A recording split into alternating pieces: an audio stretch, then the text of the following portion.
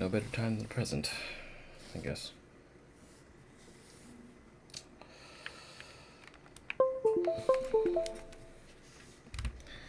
So having a more silent keyboard, so there's less ticky-tacky, if you feel me.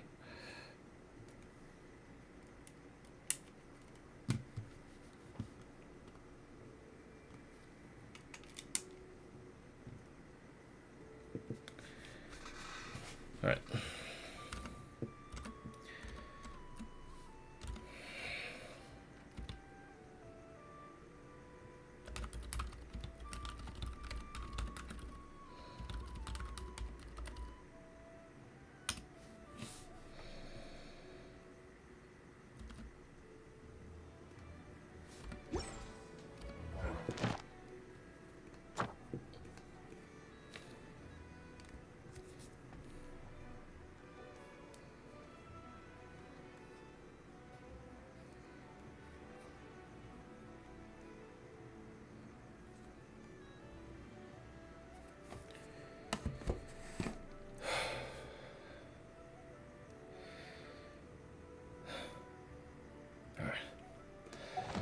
What am I now, you ask? Just a human who's lost her voice.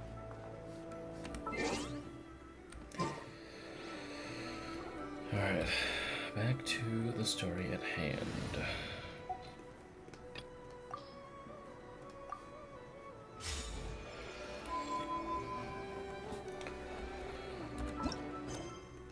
Darkness looming.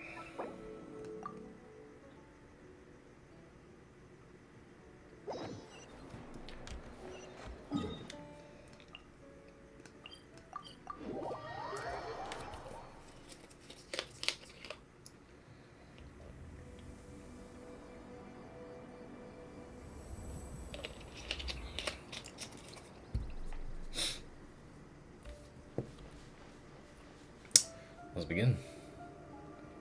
No dilly-dally shilly-shallying. We're good to go.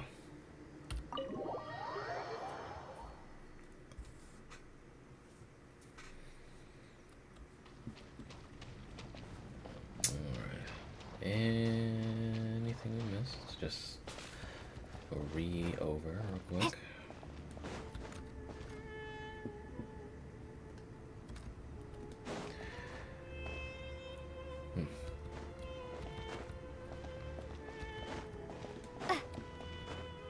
No one over there. Okay, cool.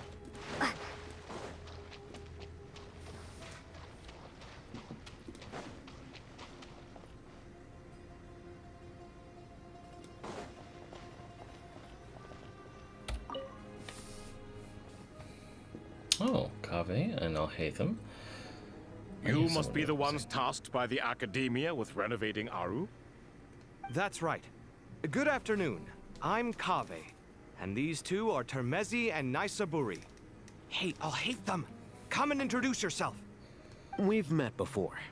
This is Thoth, the Ibis King, and everyone knows these two. Afternoon, gentlemen. I've only ever seen these two in murals. Ah, the paintings in the temple. They show us chatting, playing cards, playing chess. Precisely the activities we most enjoy, funnily enough. No, only you enjoy playing chess. We were just humoring you. I wouldn't go that far. Back to the matter at hand. A preliminary assessment by the Academia indicates that this project requires expertise in various disciplines, including the deciphering of ancient texts, mechanical engineering, the restoration of ancient ruins, and elemental theory. The most capable minds in their respective fields are here before you. If there are no objections, we'd like to begin our work. The artisans who built Aaru for Al-Ahmar gave their very lives to create this splendid work. Follow their example by giving your utmost devotion to this project. I didn't know that. We'll do our best, of course, but we certainly won't be sacrificing our lives. Such brazen words. Humans these days are a far cry from their ancestors. What little respect you show for King Deshret. No, that's not what he meant. Please, don't mind him. He shares your sentiments, just not your, penchant for hyperbole. Assuming that's what you were going for? I just think it's important to manage expectations. Forgive my lack of courtesy, but we simply can't sacrifice our lives to the gods on completion of the project like people in the legends of old. Here's a first draft of the project proposal for your perusal. Please let us know if you have any requests. Normally, I'd have made it look a lot more visually appealing, but we were really pressed for time on this occasion. I hope you'll forgive me if it's a little rough around the edges. Naturally, naturally. If my fellow ministers deem this meager display of respect sufficient, I suppose I can consider agreeing to their proposal. Why are you so preoccupied with the ostentatious displays of respect to Al-Ahmar? We should be trying to make things easy for them. You never know. We might have to rely on these young people to look after us in our old age. Exactly. This is Aaru's mainframe. Be reminded to use it with great caution. We certainly will. Thank you for your assistance. You may attempt to lay out punishment should you so desire, though I'm afraid it would be futile. You and I both know that certain components of Aaru can only be operated by humans. King Deshret always believed in humanity. Still, the reason that Aaru's modules are designed that way is not so much because he trusted them, but more because he was wary of you. Is that true? No wonder human artisans helped to build Aaru then. He actually required human assistance to create his greatest work. Naturally. Have you noticed that the Goat King keeps giving superficial responses? It's like he's just going through the motions and leaving the real debate to his colleagues. He understands the art of perfunctory speech. That's what earned him his position as the Minister of Ministers. It seems the rumors about King Deshret being a poor judge of character are baseless after all. Excuse me for being blunt, but it sounds suspiciously like you're putting yourself on a pedestal and mocking me. You're mistaken. And while there's nothing strictly wrong with making every conversation about yourself, it's not exactly a positive tendency either. You? Whatever. I knew it'd be like this working with you. All right, let me past. I need to look at this console. It's your job to activate it after all. Let's begin. Everyone, please proceed with the external checks and preparations as per the procedures outlined in the engineering plan.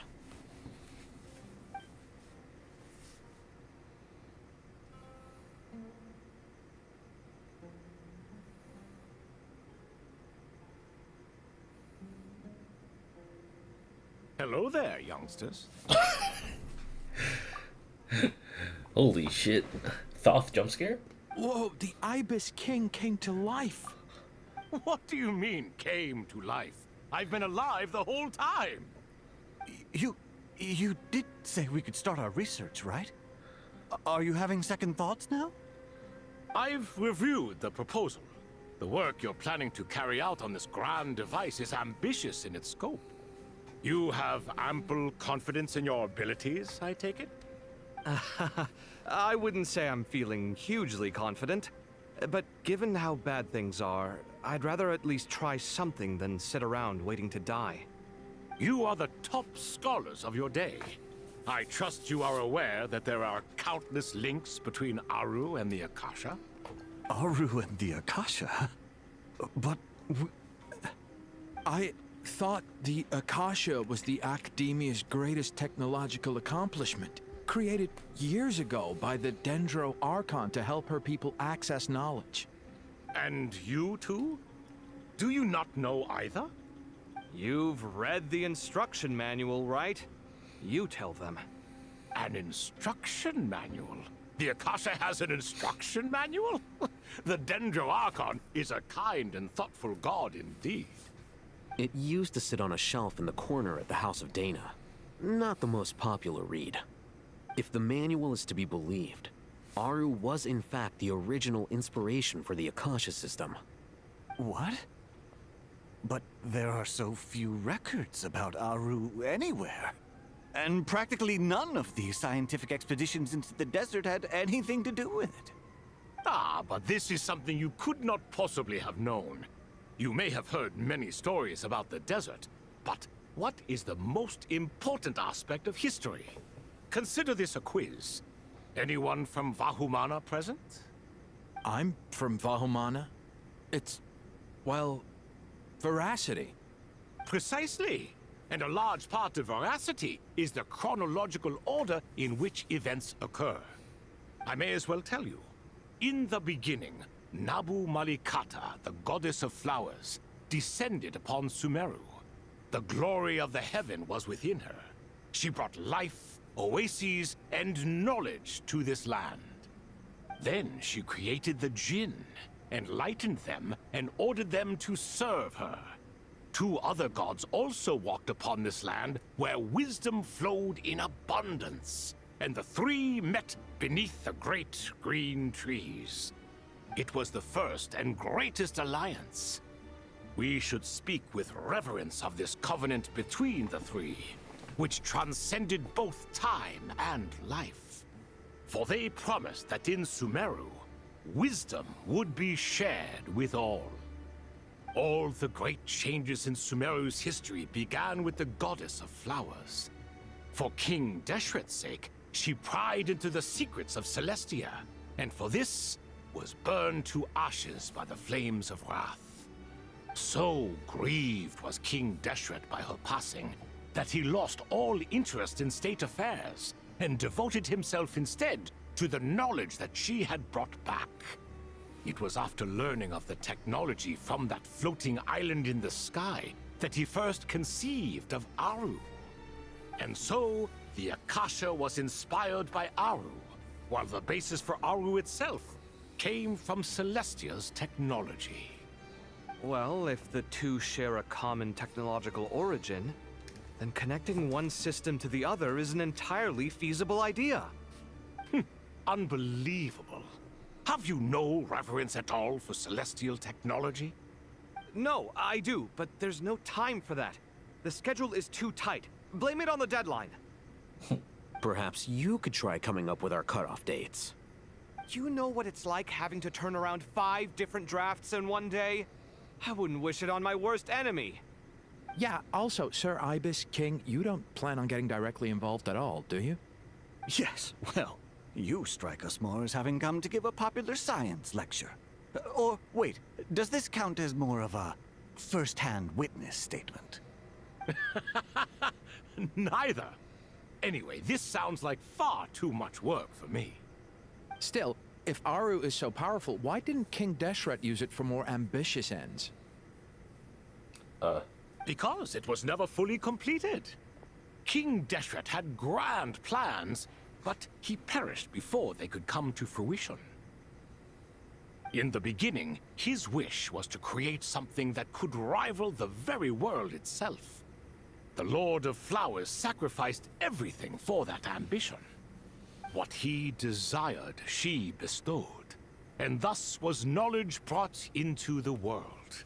Her courage and sacrifice had to be honored with the most splendid of monuments, or King Deshret would surely have deemed it a grave injustice.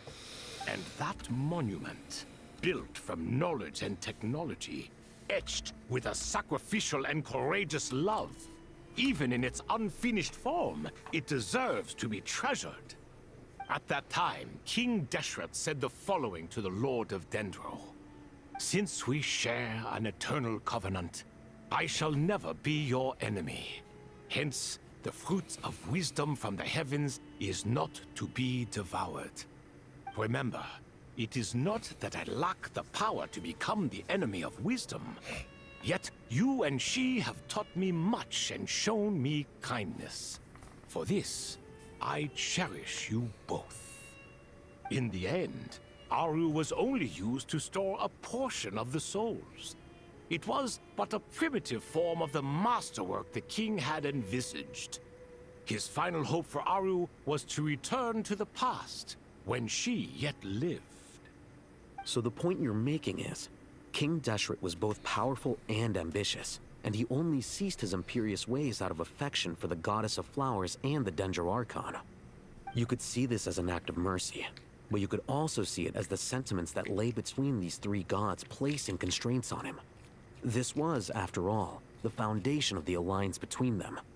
This explains why Aaru was both a prison and a monument, and why the answer to the three questions was time. You have to be careful who you get involved with, or you invite all manner of misfortune. This is as true for gods as it is for humans. Love is the same. It is both a prison and a monument. All right, let us pause the story here for now. Seeing as you've been so diligent, I'll offer a little help. Who's in charge again? Is it you two? Ah, yes, me and him. Now then, close your eyes. Wisdom hides in the space between the tangible and the intangible. It is to convey the incommunicable through the simplest of mediums. By the power of King Deshret, I shall grant you a glimpse into the unseen secrets that lie at the threshold of existence. Whoa. Where did this come from? Is it a new mechanism? It looks more like some form of externalized information. You've rendered it visible? Just as the Akasha allows you to access a greater range of knowledge, the power of our king permits one to perceive ingenuities that do not belong to this world. This is no ordinary mechanism. It reflects the internal structure of Aaru. Whether you choose to increase or decrease, keep or discard. Come, use these to achieve the outcome you desire. Looks mechanical to me. Better let me handle it, just in case. But wait, how do I get up there? Turn around. So that's where the elevator is.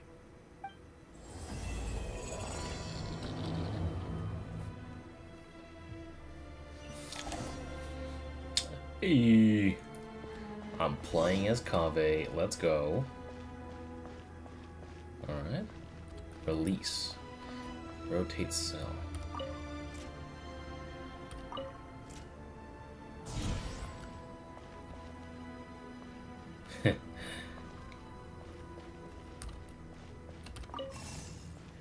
I love how we're going over this as a review because probably people have not played from Sumeru in so long.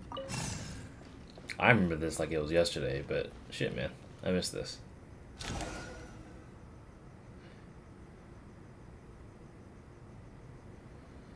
Obelisks were used to record important information in the ancient desert civilization. Hey, Alhaitham, there's some writing here I'll need you to decipher. I've sent it to your screen. Do you see it? Got it. It's a little blurry, but I should manage. Take a look and tell me what it says. Oh, and I'll send any other similar text directly to you from now on. Let's start with this one. It's a variant of an older script. Herein lie verses written for the Yellow Sands. Looks like cultural information from the age of King Deshret. If so, I suggest you delete it. What? Words thrown together merely for fun. I had no idea Aaru kept a record of this. Well, as long as you're certain that this is strictly private information, that's fine.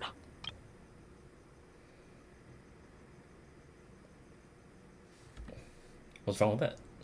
It is unimportant. It's the All right, browser history. well, I guess I'll start now.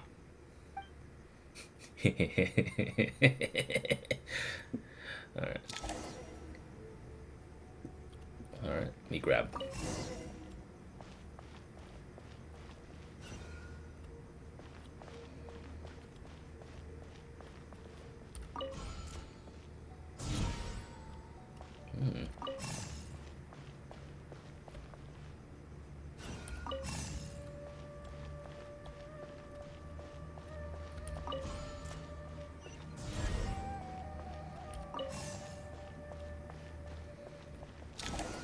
Yeah.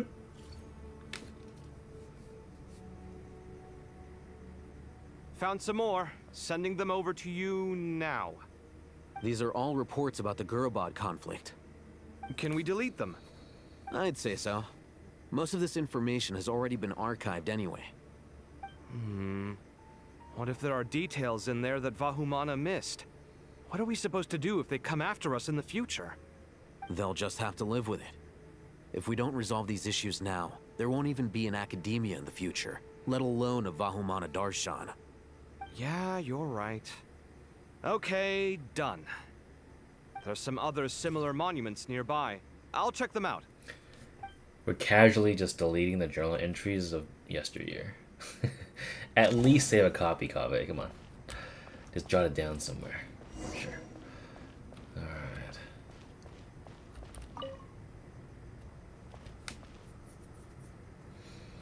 This should go over here. Yep. And this goes here. Nice.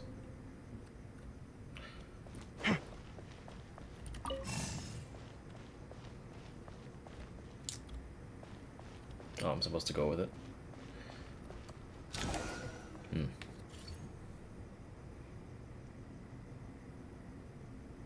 Another monument. Hold on.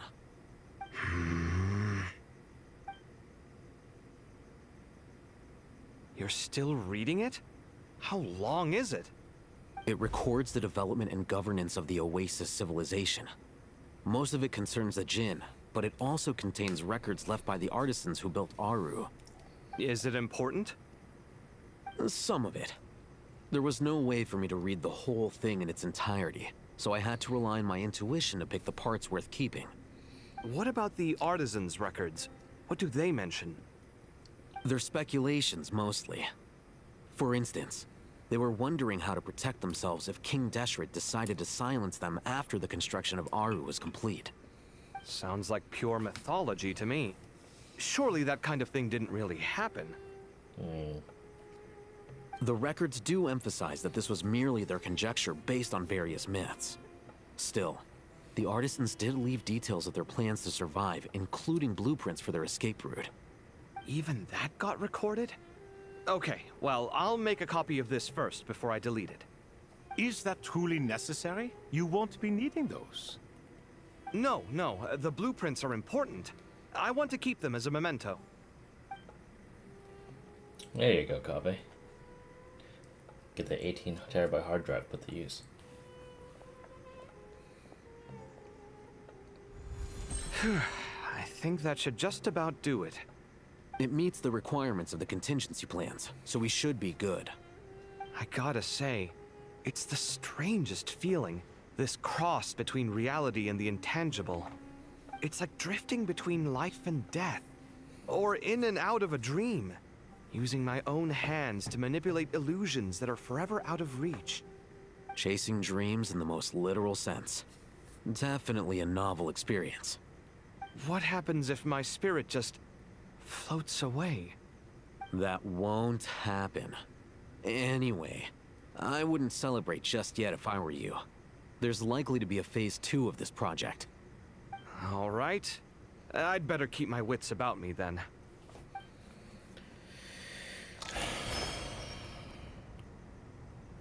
What's up, ARANARA? Doing Sumeru puzzles after so long was a throwback when completing this quest.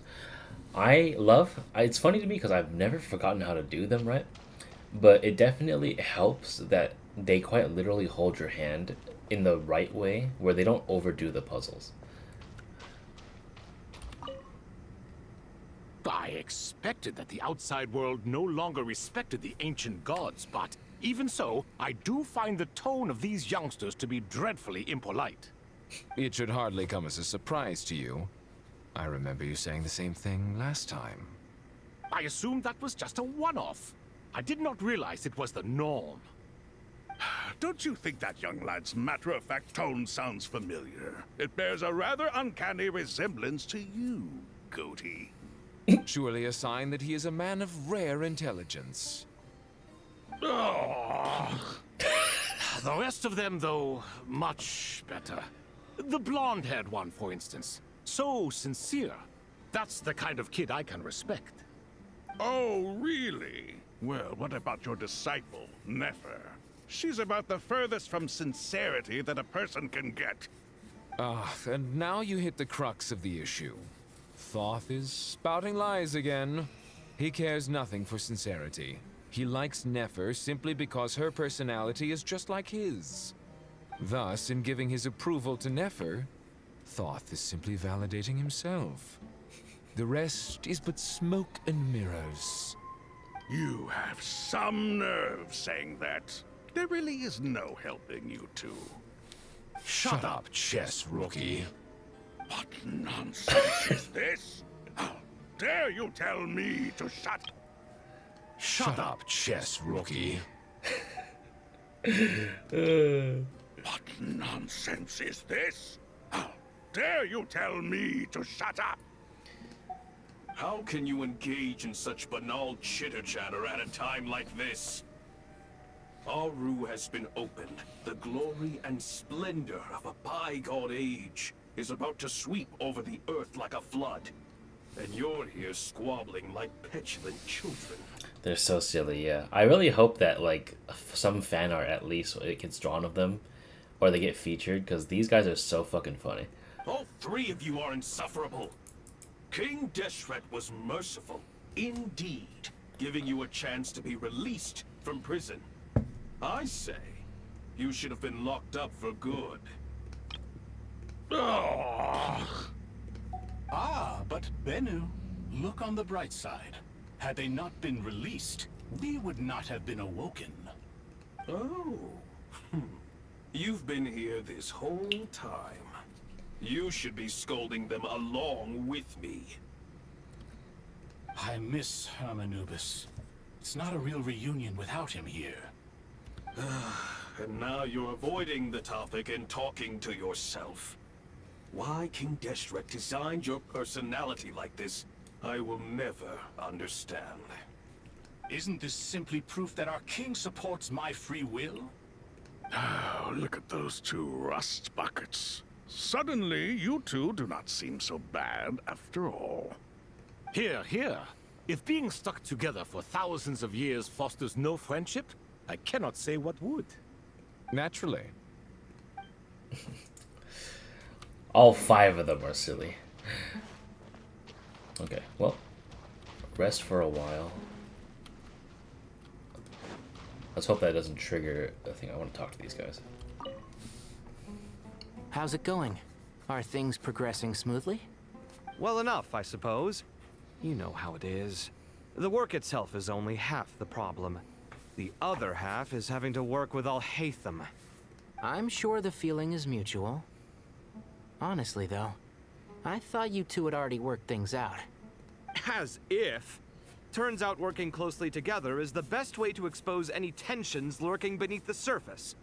Besides, I just think that some people never change. Agreed. Case in point, you didn't make sure I was out of earshot before you started complaining about me. Old habits die hard. Actually, this is for your own good. Maybe if you spend a little more time listening to what other people have to say, you might actually realize that you're the problem. Naivete is another old habit of yours. I had assumed that you both volunteered for this project, like us forest rangers. But now I'm getting the sense that wasn't the case. Definitely not. We were assigned to it by Lesser Lord Kusanali and Nephis. As much as I'd love to be doing normal work for normal clients, these Titan projects are all that's on offer right now. Though I'm sure they wouldn't be roping us in if they had any better options. Just goes to show how short-staffed the academia really is. I'm sure you've prepared yourself mentally, but I still feel the need to advise you to lower your expectations. It might make the process of working together a little less intolerable. I know! Same to you! But if you already understood that, you should also know not to say the quiet part out loud. Why don't you come help me with my forest patrols? Might help you avoid any further disagreements. Good suggestion, but unfortunately, differences of opinion will always exist. changing the nature of the work won't get rid of them. For once, I actually agree. There is zero chance of us ever resolving our differences. Zero! But even so, the work must be done. Care for some coffee? I'm glad to see you making progress. Don't act so smug! It'd be nice if you made some too! I feel like even I've made some progress today. In the past, I never would have dared to try and mediate a conflict between you two while you're both right there in front of me. Apologizing probably makes it sound like I'm in the wrong, but... I'm sorry. I was just kidding. Truth be told, I don't have any work to do at the moment, so I'm just here to kill some time. How's Kaveh? She's studying with Nicole. I'm not sure how she's getting along, but she seems to be in good spirits at least. I wouldn't worry. Angelic affairs are probably above your pay grade anyway. I know what you mean, but Sino and I are still a little concerned for her. He said he'd go keep Kaveh company after he's finished training the mercenaries. I'm planning to join them myself shortly. Kaveh will be okay. Have faith in her. Even we can see how much more confident and outgoing she's become in these past few years. Thanks to you and Sino being there for her and providing guidance every step of the way, she can finally stand on her own 2 feet. On her own 2 feet. Does it feel bittersweet? Watching the younger generation grow up and move on? No, not yet, at least. I was just thinking, I wish there was more I could do for everyone. She'll be fine. Yeah, she will. Just try to relax.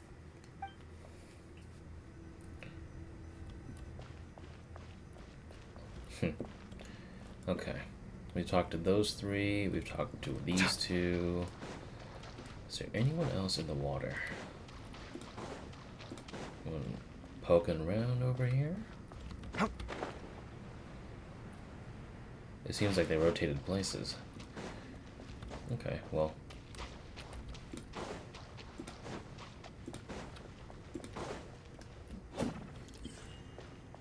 Oh, okay. Alright, well, I guess not.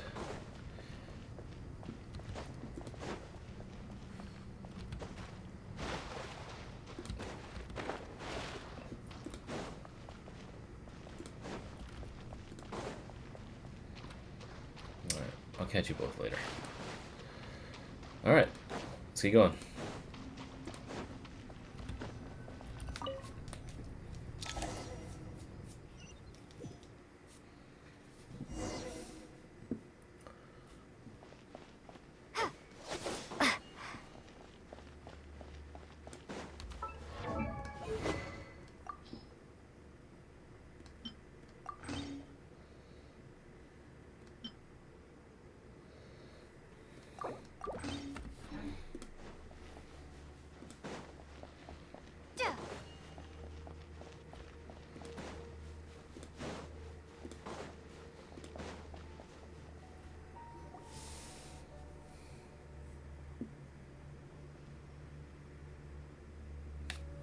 Traveler from afar, do you worry for the fate of Sumeru as well?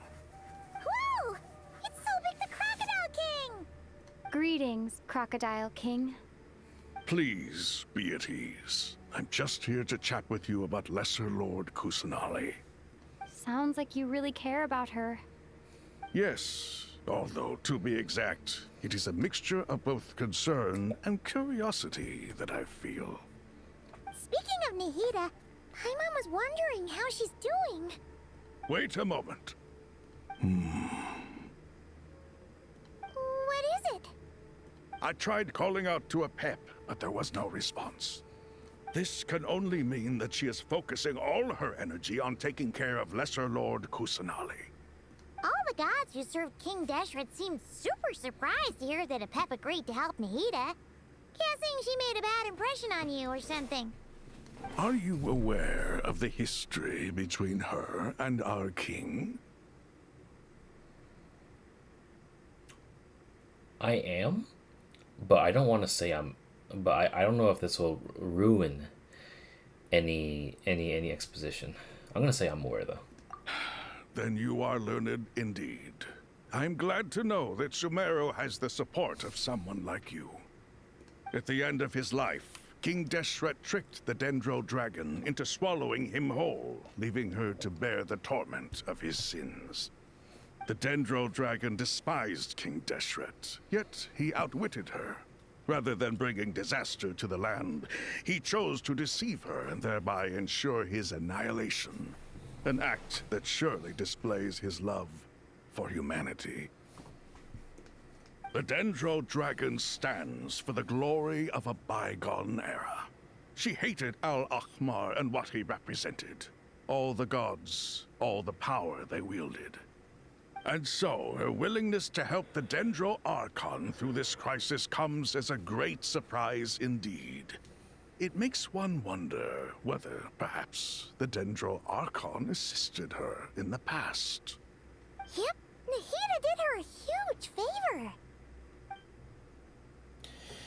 You tell Sobek about how Nahida helped to free Upheb from her suffering. So Lesser Lord Kusanali put an end to the Dendro Dragon's many long years of torment. As much as she loathes the Seven, Upheb knows kindness when she sees it. No wonder she was willing to make an exception. Yeah, that's the sense we got from dealing with her too. She is not incapable of coexisting with other living things. Rather, she actively chooses to avoid coexistence. And this despite the fact that she symbolizes life itself. How ironic. Yeah, actually. All of this being said, I wouldn't expect too much from her if I were you. Nothing will change her hatred towards humanity and gods. We'll keep that in mind. Anyway, how much longer do you think Nahida needs to stay with the Pep? Maybe we should go and pick her up. For all we know, the Fatui might still be in the desert. Just to be on the safe side, why don't we grab anyone who isn't busy right now and go look for her? I'm alright, Paimon. Oh. Yay! Huh? Was that Nahida's voice? It seems the treatment was effective. Since when do my deeds require your evaluation? Yo! That's sick. Fuck yeah.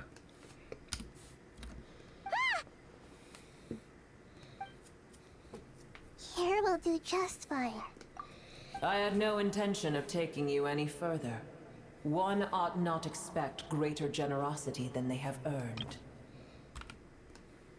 You always hide your kindness away like an oasis within a sandstorm. Only those who make it through the swirling winds can know just how beautiful that oasis is, and how much hope it brings. You dare appraise my being? No, I'm expressing my gratitude. I want to thank you for sharing your precious life force with me.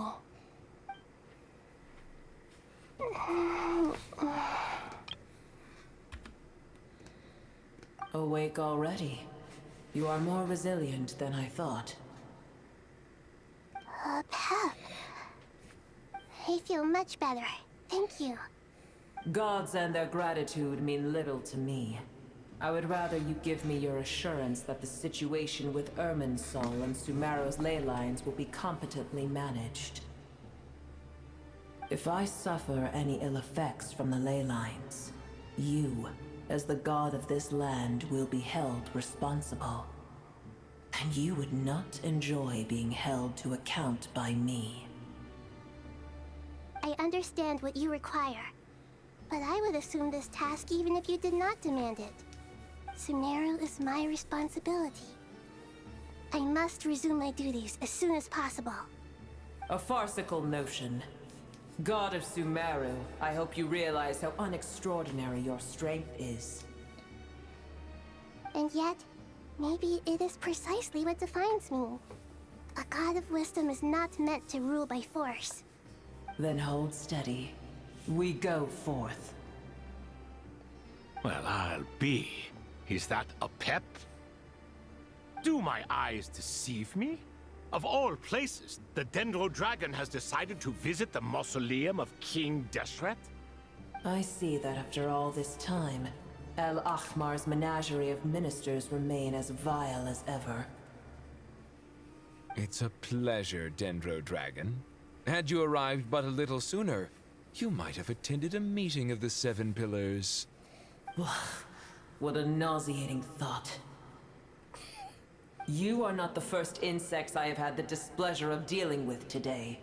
A swarm of them tugged on my tail on my way over. Goodness knows what hovels they crawled from. Why do all the creatures of this world remain so lowly after all this time? What did you do with them? I cast them away. What would you have me do? Keep them as trinkets? Boer, this is where we shall part ways. To be clear, I do not wish to see you or anyone else here ever again, unless absolutely necessary. Then I wish you peace as you return to your dwelling place. Hey! Thanks for helping Nahida. It matters not to me. Simply refrain from bothering me again.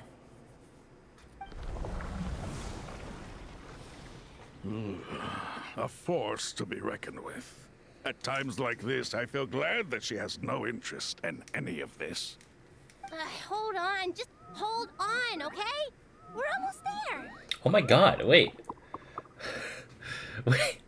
Wait, oh my god, they actually are putting it here.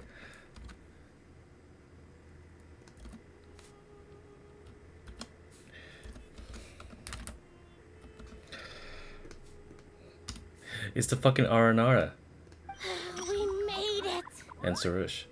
Huh? Wait, that voice. It's... Oh wait, does that mean the ARANARA are going to be voiced as well?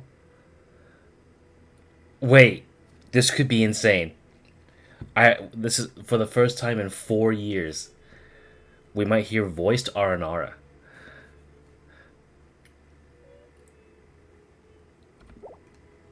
Uh-oh, I'm gonna fall.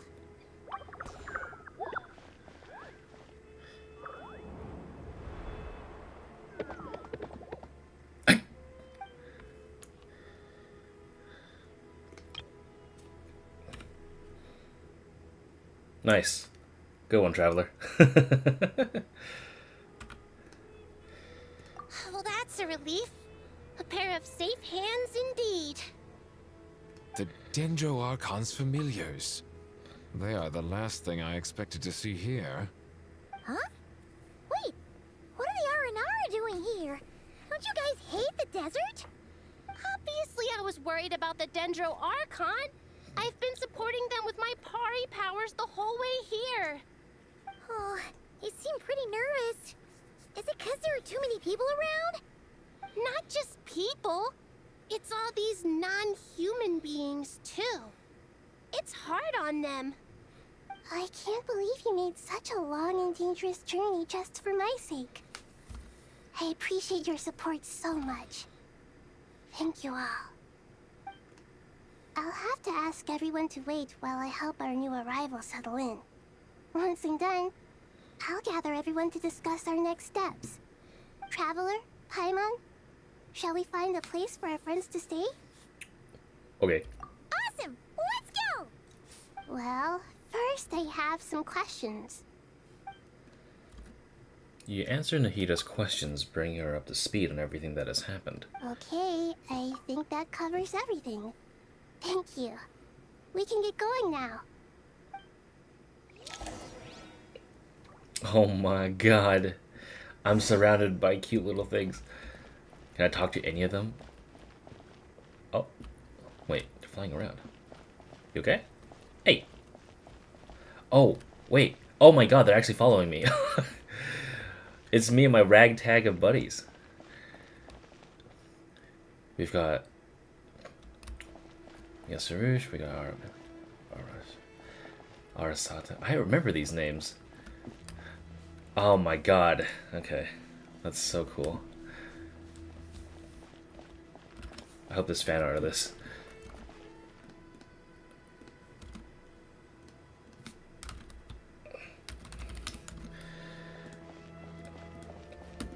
You can't even sprint with them either.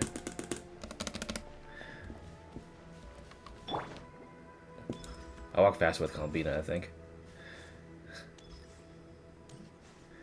Come along now, children.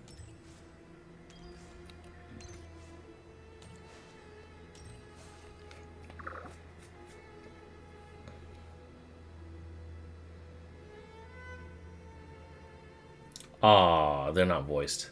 I'll voice them. Oh, a big dendro dragon threw us across the sky. So scary, and so many Nara here. Cheer up, Arapas. They're all looking at us. Wait, they're all looking at us? Whoop. Surely all those Nara can't see us. Nara are always so busy walking here and there. Hide. Don't the Nara catch us. They could have put the pot, but wait, no. The Nara can't take the pot. My sister said I have to look after it. The Nara are coming. Come on, don't worry, it's us. Hello, everyone. It's only us. Oh, Lord of Dendro, Narlanette, and White Floaty. Lord of Dendro, Narlanette, and Paimon. It's been a long time. It must be very tough for you coming all the way out here. Especially since you don't like the Mavuika. Is everyone back in ARANARA doing well? Araha is a Vasara tree. Vasara trees protect ARANARA, and so that means that Araha is protecting ARANARA. Don't worry, everyone who stayed behind will do their best to protect their home, and we'll all do that part. We'll all do our part too. Everyone's here. Good. Are you okay? You look like you were about to pass out back there. Then you're forgetting who I am. Don't underestimate me. SORUSH, the mighty red floaty. Red Oh, excuse me! Are you comparing me to Paimon? Well, how the fuck do you say this? Ararakan? Araraikan? Araraikan? I don't fucking... Araraikan thinks it suits you. I suppose everyone is gathered here because of me. As we can see, the situation is critical, and everyone is very busy with their various tasks, so... Need help? Arapas can help. We can all help. Arapas brought a pot to make soup. Very delicious. All of us are here to help. Arabalika. Araraikan. Oh, hell yeah, they're singing. Let's go. Arapas. Aradashan. Arita. Arasata. And Arasaha will all help. I can't thank you enough. Right now, we're focused on restructuring Aaru, processing excess information, and helping restore everyone's confidence. I'm sure you'll find it all very straightforward. I can help too. Just let me know where I'm needed. Together. Lord of Dendro, Arabalika has something important to tell you. On our way out of ARANARA, we saw some Naras talking in secret. Male Nara, up to no good. Up to no good? Yes, 2 Naras sneaking around at Caravan Rebat. That definitely sounds suspicious.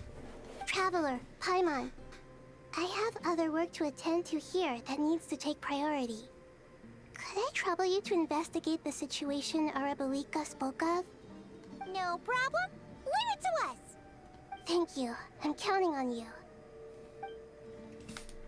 Off we go. Time to get ambushed by Regrator again. There's one other thing.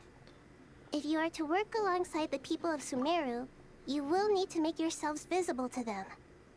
Is that acceptable to everyone? Well, if we really have to, I guess we have no choice. Don't be afraid, Arapas. You make the most delicious soup. Everyone will like you. There's nothing to fear. No one here will hurt you. But if you do feel afraid, don't worry. Just call my name and I'll be there. Okay. Very well. Now, I shall bestow a small blessing upon you all. Whenever people see you and interact with you, from the moment their gaze meets yours, they will experience the most beautiful of dreams. Nahida gently raises her hand. You don't know what she did, but you feel a wonderful presence like something out of a lovely dream indeed. Sunlight trickling through the branches, glistening like a gold leaf, the trees chanting softly in the breeze as the flowing water plays a symphony. Your heart swells like a balloon as it fills with happiness. There are many terrible things yet to be resolved, but in this moment all you feel is peace, friendship, and love as you stand side by side with dozens of creatures that are gathered together in the forest. The people around you turn their heads and scan their surroundings. They hear it too. Ancient voices speak from the forest, soothing everyone's hearts. Do not fear. Do not be afraid. Do not be overcome by the storm. Do not fear. We will face it together. This too shall pass.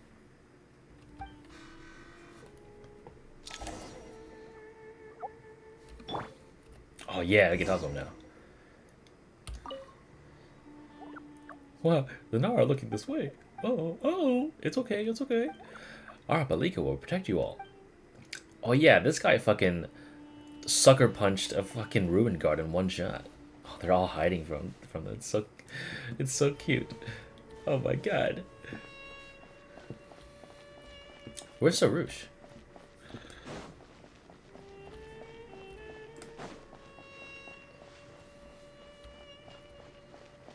Is SORUSH anywhere?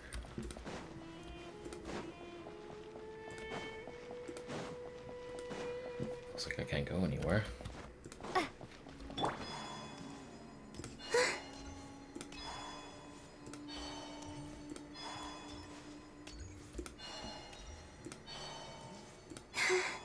Oh, speaking of SORUSH, I guess I can equip her now. D. Unless if I can have her just as a trinket. Can't use in current state. Fuck! Alright, well, head to Aaru's shoot.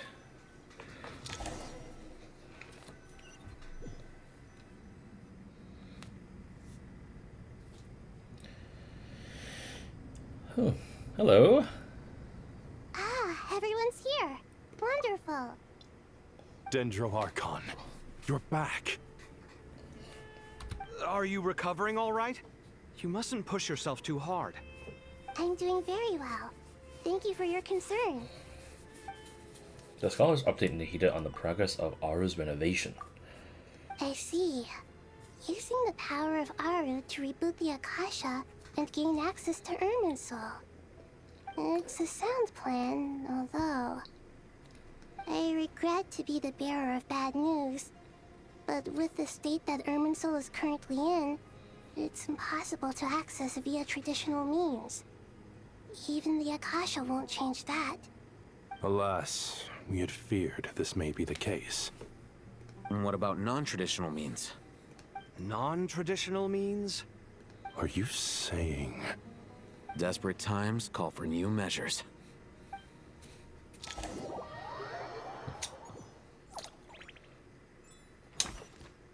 Ooh, look at that. Alright. What do we have for our weapons? Oh. Oh, shit. They do not want us fucking around. Man. They straight up have better gear than me. What the fuck? Isn't Sino supposed to be here?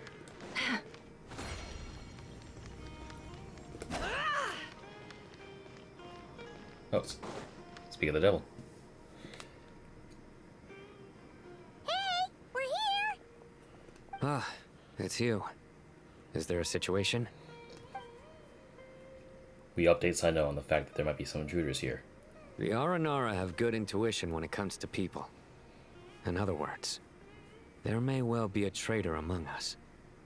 Given everything that's going on, I'd be more surprised if there wasn't. Miss Nefer, as a professional intelligence broker, I trust you have a solution? Not one that I'm willing to volunteer. What's in it for me? Let's say I'll treat this as a pilot project aimed at expanding your intelligence operations. Whatever business you're in, an avenue to demonstrate your abilities could never hurt. I like the sound of that. Glad we're on the same page. Given that you rarely set foot in Sumeru, practically no one at Caravan Rebot knows who you are.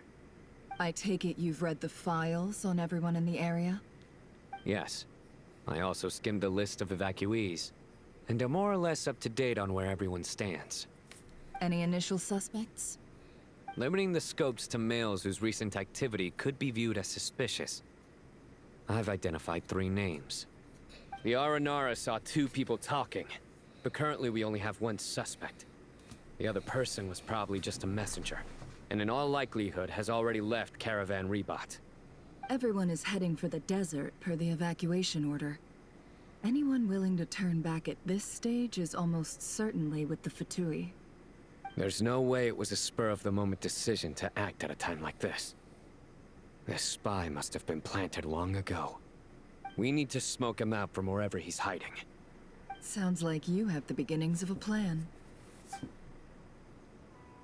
Sino and Nefer quickly exchange intel and narrow down the relevant information. I see. Your suspicions are well-founded. I'd be watching him too if I were you. So far, we still lack solid evidence that he's been bribed. He hasn't made any recent purchases that would indicate he came into some cash. Then let's get closer to him to confirm before we make our move. I can handle it. I'm not based in Sumeru, so barely anyone at Caravan Rebot knows who I am.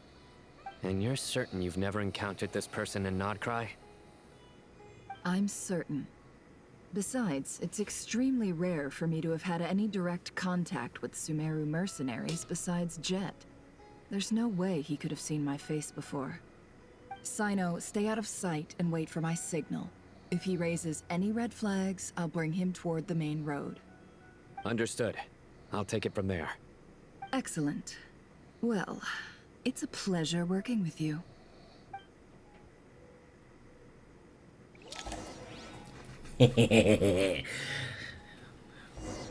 Let's do a little recon.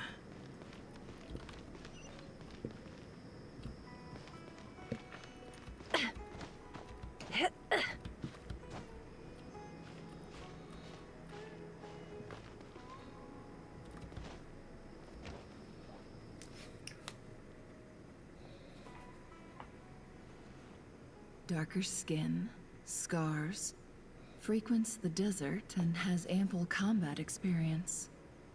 Nothing unusual about how he dresses or acts. What's that he's looking at? Does it let me see? A coin. Interesting.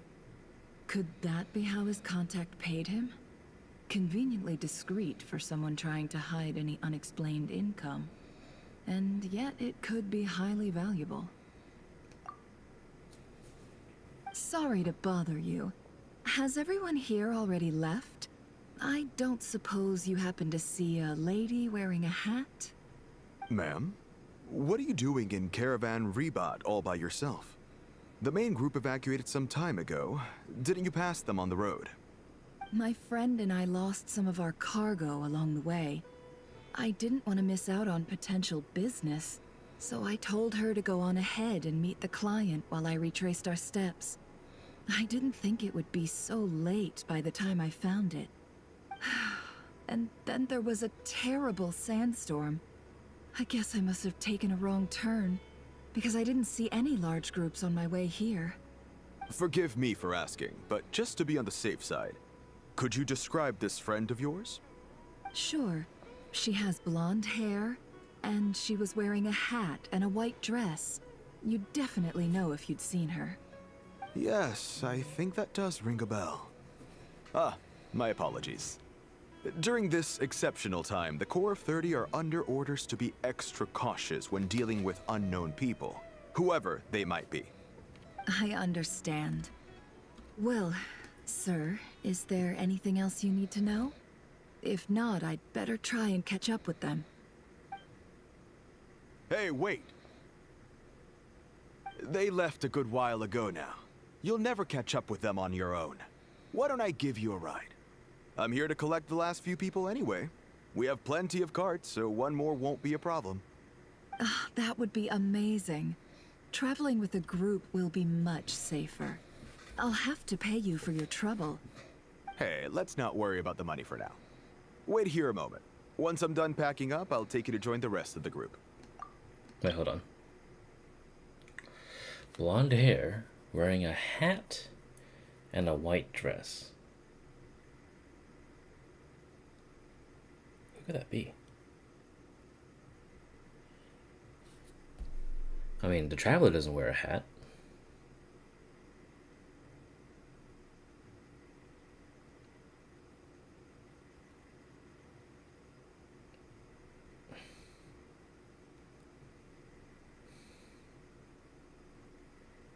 Is that bait?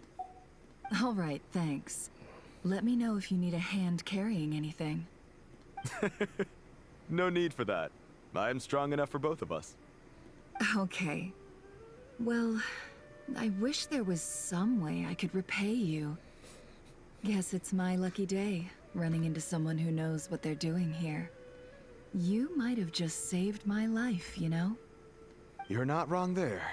I mean, what kind of cargo is so important that it's worth risking your life to get back? I hope for your sake that it's priceless. Actually... Never?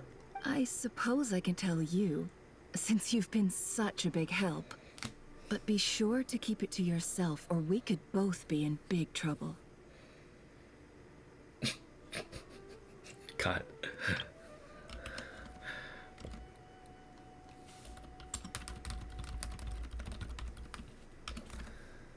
Oh, really? Sounds mysterious.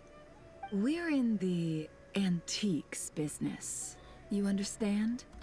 Some of our goods aren't acquired through the most legitimate means. We have to be very discreet when we're selling them.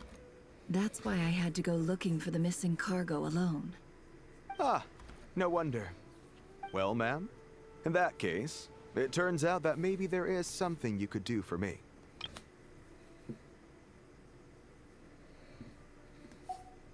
I'm all ears. But to be clear, our commission isn't cheap. Think carefully before you ask.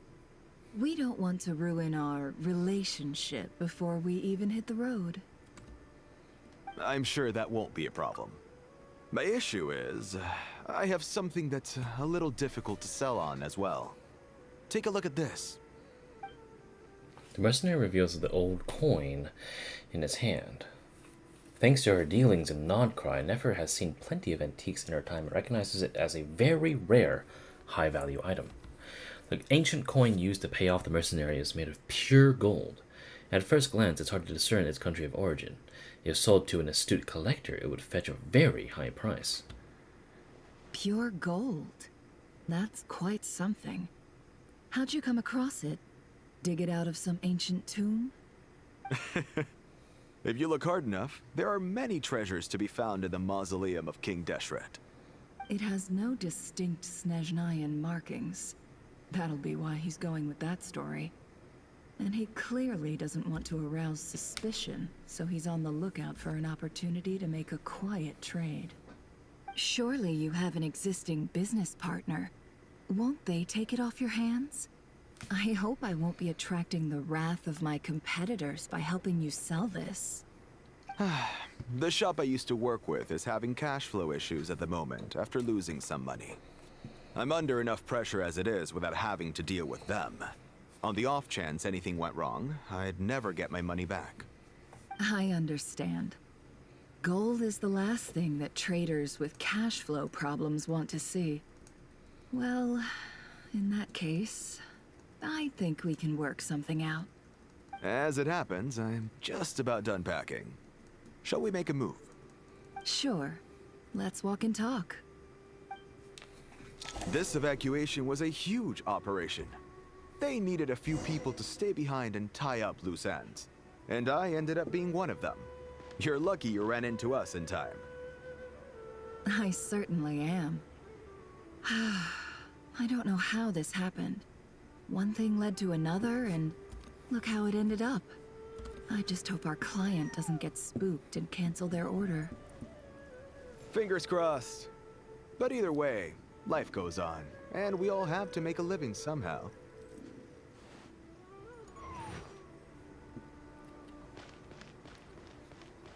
Okay, we can't talk with anyone? Nope. He didn't even pack up his stuff. What a larper.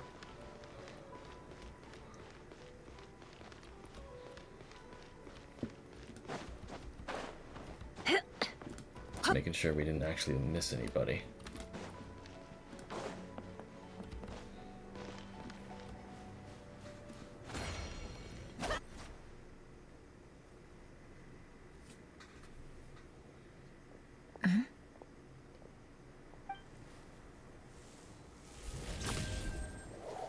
Hands where I can see them.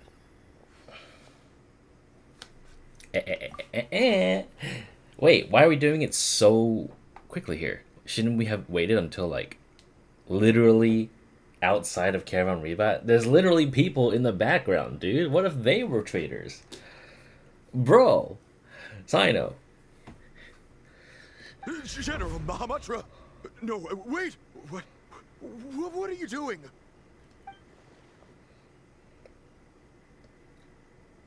This is the coin? Good. Sadly, you won't have the chance to spend it.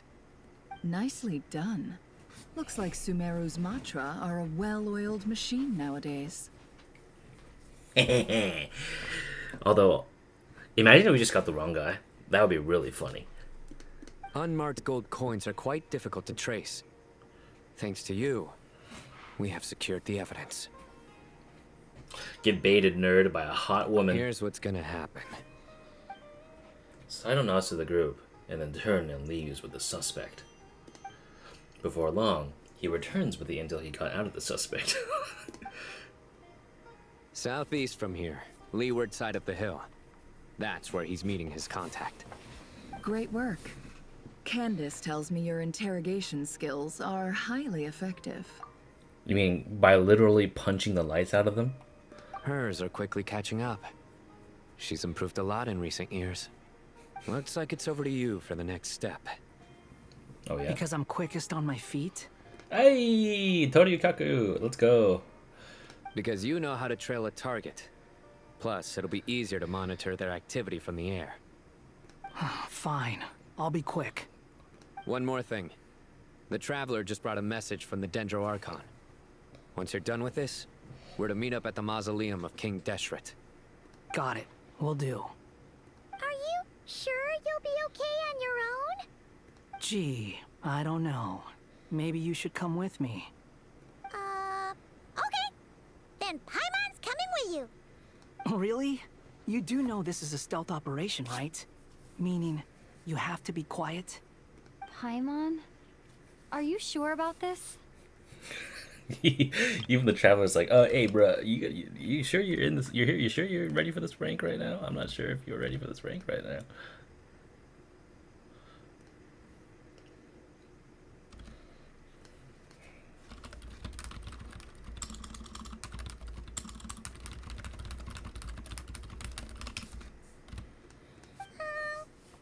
Well, Paimon at least wants to give it a shot. Like everyone says, if you never try, you'll never know. Besides, being the best guide in Teyvat has to count for something. This should be a piece of cake. Fine. Join me if you want. But be warned. If anything goes wrong, I'll have to gag you and shove you into a bush. No need! Paimon will be super careful. Promise! Good. Then what are we waiting for? Let's go.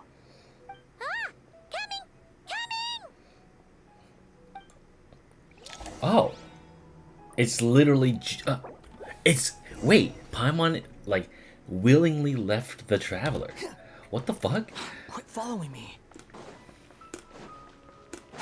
The wind rises.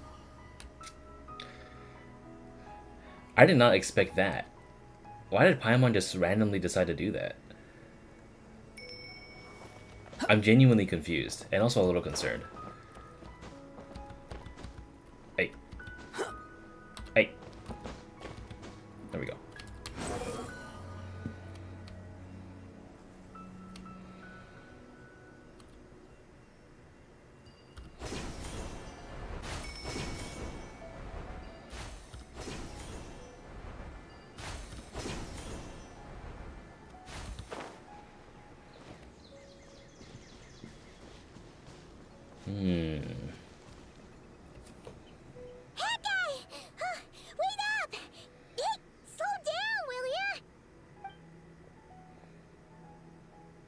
We're here. Now we wait. Okay, yeah, cool. Cool. What's on your mind, Paimon? Huh? Oh, nothing? I thought all you cared about besides being a guide was food and sleep. Why the sudden urge to go on a dangerous mission? What's that supposed to mean? Paimon's been on plenty of dangerous missions before. But never on your own. You hardly ever leave the Traveler's side. Just saying, I'm kind of at loose ends right now. So if you did want to share, I suppose I'd have to listen. If not, suit yourself. Makes no difference to me. Hat guy? Do you think Paimon is useless? Hey! Hey. Okay, we're heading into territory that I didn't think we'd tread.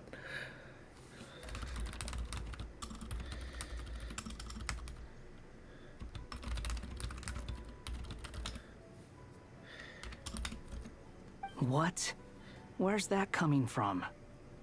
Why is he smiling? When we were in Notcry, Paimon suddenly realized something. Even though Paimon's with the Traveler every single day, whenever we face real danger, she can't do anything to help. Paimon doesn't get like this very often. She just got really scared when the Traveler got kidnapped that time. What if she never came back? What would Paimon do then? And the more Paimon thought about it, the more useless she felt. But Paimon doesn't want to be a burden. Paimon wants to be a friend who's actually useful. Does that make any sense? You know, that feeling of just being completely useless and...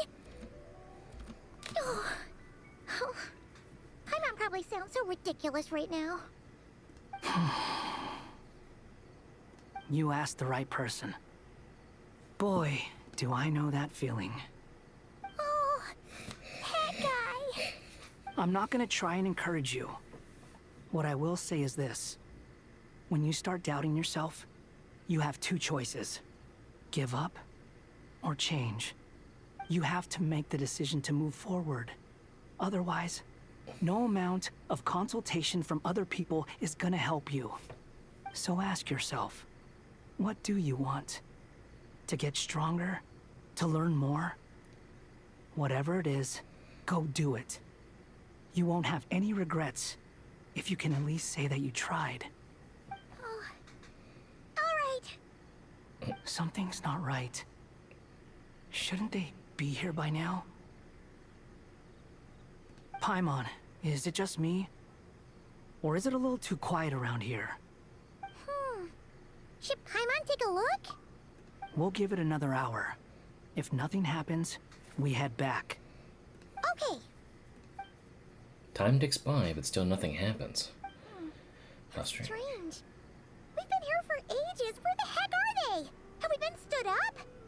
What is it? Did you think of something? Something feels off about this whole situation, but I can't quite explain why. We know for sure that the guy Sinocot had something set up, yet somehow his contact is a no-show. So, either the handler got caught, or, more likely, they decided to cut our guy loose. But how would they know to do that? Wouldn't they at least send someone here to check things out? That's the problem. They couldn't possibly know what's happening here. Unless... This feels all too familiar. Come on, let's head back.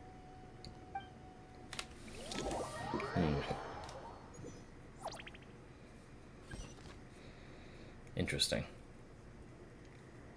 Even though this isn't a formal meeting, I'd still like to start by saying how grateful I am to each and every one of you.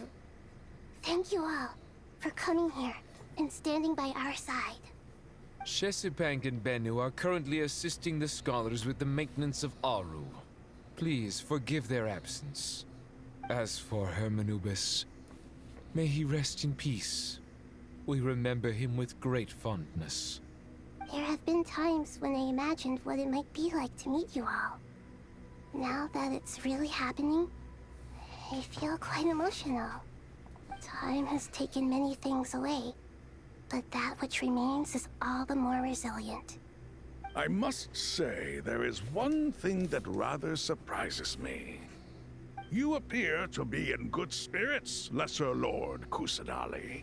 But even so, I can sense that the life force given to you by the Dendral Dragon has far from fully resolved the problem of your vitality. Oh no! So even a Pep's power didn't work? Don't worry, Paimon.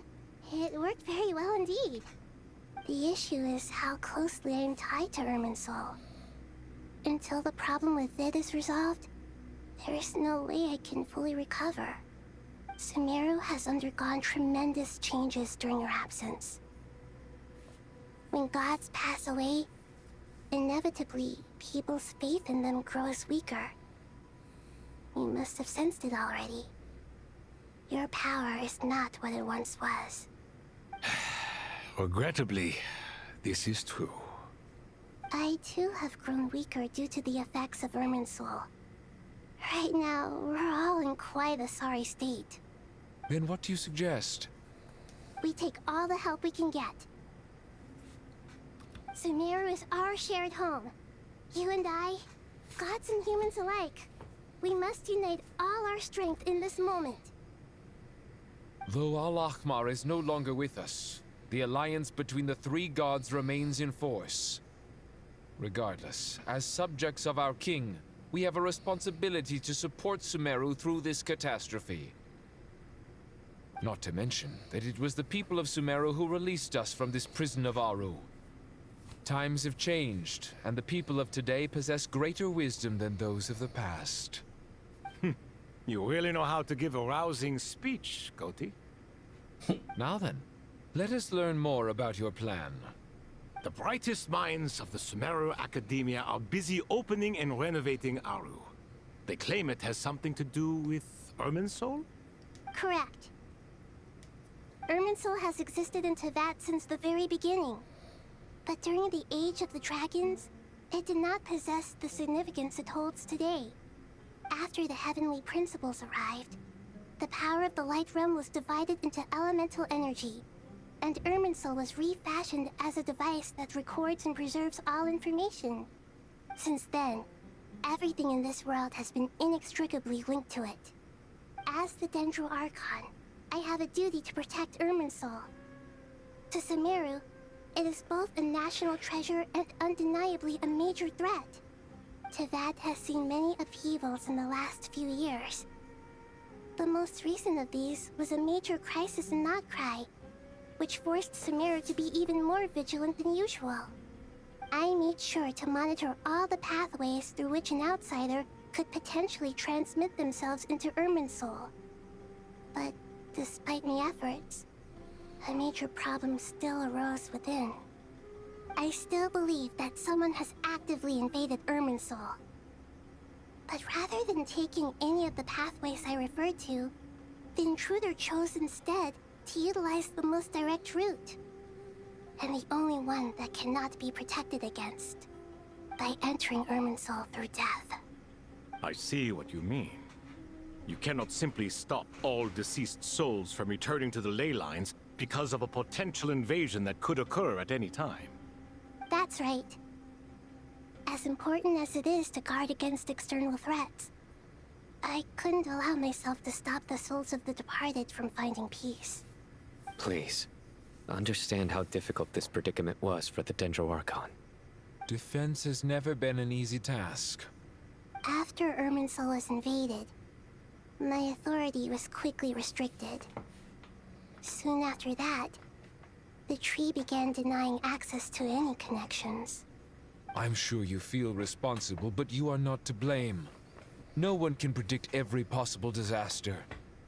There will always be trials and tribulations for the world to endure. But the people of Sumeru should not have to endure this. We must find a way to break through the lockdown and connect to Irminsul. And this is why you need Aaru. Yes. The only thing in Sumeru capable of rivaling Irminsul in terms of overall function and performance is Al-Akhmar's legacy, Aaru. All I managed to do before falling into a coma was make some minor adjustments to Irminsul. Using Aaru is a last resort, and a move that comes with enormous risks. The Scholar's initial plan was to borrow Aaru's power to reboot the Akasha, then use the Akasha to connect to Irminsul and investigate. Unfortunately, Irminsul has suffered far greater damage than they first thought, rendering that plan futile. To rise to the challenge, we had to resort to more extreme and far costlier means. This has led to a number of new contingency plans. To reclaim Irminsul, our brightest scholars have made further modifications to Aaru with multiple goals in mind. I thank you all for giving them your blessing in this endeavor. Human wisdom has clearly improved over the millennia. You have not only our support, but that of the Jinn, the ARANARA, and the Pari.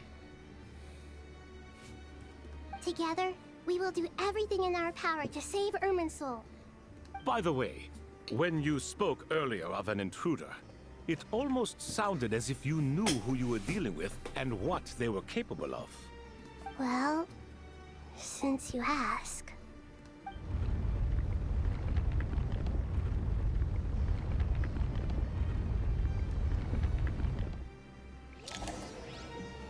She knows it's Dottore. She knows. Oh, she knows.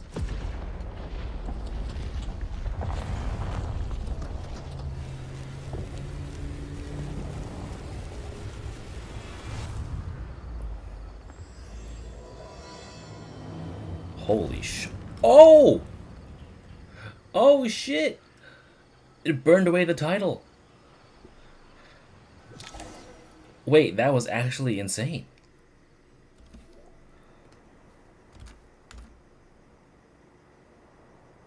Master Tainari! What is that? Is this Irminsul? How did this happen? What's going on inside? Luckily, we managed to evacuate everyone. What in the world was that? That was terrifying! Nahida. So this is the catastrophe she's been fighting against all this time. Oh my. I understand now, Dendro Archon. You make yourself quite clear indeed. Not once over the millennia has Irminsul been so terribly afflicted as this. Please continue, Dendro Archon. Irminsul's root system is what comprises the ley lines. In the past, it has always been hidden away, going unseen by the general populace. But now, an evil intruder is making it reveal itself. It has become a tree of unbridled greed. A clear sign that a deranged experiment has advanced to a new stage. Blasphemy. From where I stand, an experiment in the name of blasphemy sounds rather improper. But if we are to honor Dottore's will, this is what we must do. The birth of this tree proves to me beyond doubt that this incident is connected to him. But to explain the situation in full, there is someone I need to tell you about. In the most concise and precise language possible, Nahida explains what she knows about the second of the Fatui Harbingers, the Doctor. His true name is Zandik, and his crimes are beyond all reckoning. Zandik. So it was him. I saw him in the desert once. A man of supreme arrogance. So this is where it has taken him. But didn't Dottore die and not cry? How is he still able to do all this? He must still have loyal followers amongst the Fatui. Even so, I'm still unclear as to how he has been able to wield such a profound influence over Irminsul. I can confirm that Fatui forces have arrived in Sumeru City. Furthermore, Irminsul seems to be undergoing some kind of mutation. Evil branches are beginning to grow. Things that do not belong to this world are slowly but surely materializing. Sorry. I couldn't think of any other word to describe it. They don't seem to be fully formed physical entities yet, after all. But they are gradually becoming real. A baleful tree climbing up into the heavens. Speaking of Dottore, I have some information on that front as well. Wanderer recounts how he and Paimon went to a meeting spot only to find no one waiting for them. I didn't think it was wise to state this out in the open. But my theory is, the mole wasn't cut off after he was caught. They wrote him off from the beginning. You mean the Fatui never intended to follow through with him? Then why plant a mole at all? To buy time. It's hardly a conventional strategy, and the rationale behind it is pretty twisted. But as it happens, I know someone who works exactly this way. And when it comes down to it, his goals are very simple. He just wants to confuse people, so they can't figure out what he's up to. He's been a collaborator of Dottore's from the outset. That fact alone confirms that Dottore is involved with this somehow. Some people gasp upon hearing this name, while others fall silent. Clearly, there is more going on here than anyone realized. Nahida proceeds to summon all relevant parties for a lengthy and in-depth meeting. Nahida gives a detailed explanation of the enemy and the potential scale of the crisis, and after further intel provided by Nicole and Nefer, a plan is formulated and everyone prepares to get to work.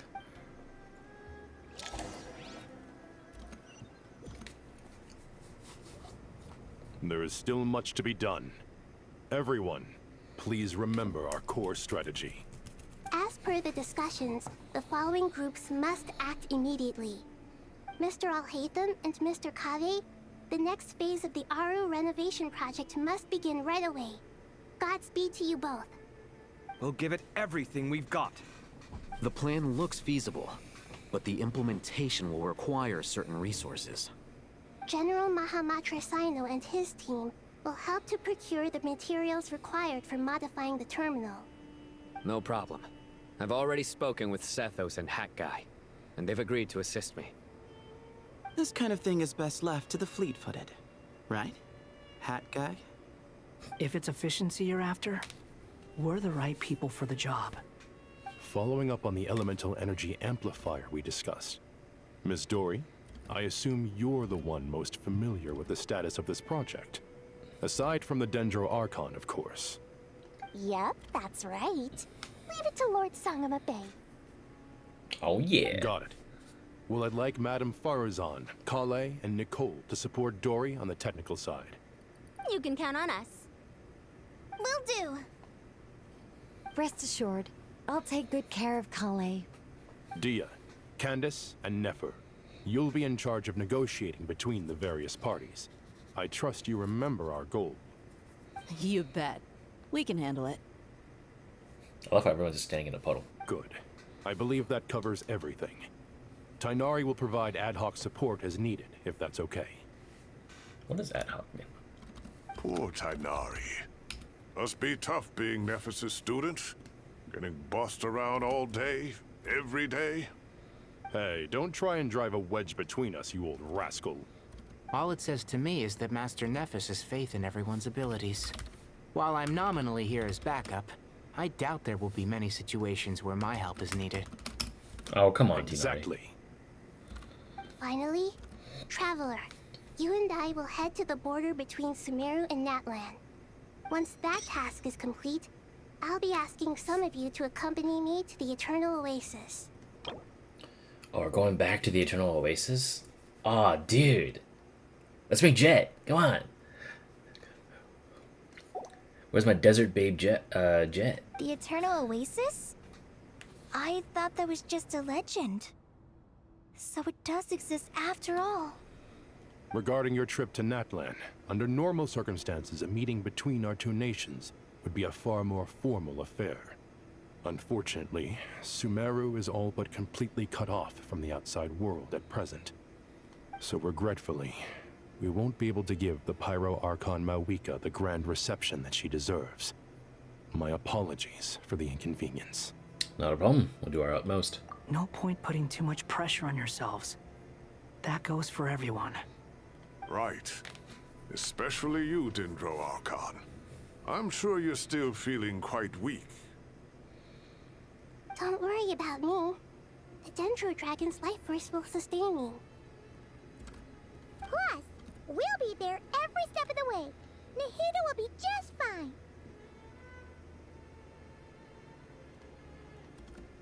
Yes. I believe in myself. And I believe in every one of you.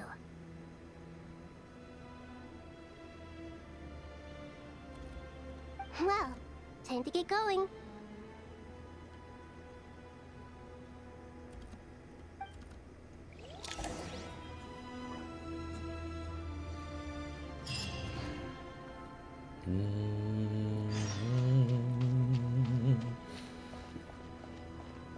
Alright, any people to talk with besides Alhaitham and Kaveh? I'm assuming not, considering everyone is tasked to do a certain thing, but it would be interesting to see, well, everyone here. What are you struggling with, huh? How about you? Nothing? Struggling about what cheeseburger you like? I can relate. Okay.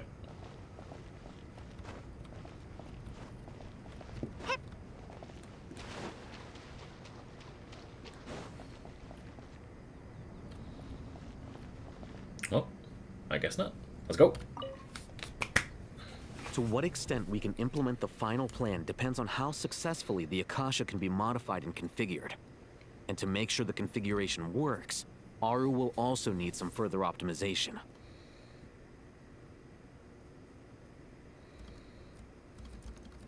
Yeah, no surprises there. Once we roll this out, any Sumeru citizens who already have Akasha terminals can simply continue to use their existing devices. This still leaves us with a significant equipment shortage, though. Many groups of people were never issued Akasha terminals, including mercenaries, the desert folk, and many others. We'll need a supply of rare materials for the renovation of Aaru and the production of new terminals. Right now, the best place to source these locally is from the primal constructs within King Deshret's mausoleum. Time is not on our side here. It's gonna be a race against the clock. The Aaru merge and renovation project will have to be carried out by you two.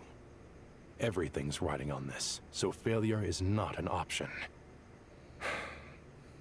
Best of luck to you both. As discussed, General Mahamatra Sino and Mr. Hat Guy will source the required materials. Mr. Sethos is quite familiar with the layout of King Deshret's mausoleum. With him accompanying them, things should go quite smoothly. I have every confidence. In the meantime, we may as well take a breather. Makes sense. There's not much we can do until the materials arrive. Get information and stay close. What is this, boot camp? Knock it off.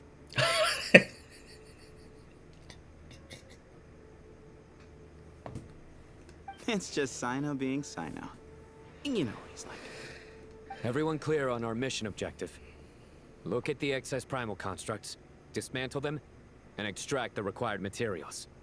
And King Deshret's 7 pillars agreed to this? If they're just sitting there doing nothing, we might as well put them to use. Thoth's words, not mine. Alright.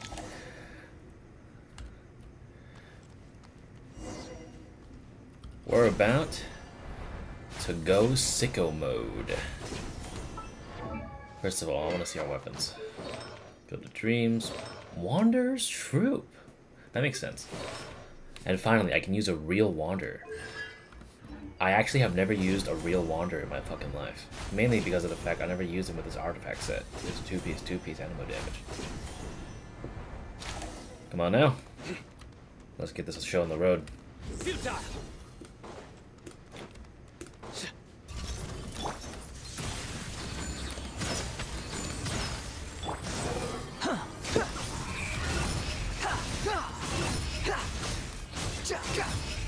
Search for it. Bow your head.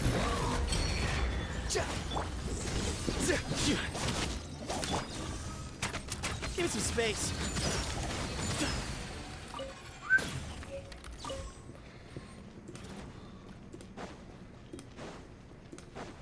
Oh, he's using the beat. Oh, hello. Hello. Oh my god, it's Aruna. Let's go. I love the ARANARA. God, I wish I had a plushie of them.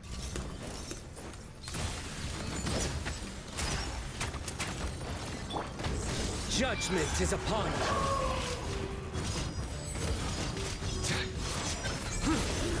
You stand condemned. Guilty.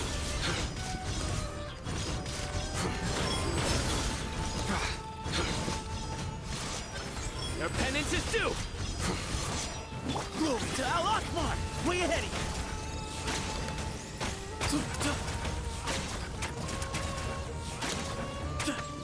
you! Excuse me?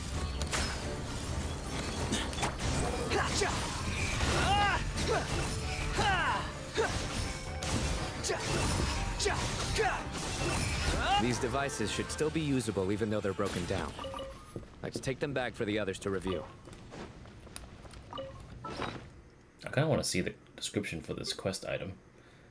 So blue rarity, right? Commissioned by Nahida and Grand Safe Nefis, Alhaitham and Kaveh are undertaking an urgent project. As the next phase requires a vast supply of materials, they have returned to the primal constructs within the mausoleum of King Deshret and is the ideal source.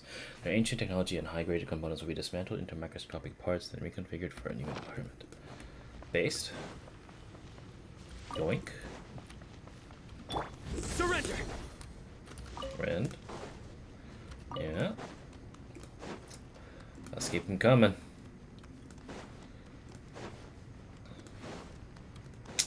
Oh, the little ARANARA with the fucking HP. Let's go. Now, he'll upset those in a slow ass.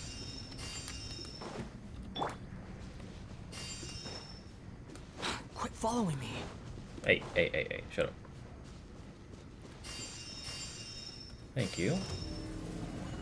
Oh, it's an Osimon. Really? I didn't expect to see you here. Way ahead of you!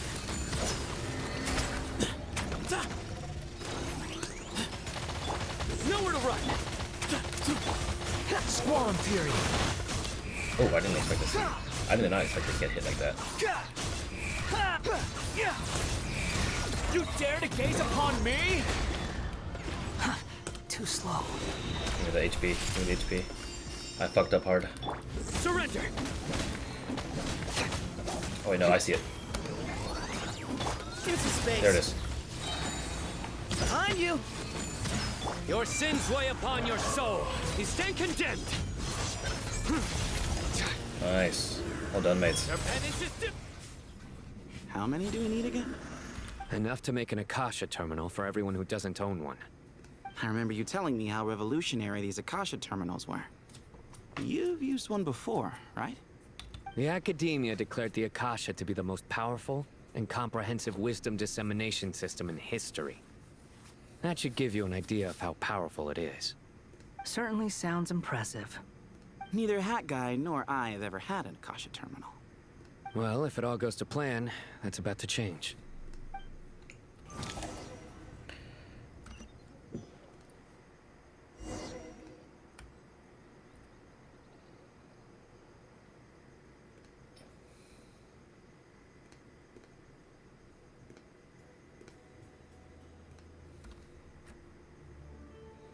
Huh?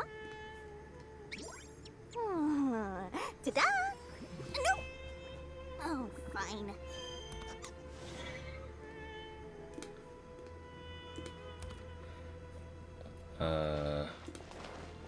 Okay, so we're just talking.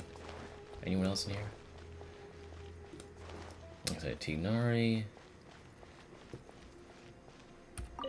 and Farzan. Oh, goody! Thank you so much for handling the delivery. What a long way it was. You've really outdone yourselves. I'm well aware what a bumpy, dangerous journey it must have been.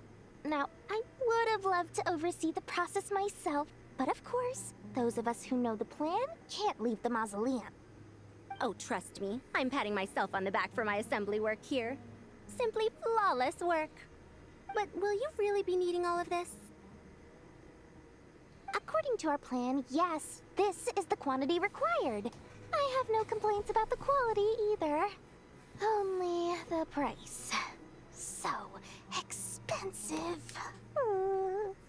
I heard you covered a lot of the funding out of your own pocket. That is so unlike her. But I guess she's turning over a new leaf.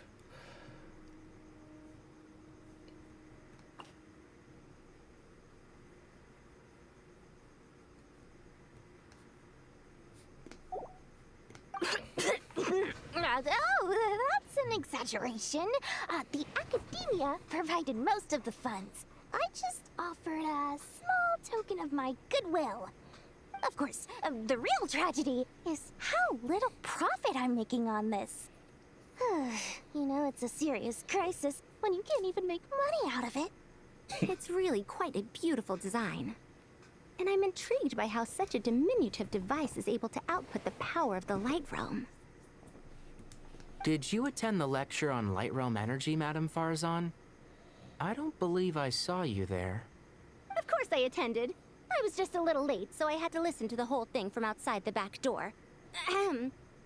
Anyway, I have a perfectly good understanding of Light Realm, elemental and abyssal energy, as well as the relationship between the three. Good to know. Master told me in private that the conversion process between Light Realm energy and elemental energy involves highly classified knowledge that shouldn't be disseminated too widely. But even so, the scholars still shared said information. Well, you can't enforce a rule that everyone breaks. Is that the idea? At first, the Dendro Archon was reluctant to explain it in great depth for safety reasons. Later, she came to terms with it, and simply informed my master that we would all have to face the question of survival together.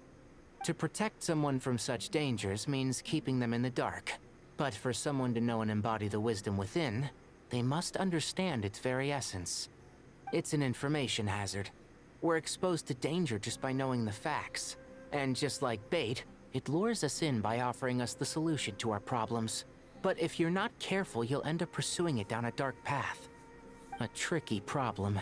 But today, this big problem has been broken down into many smaller, more trivial ones. What do you mean? Ah, I get it.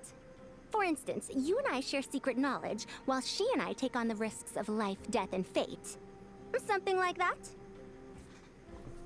Hey, what? That is not what I call a trivial problem. Well, as they often say in Vahumana, an event that is monumental to the individual is negligible in the grand scheme of history. Generally, the fate of the individual is an insignificant affair.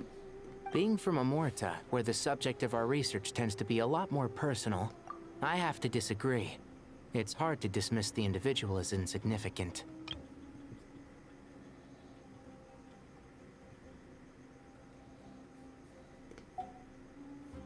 In other words, the big problem of survival has been broken down into many small, interconnected factors, and each one of us represents one of those factors. When the same secret is shared with a group of people, the same fate binds them together. Most people would find this unimaginable, but to us scholars, this is the path that has always beckoned to us. Sharing knowledge is a good way to fight against fate. I will always believe in that. All right. I think that's everything. Thanks a lot. But don't go anywhere just yet. I'll still be needing you to calibrate the equipment.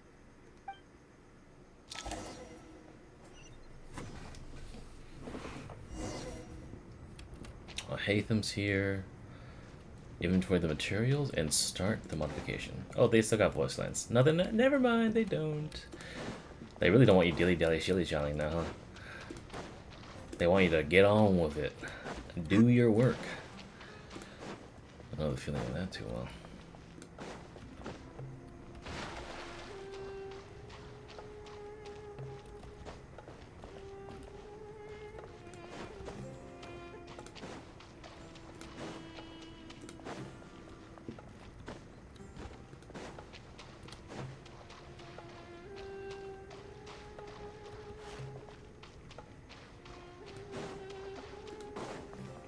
Nice.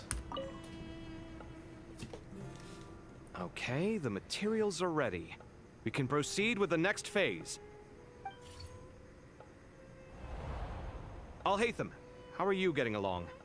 Most of the information in Aaru is written in ancient desert scripts. Some of this is written in a tribal language, while other parts seem to be a variant of an Oasis script, based on the glyph forms. Oh. Not lost to history, I hope. Some are. All we can do is infer the meaning based on the rules of related languages. Although, this section actually fills in some of the missing historical record. I'm transcribing it so we can bring it back to the academia. After Aaru started up, 2 more lines of text appeared here. Can you read them? Humans may not read what is written by the gods, except by not reading.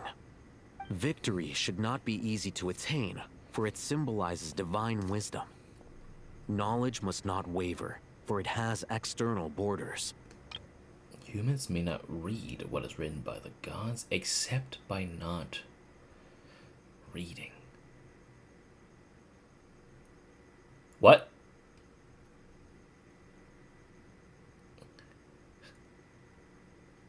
It's like saying I can't eat what's cooked for me except by not eating. Is this a clue to solving a puzzle? Or is it being symbolic? You can't read it unless you don't read it. Victory is wisdom. Knowledge is confined by borders. Wait, I think I've got it. It's a metaphor, isn't it? It's talking about... a chessboard.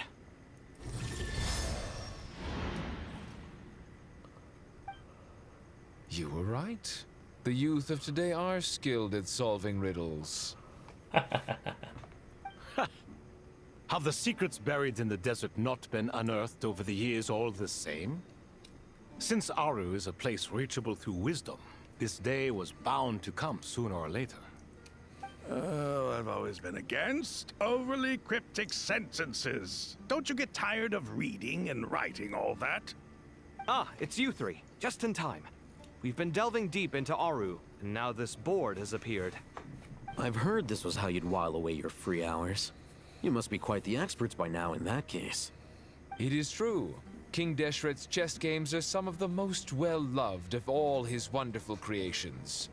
If you have ever been to Safhe Shatranj, you may well be familiar with the chess pieces you see here. Is this chessboard supposed to be another visualization of the interior of Aaru, then? Naturally. Visitors, everything is ready. Only by completing the challenge on the board in accordance with the rules will you be permitted to overwrite Aaru. 1 second. It's not dangerous, is it? Dangerous? Why, yes, of course. I should be the one to go, then. Wait for me here. Sounds like the self-confidence of our present company has rubbed off on you. Don't be ridiculous. I'm your upperclassman, and that means I have to look out for you. I appreciate the sentiment, but a game of chess typically requires 2 players. Besides, I'm sure they won't let things get out of hand. Keeping things relatively safe is in your best interest too, isn't it? Fair enough. I mean, you guys are controlling the difficulty, so please don't go too hard on us, all right? Ah, but Bennu said he wanted to put some respect into these whippersnappers. All right, all right. Thank you. Obviously, we'll still try to be careful. This doesn't seem like ordinary chess. Is the goal to defeat the opponent? No, you must enter the board and pass the trials we have placed there. Ready? Let's do it.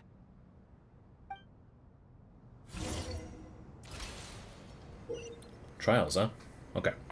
During the chess trial, Alhaitham and Kaveh must move separately, consuming actions as they do to traverse the obstacles on the chessboard.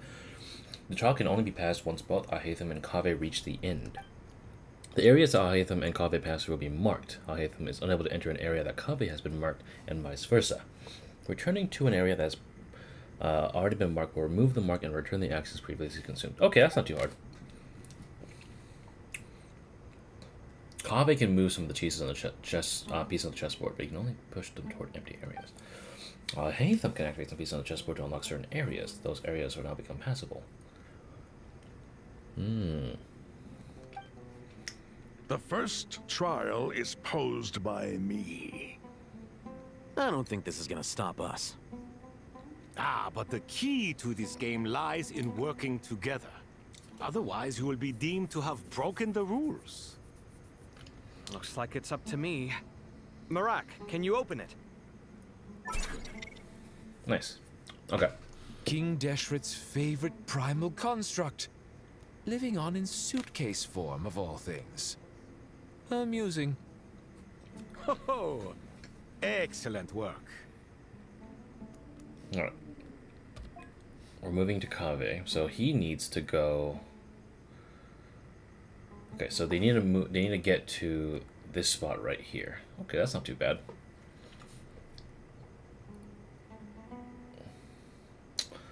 Alhaitham can move that one, I think. So Kaveh can move these two out of the way.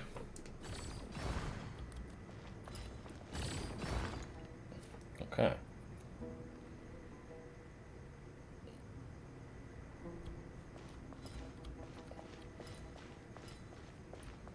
There.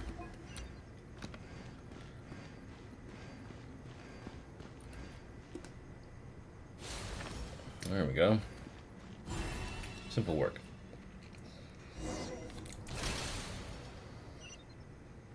Okay. Now is the time for my trial.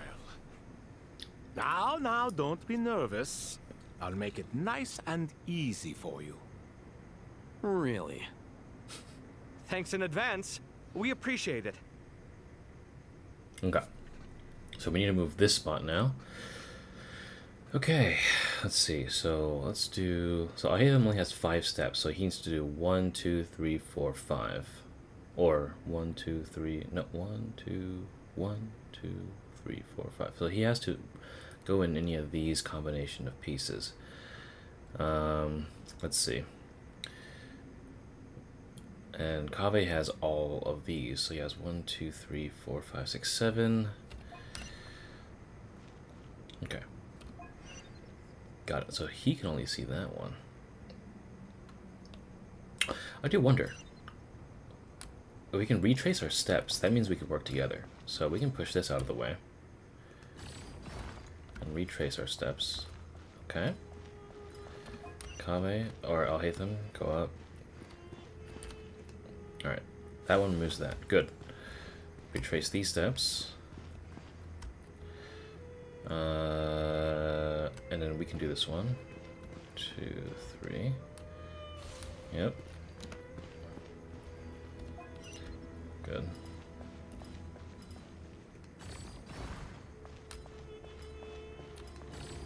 There we go.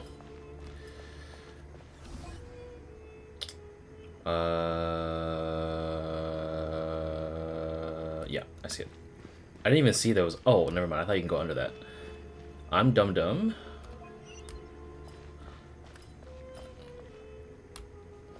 Push this out of the way. There we go. Okay. See? I'm not a retard. I can do this. No brain ticklers Ibis here. King, don't you think this all rather inappropriate?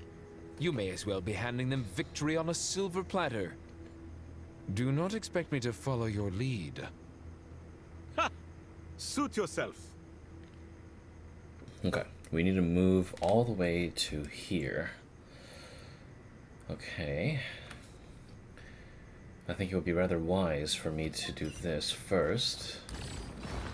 And move here. Alhaitham can move over to here. Make use of that.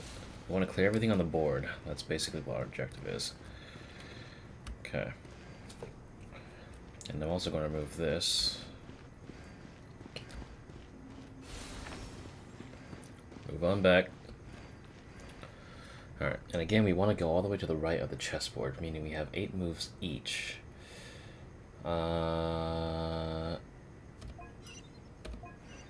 What does this do? Nothing. Okay.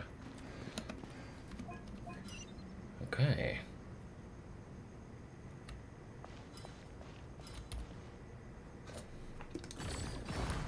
Move this forward.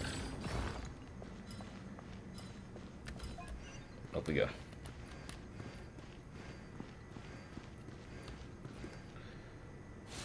Good.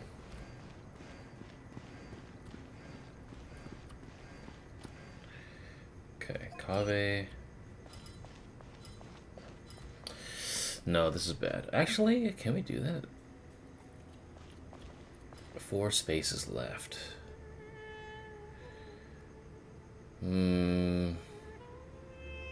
If we move this over to the right, we can't have Alhaitham retrace our steps. This thing's blocking our way. Okay, hold on. Let me move this way. Okay, and move this down. There we go. Now the only problem is, how am I supposed to... Strange time to catch up on sleep. I'm not sleeping, I'm thinking! It's not that simple, you know. Alhaitham just roasted my ass. Can I move it this way? Path blocked, unable to move. What does this do? Are these just literal, like... Okay, yeah, they are literal. Okay, let's see.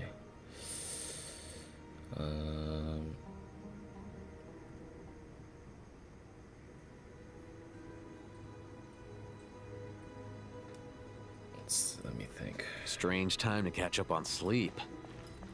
I'm not sleeping, I'm thinking! It's not that simple, you know. I guess that's AFK lines. That's funny.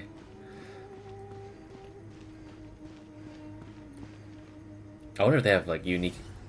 I wonder if they have unique dialogue for me to just sit here. But let me think what I'm doing wrong here, though.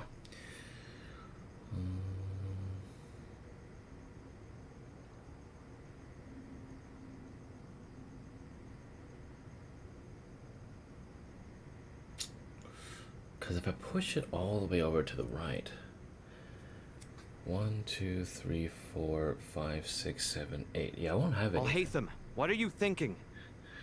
If you don't want to wait, you're free to leave.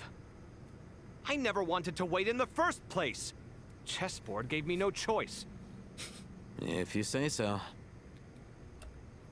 You smarmy bastard. Okay. I wonder what it does, though. What does that thing do? I'm assuming it's nothing? What is this?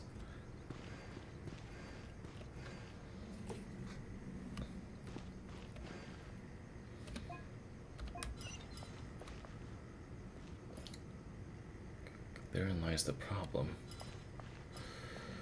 4, 5, 6, 7, 8. Yeah, this doesn't do anything for me. I can't go around it either.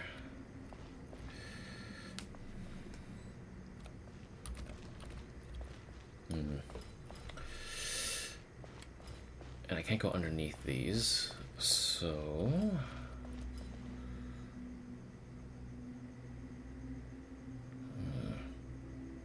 Strange time to catch up on sleep.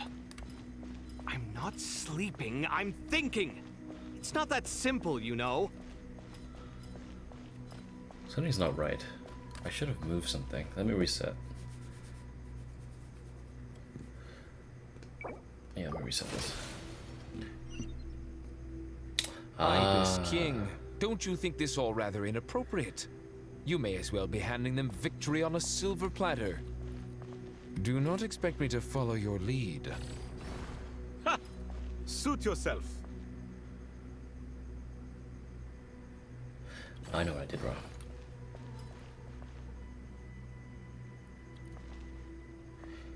Do I have enough spaces here? Hold on. I do. There we go. Push this down. That's what I did wrong. Because then, once he clears this, I'll be able to move that left, not right. Okay. There we go, see? Kaveh. Ooh, I need to do this in a certain order. Otherwise I'm fucked. Alright, do that. Oh, can I push that over my own block though? Let me see. Alhaitham to this. Oh wait, no, I need to do that first. Yeah, hold up. It's such a pain I can't sprint, but it is what it is. Okay. Okay, and now I activate this. Uh-huh. Very good. And now I do this. Oh, no, I don't. Alhaitham, what are you thinking? If you don't want to wait, you're free to leave. I never wanted to wait in the first place. Chessboard gave me no choice. If you say so. There we go. Okay, now I beat it. Easy game. I just made the mistake of pushing it out of order the first time. Hey, I'm learning. I don't need a lower difficulty button. Fuck you. Come on. Just move it along, boys. Nice.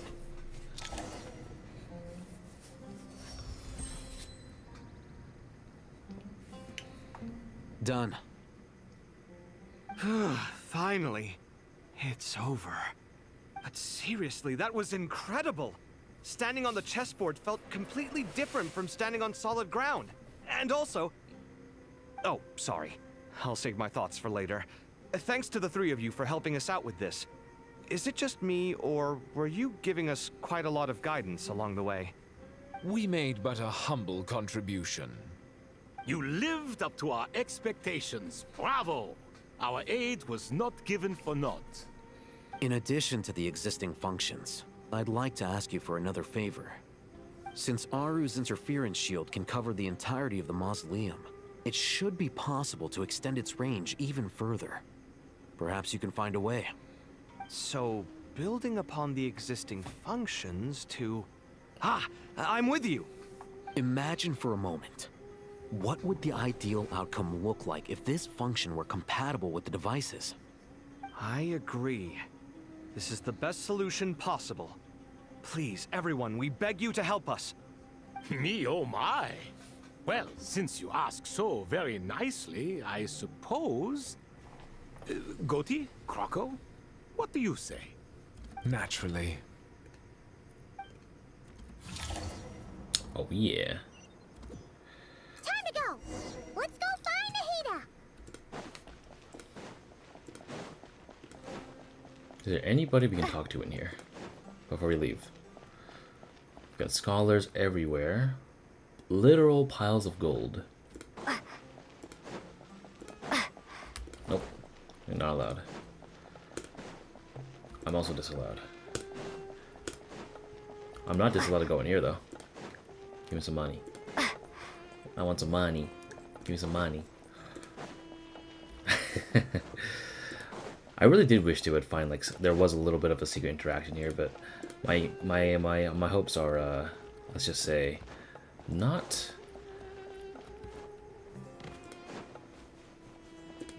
high. Yeah, okay, alright, let's get out of here. I guess this is sort of a way to make people who never did the world quests for Sumeru, because of how hardcore it was locked behind certain requirements, to enjoy the actual atmosphere and such of the desert. Because there's a good chunk of people who still to this day have never unlocked the ARANARA side quests. Because they're like, what's this little thing over here? I don't know what this is. What is that?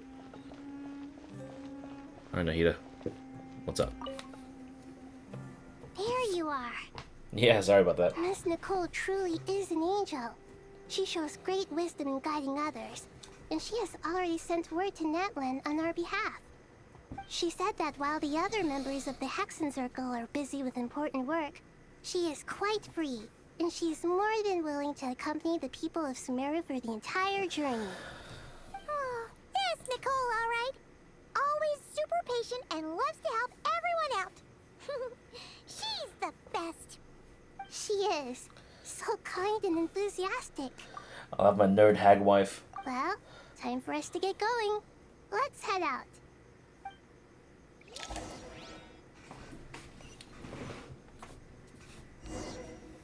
Ooh. Look where we are. Just on the border. If Mavuika comes in here with a massive fucking motorcycle, I swear to fucking god, man. We're just tearing through the abyss. You like my nod cry wings? Alright, this shit's about to get fucking real. Hold up. Alright.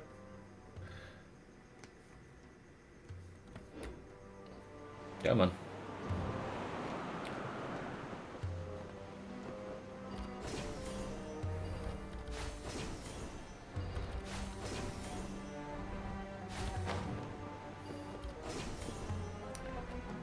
It would be interesting to see, like, Mavuika just right here. Be like, hey, how's it going?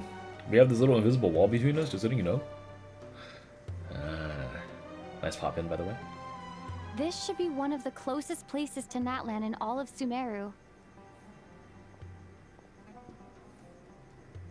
There's the barrier Nicole and Nefer mentioned. It completely cuts this nation off from the others. But why? Why separate you from the rest of the world now, specifically? And if I'm not mistaken, Irminsul was polluted once before, wasn't it? I think that's right. The forbidden knowledge was eliminated, but the fact that Irminsul was polluted should remain unchanged.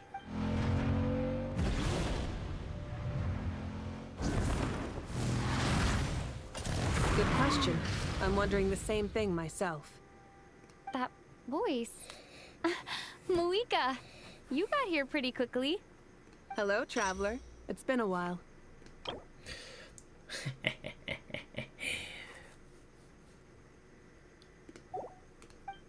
Hello there.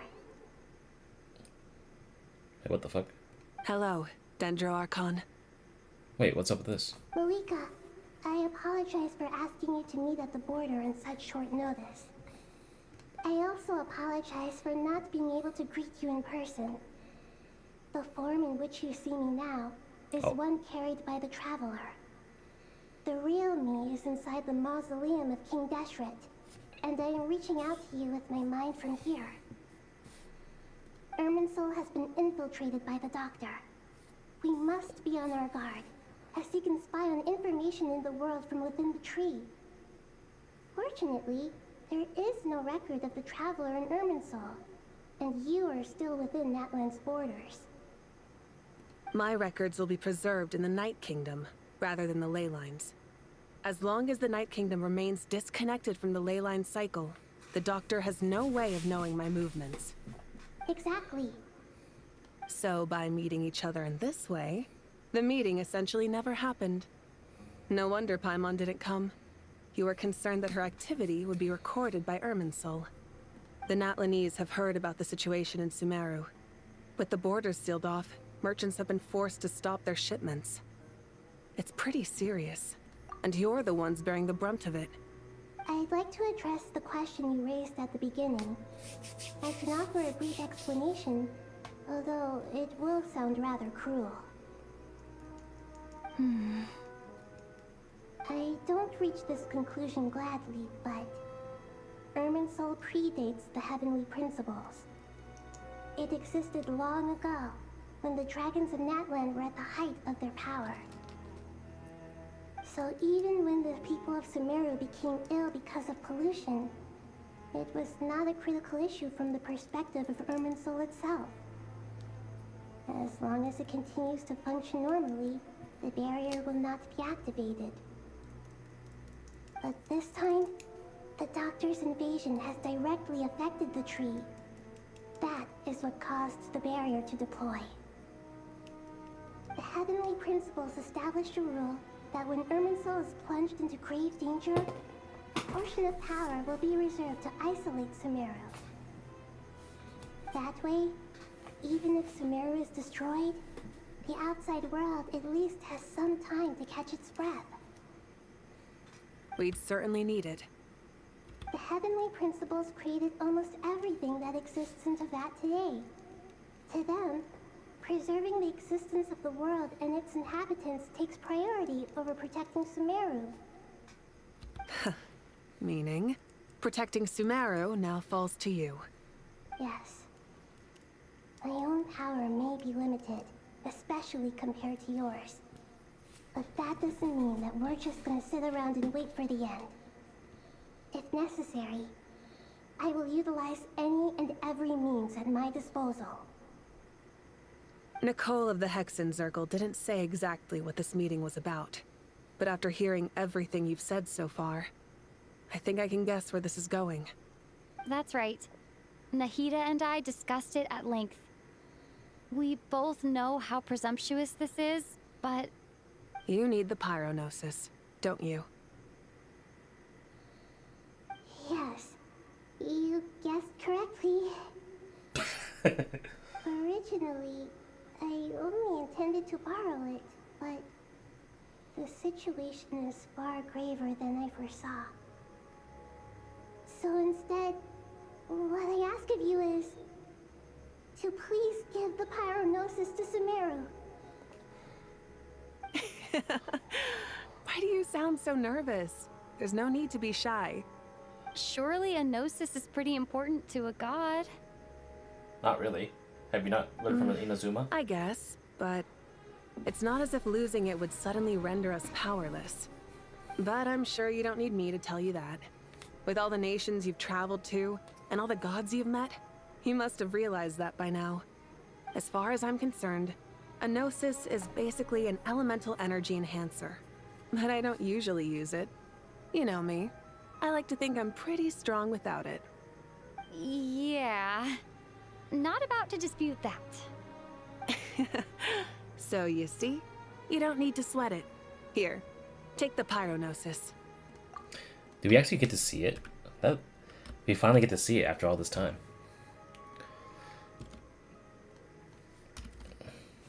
Uh-huh. Just like that? Uh-huh. Just like that. To tell the truth, I've always toyed with the idea of giving it to someone who needs it more than I do. I know you accompanied Nahida here to try and increase the chance of success.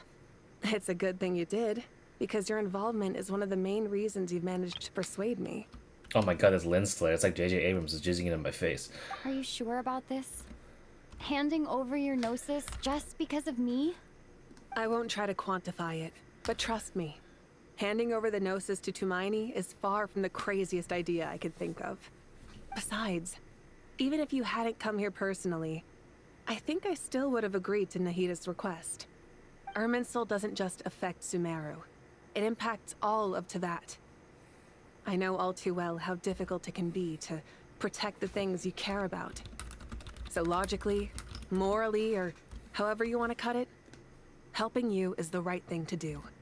You don't need to tell me the specifics of your plan. Where the gnosis is involved, the tighter the secrecy, the higher your chances of success. Mavuika, my heartfelt thanks go to you and the people of NATLAN. Don't mention it. But now for the hard part. How do I actually give it to you? The Irminsul barrier is right in the way. I have an idea.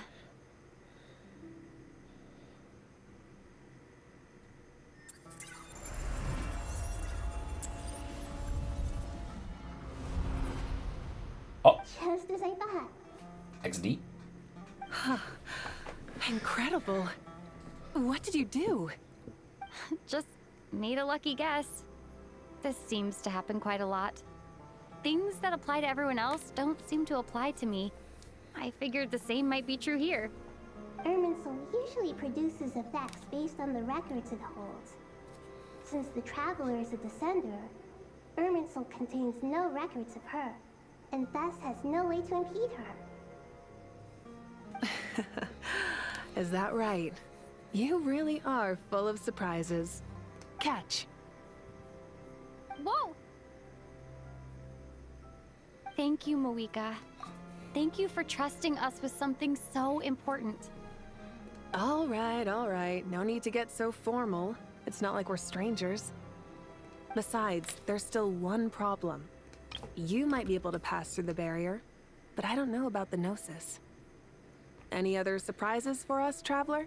Up my ass. Let me try something. I have the pyronosis in my hand. It feels strangely ordinary, not particularly heavy. And yet, this tiny thing symbolizes the mighty authority of a god.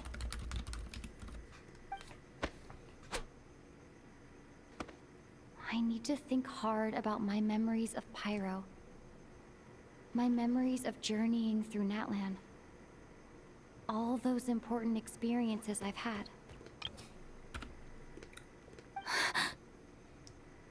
The gnosis disappeared. Traveler, are you alright? I'm fine. The pyronosis disappeared into my body, just like phlogiston.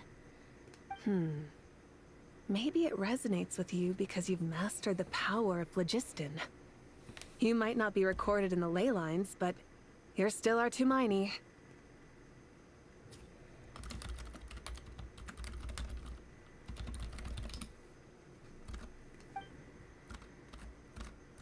Whew.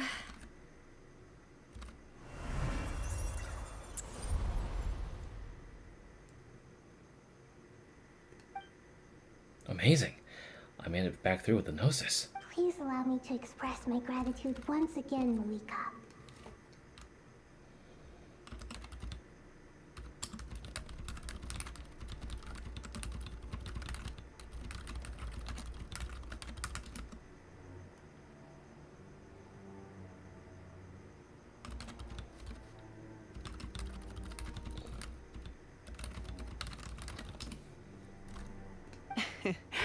Pleasure. Well, I've given you all the help I can. The rest is up to you. Good luck. Hey. We won't let you down. Oh, that's cute. Yeah, we aren't about to lose.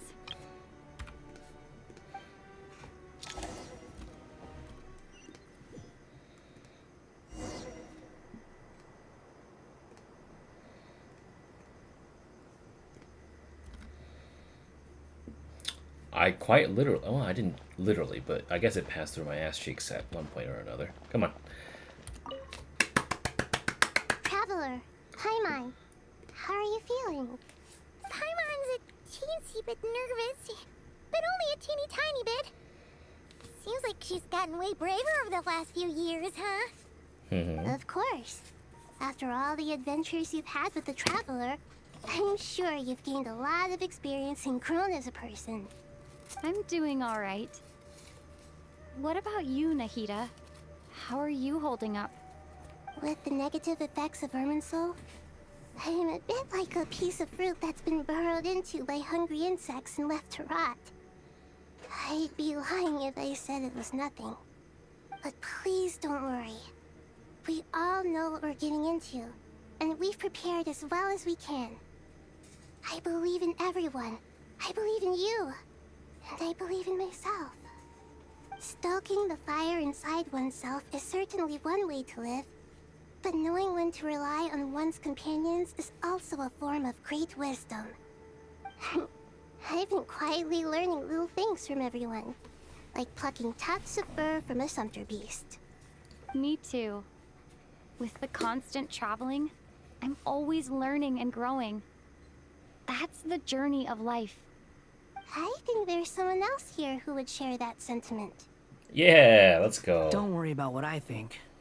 I was just passing by and happened to overhear your conversation. What are you talking about, hat guy? This is the top floor. No one passes by the top floor. Says who? You can fly just like I can. I would have thought it makes sense to you of all people. I don't know why, but I feel a little more relaxed now. It shows that you feel comfortable laying down your burdens in our presence. It means that Sumeru is a place you can trust, where you know we have your back. And we feel exactly the same way around you. That's what it means to be friends.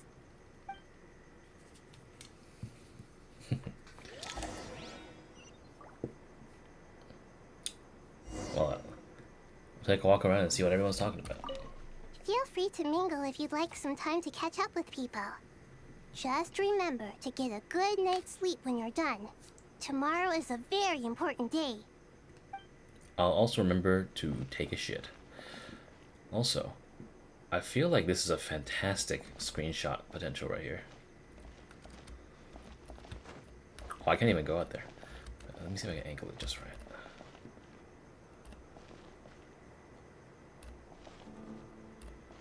Right there.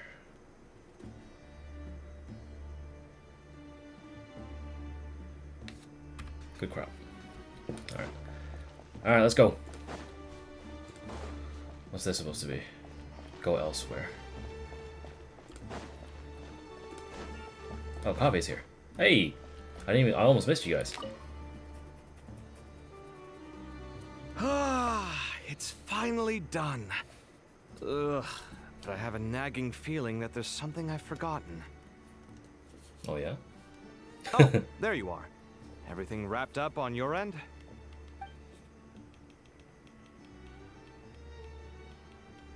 He's playing music, isn't he? Okay, fair enough. That was a pointless question. We were working in tandem, after all. You must really be exhausted. Well, it's been a busy day for both of us. When work ends, you clock out. No looking back. Yeah, we're definitely due a break. Probably a little late to start drinking now, though. I'll stick with water. Here, this one's for you. Thanks. You want a bite to eat? I can grab us something. Or wait, I think there's a stove nearby. Let me take a look. He probably has something to eat. Are you nervous? A little, yeah. Unlike you, it seems. How are you not feeling at all nervous? Because everything that happens next is beyond my individual control. I don't worry about things I cannot influence. What do you mean, cannot influence? You're the one who came up with half of the strategies we ended up using. There's only so much I can do. I was only doing my duty. Was it like this last time, too? You mean with Azar and his accomplices? Yes and no. The situation back then was easier to control, but we weren't as prepared as we are this time. So the enemy is stronger, but so are we. I still vividly remember the way you interrogated me in the library after the fact. Where were you when Sumeru needed you most? If your memory is so vivid, you might also recall that it was you who came looking for an argument. You're often the one who initiates these things, you know. I came for a conversation! I didn't know it was gonna turn into an argument! Anyway, at least I showed up this time. So, what do you think? What do I think? I think we're certainly better off for it. It's good having me around to help out, huh? Absolutely. As a citizen of Sumeru, you displayed a remarkable sense of responsibility in the face of disaster. Certainly feels that way. I just shudder to think how the world would have ended up if we hadn't gotten control of the situation. So, do you think this is what impending disaster looks like? The sky is so clear, and there isn't a whiff of decay or destruction in the air. It's hard to imagine that the fall of humanity could happen on an ordinary day like this. Awful things happen all the time. Sometimes people can stop them, and sometimes they can't. What you and I have done is increase our chances of stopping this one. Lofty ideals may provide no defense at all against nihilism, but perhaps little decisions can. Oh, nothing. It's nothing. I hope everything works out tomorrow. It will. As long as we stick to the plan, our chances of success are good. It's really strange. You're my junior, yet you always seem to act more like an upperclassman than I do. I think it's mostly a matter of temperament. Ugh. Walked right into that one, didn't I? Look at these two making up. Hey, boys. How's it going? It's I think it's... Ugh. Okay, so they just repeat the end. Is there anyone around here?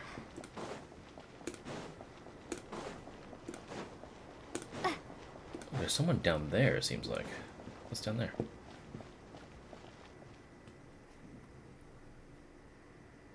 It might be Jet and Lilo Park, who knows? I kind of want to just look around. Last time I was up here was 3 years ago.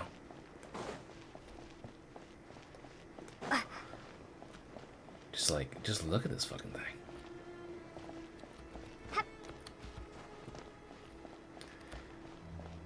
Just the grand scheme. Look, just God.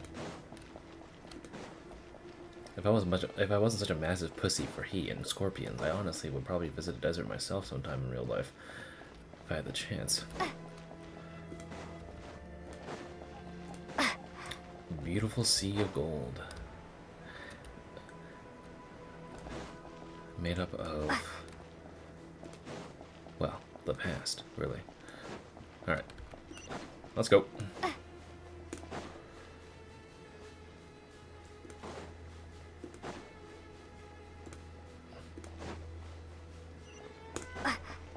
I explored so long that it's now daytime. Where to next? Let's go to the entrance.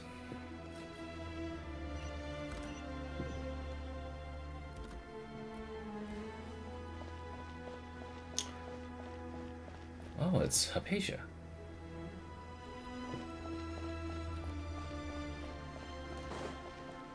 Look at these two.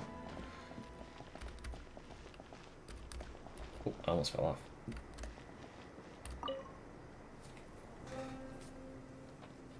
Too bad we've got a fight tomorrow. I could really do with a stiff drink. Ooh. Is Candace recast? Let us pray instead. Prayer. How nostalgic. Lord Sangama Bay. Came to get some fresh air too, did ya? That's right. Actually, I was hoping I might run into you, Dia. I wanted to let you know that I've stocked up on that perfume you said you were so fond of. No, really? I'll take 2. Any chance of a friends and family discount? I knew you'd ask that. And I'm afraid to say that. Surprise! It's free of charge. That might be the biggest surprise of the entire year. That's very generous of you, Lord Sangama Bay. Does this mean you've made a fortune in Notcry? Nope. Turns out it's not that easy to turn a profit there. I even ran some assorted losses. But anyway, that has nothing to do with why I wanted to give you and Dia a small gift. Remember that merchant caravan you two rescued in the desert last month? That was transporting my goods! No way! I had no idea that was your shipment. Explains the, eclectic mix of goods, though. Lord Sangama Bay's investment in the desert and generous stockpiling of goods has helped many people over the years. The shelters you funded especially have made life a little easier for the children and the elderly. Wait, how did you know about that? Oh, I see. Nefer told you, didn't she?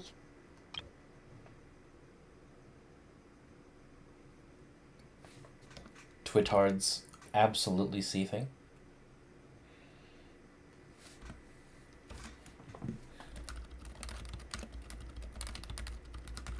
When they can't use the she's a colonizer card anymore.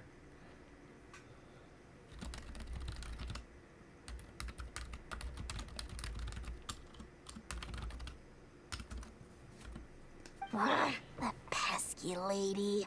Aren't intel brokers at least supposed to charge for divulging people's secrets? She and Candace go way back. It's normal for close friends to share things you wouldn't tell to everyone else. Sure, but why did they have to be things about me? That's how Nefer shows that she cares. She wishes for all of us to know what a generous person you truly are. It must be hard trying to make a living far away from home. Just because we can tell what kind of person you are doesn't mean everyone else can.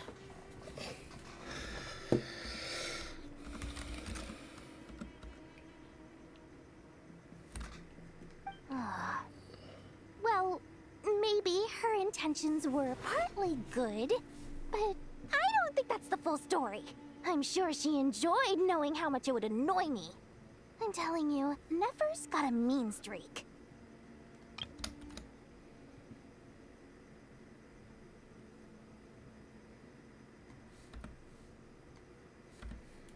Definitely with you on that. Does praying help you stay calm? Defending one's home is a just cause. My heart is filled with a mix of anger and hope. Anger. You know, being able to get angry is a good thing. It shows that you're in touch with the real world, and that you have the passion to pursue something you believe in. Oh, it's Dunyarzad. Hello. I haven't seen you in a long time.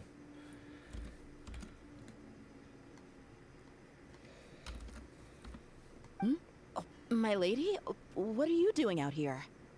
Just taking a walk to clear my head. And look where I ended up. Were you praying just now? Yes, Miss Dunyarzad. Would you like to join us? What's up, Hero the Beagle 5660? Good evening.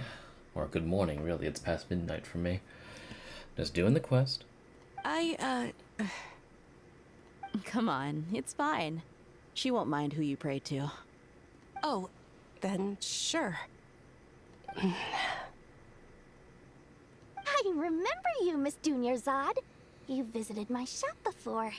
If I recall correctly, the god you worship is the Dendro Archon, correct? That's right. She is such a gentle and kind god.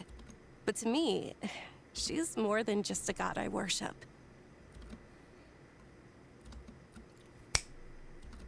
I see her more as a friend. And so do many others. She's not some almighty god who reigns on high, but a genuine friend. Agreed, agreed. She's a wise teacher and a good friend. I spoke with several people during the evacuation. Everyone's aware that tomorrow's battle is one that ordinary people can join too. A battle to fight for our friends and our homeland. Oh, it makes me glad. I can finally do something for those who protected me. You've grown so much since we first met. Oh, a compliment? Ooh, more please. Thank you. My lady, you've always been a remarkably strong and ambitious person. It's indisputable. And that's not just a compliment. It's a statement of fact. What are you praying for? Our beliefs may not be entirely the same, but we both wish for the same thing. I pray that everyone will rise to the challenges ahead and return safe and sound. I pray for the safe return of all my companions.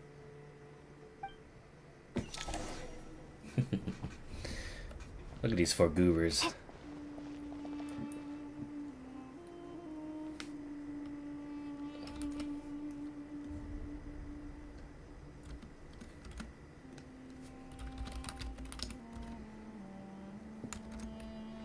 Alright. We've got Hypatia here for some reason.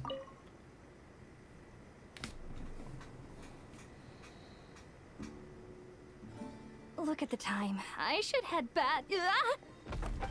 I'm so sorry. I was in a hurry and didn't look where I was going. Are you all right? I'm fine.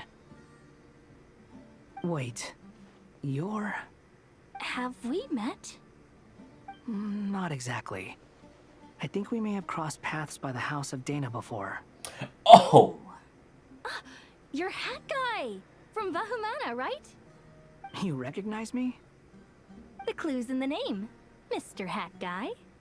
Fair point. It's getting pretty late. What's keeping you up? Wait. Isn't Hypatia the one that he basically... Hold on.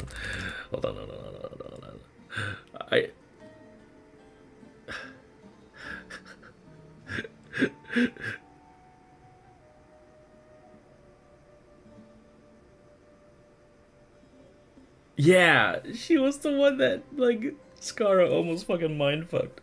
That's hilarious. I could ask you the same question. If I'm not mistaken, all the workload for the Ratawa Histarshan wrapped up a good while ago. Well, I have something of a background in Satyavada life, so I was helping the Dendro Archon make some preparations. But I must have lost track of time. Did you find the experience enlightening at all? Honestly, it was tedious and uneventful at first. But eventually, I think I did sense some profound truths. But they also brought a lot of suffering with them. I was told that I even shed tears while I was meditating, though I have no idea why. Sorry. I hope I'm not scaring you. Not at all. It just proves you're very accomplished in your research. Good night. I wish you all the best for tomorrow. Thank you, sir. You too. Calling him sir. Good night. Thank you, sir. Okay, we've got more to do. Let's go to the upper level. Unless if that was literally all there. Okay, yeah, never mind. Oh, Nahida's gone? Oh no, she's over here, just hidden by the pillar because she's a tiny little fuck. Okay, let's go to the middle.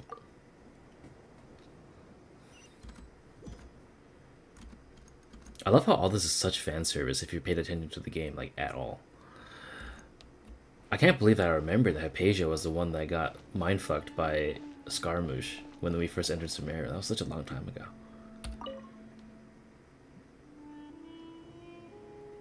We'll make our move after sunrise tomorrow. Good. Is everything ready? As much as possible. That'll be enough. Don't let the pressure get to you. We'll take things one step at a time. That's how we've always done it. Master Tainari! Mr. Sino! So this is where you were. I brought some juice and some water. Would you like some?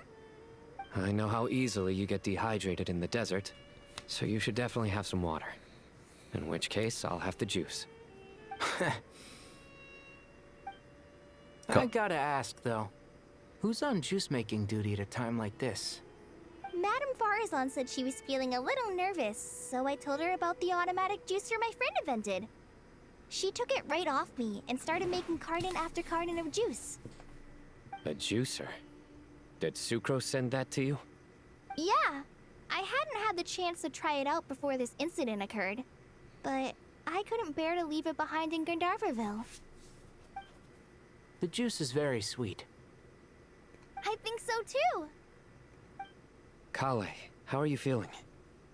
Physically, I'm okay, but it just still feels strange to me. Why would a great power like this come to someone like me? I know the feeling well. That same question ran through my mind every day as a kid. At least now, you have someone who can relate to you. All the more reason that you should apply for Spontamod. Tainari fiercely opposes the idea, though. Those two things are completely unrelated. What are we all chatting about, Yeah. Would anyone like any juice? Oh, you have some already. I had some earlier, ma'am. Maybe give the extra to someone else? Very well, very well. I shall be off then. Bye, Granny.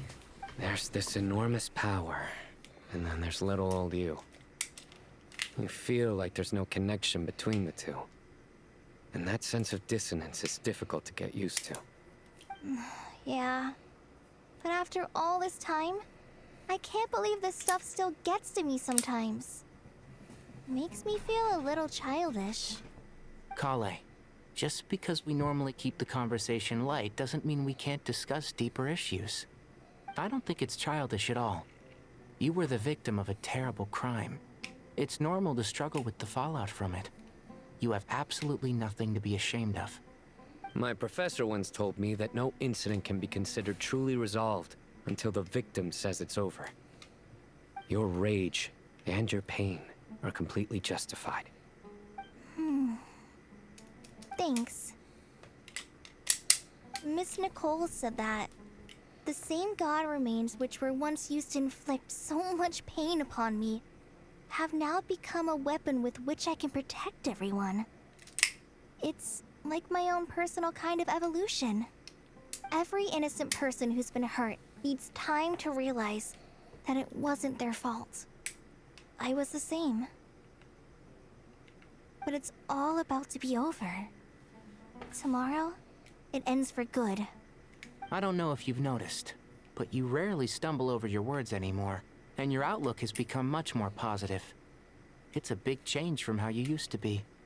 And since this isn't over, you can settle the matter on your own terms. It's time you seized back control. I believe in you. Yeah. Sumeru is my home. And it's so important to me. I have to protect it. No. I will protect it. And once you're done, how about you come back and apply for Spontamod? Stop it with the sales pitch, would you? Hey, excuse me. There are still 3 unclaimed cups of juice here. Why don't you take one each? Ugh, my arms are getting sore from carrying them around everywhere. Juice Granny.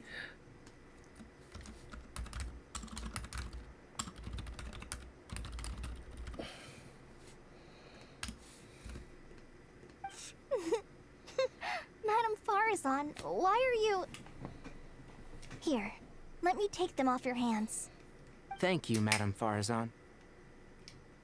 Drink up and enjoy my handiwork. I think I'm going to make something else now instead. Please, try to relax, Madame Farazan. Your nerves are starting to get the better of you. I know, I know.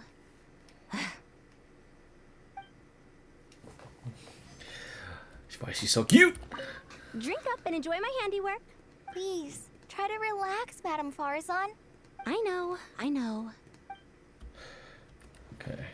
Anyone else in here? Can I walk in here? Nope. Wow, they actually just sanctioned off. Literally no one here. Okay. Last but not least. Lower level.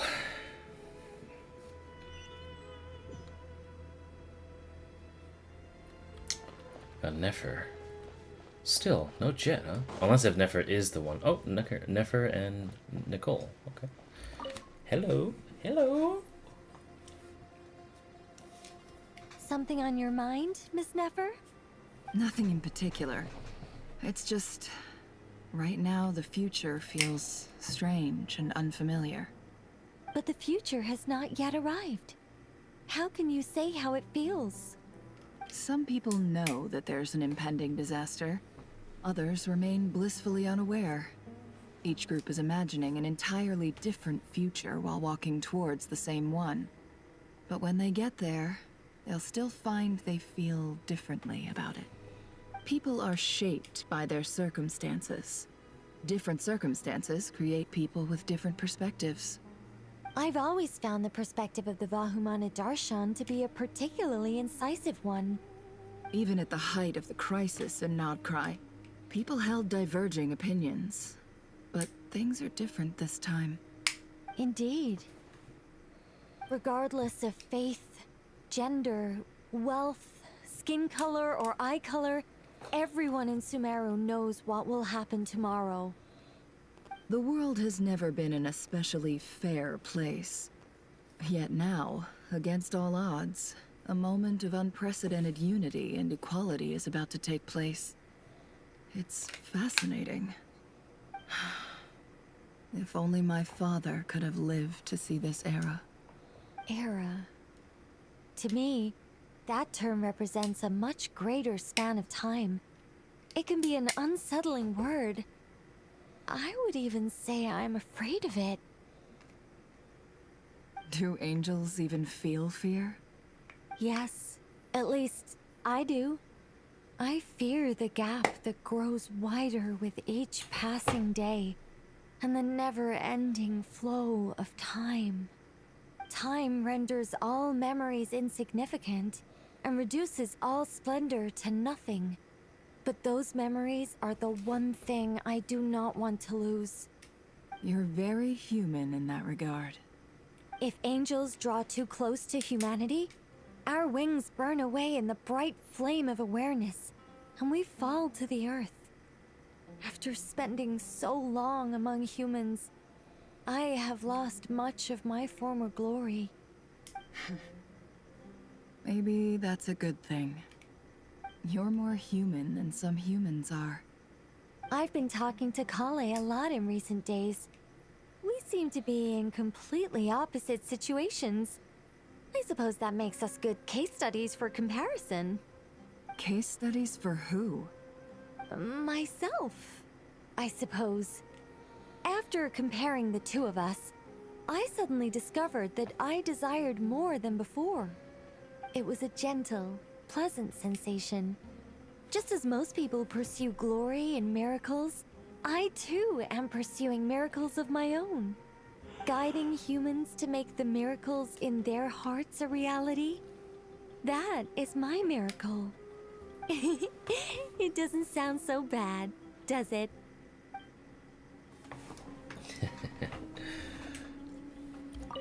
It was a gentle, pleasant sensation. Just as most people pursue glory and miracles, I too am pursuing miracles of my own.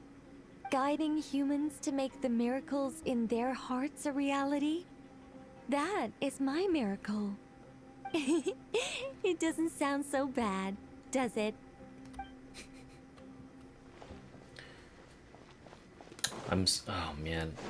I'm just sad that I can't, like... Oh, never mind. Where's Jet, man, and Lilopar? Did they just fuck off and, like, warn everyone about what's to come? I mean, that would be reasonable, but at least I feel like they would tell me, at least. Considering that she was with Nefer and everyone else. Okay. Upper level had Kaveh, Nahida. Middle level had... Tignari, Xino, Corazon, Kale.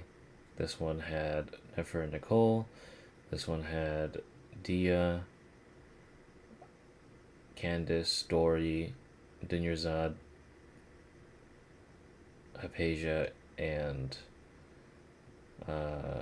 Wanderer. We still haven't seen Nilu.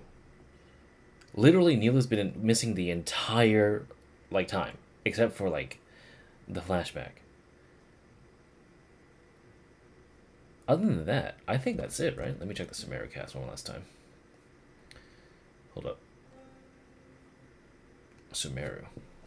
Characters. Okay. Alhaitham, Candace, Kale, Sino, Kaveh, Layla. Oh, we haven't seen Layla. We haven't seen Layla or Nilu. Is there any way we could find them? Let me check around again. Surely they're not just a hidden little interaction somewhere, are they? Go over to the side. Unless they're inside here.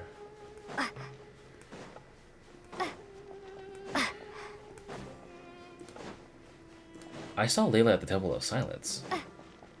Is it wrong for me to assume that she's not here anymore? Huh, I guess not. Weird of them to exclude them.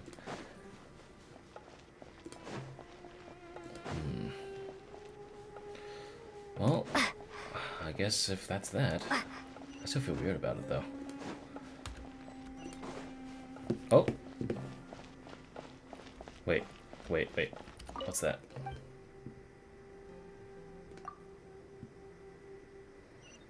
What is that? What is that?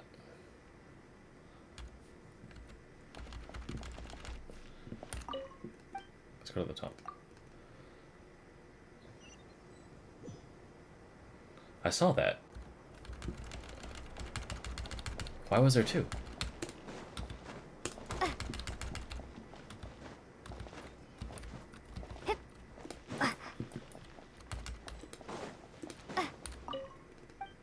Let's try that. Let me see that again.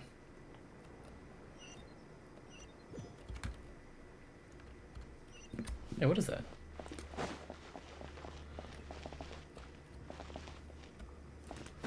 Can I climb this? I don't climb this. Where is that? That is... Oh, it's missing now. Wait, it's like right there. Question mark?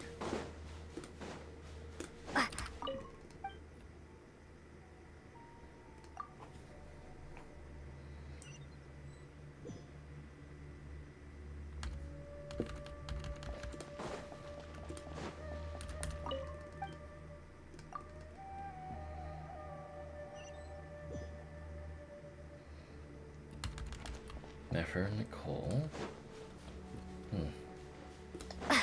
Alright then. If you say so. Although I guess, technically speaking, I guess if I had been down there and it points up to here, that means this and the bottom coexist. Let's rest. Alright. Let's go. Head to the entrance of the King Deshret's mausoleum. Time to go! Let's meet the others at the mausoleum of King Deshret. There's Nahida.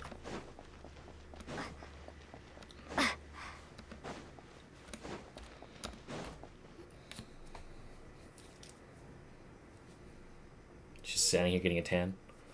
Oh, I have not felt this way in a long time. Standing up high, gazing out at the rolling dunes. One cannot know what freedom truly means without first losing it. The golden slumber truly lives up to its name as a dreamland. Though desert sands exist there too, no mirage, no matter how glorious, can compare to true beauty. Dendro Archon, what is on your mind? I was wondering whose counsel I should seek on the questions in my heart. What kind of questions? So many. More than can be put into words. As I once said to a friend, we look, we see, and we comprehend. But the question still troubles us. What are the many disasters that this world faces, but the sum of all irresolvable questions? The biggest question you should be asking is how to seize victory. Yes. Although, I would express it differently. I must not fail. And so the question I am most curious about now is whether the path to victory will be an arduous one. What we declare to be a young sapling, we may, in fact, find to be a towering tree, if we would only cast aside our ignorance and look beyond the veil of time to see her true form. Nahida! We're here! Just in time. My preparations are almost complete. Ready when you are. We're here too. Hello. Miss Nicole! Miss Nicole! You run so fast! I thought I'd get a lot of exercise as a forest ranger, but I can barely keep up with you. Sorry, I got a little carried away. She's got a little fast Mr. hat. Lord Kusanali, the equipment is ready, and the modifications to Aaru are all complete. As discussed during our meeting, Accessing Irminsul via the Akasha is no longer feasible at this stage. There are other options, it's just... they're a little more extreme, and more technologically demanding to implement. Maybe you should take it from here. The architecture and functionality of the Akasha terminals overlap considerably with Aaru. There is reasonable evidence to suggest that one was developed based on the other, or that they both utilize technology of the same origin. As long as the transplant and merge operation succeeds, Aaru should theoretically work on a scale greater than the Akasha and approximately equal to Irminsul. It will become the largest active computing device in all of Teyvat. A system this powerful is capable of a lot of different things. In the past, The Akasha was primarily used for one-way information transmission, but I suspect it could also serve as a central bridging hub. In the pursuit of greater knowledge, some scholars have attempted to connect their consciousness to Irminsul through the use of terminals, incense, and meditation. Correct. In academic language, scholars who reach that stage are said to have entered Satyavada life. Hypatia has performed this practice many times in the past, and she was once under my care for a period of time. Right. And this at least proves that there is a zone within Irminsul that can be connected to. That's right. Providing wisdom to the people is one of the very reasons for Irminsul's existence. I think I understand where you're going. Please, continue. In that case, I'll skip to the conclusion then. We need to further modify Aaru, merge it with the Akasha, manufacture terminals, and distribute them to every single person we can reach. Every person? Even the desert folk? Yes, everyone. I've already calculated the amount of raw materials we need. So you mean we're going to get new Akasha terminals? Yes, but this time the people of Sumeru won't be using them to acquire knowledge, just to connect to Irminsul. That's the key. When we evacuated the city, we brought all the important assets from the House of Dana, in case we ended up needing them. Fortunately, this included the Akasha system's main terminal. We've checked all the relevant records, and one thing is certain. Nothing like this has ever been done on this scale before, so... Everyone in Sumeru is part of the plan. Whoever controls the people controls the situation. Since this function of Irminsul was introduced, it has only ever been made available to scholars, who don't constitute a particularly large group of people. But by expanding the scale to include all the people of Sumeru, all the individual connections will stack up to create a significant load on the system. Under normal circumstances, Irminsul would be able to cope with the additional load. But with it already being under strain from other activities, its remaining capacity is limited. Thus, it might be possible to shut it down completely by overloading it.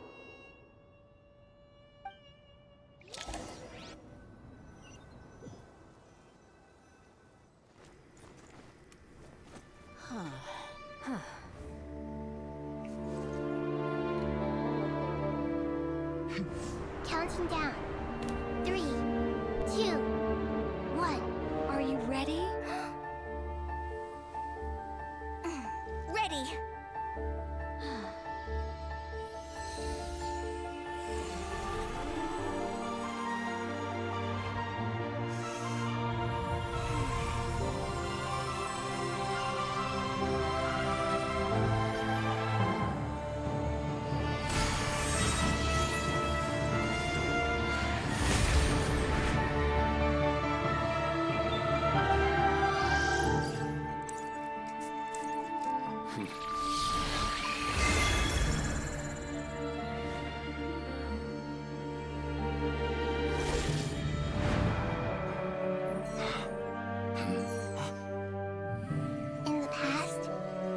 People sought knowledge, they turned to the Tree of Wisdom.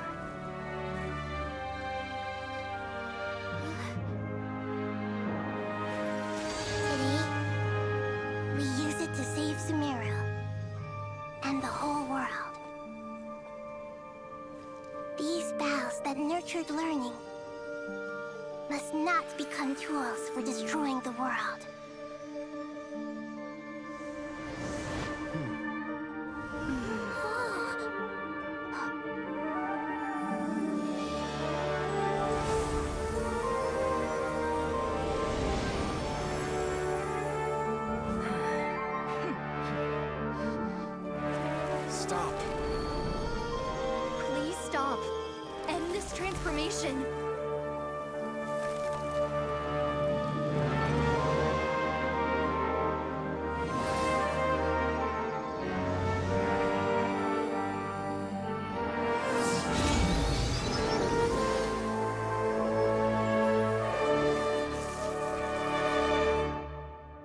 shut down Irminsul just to stop me? You fools. I have all the time in the world.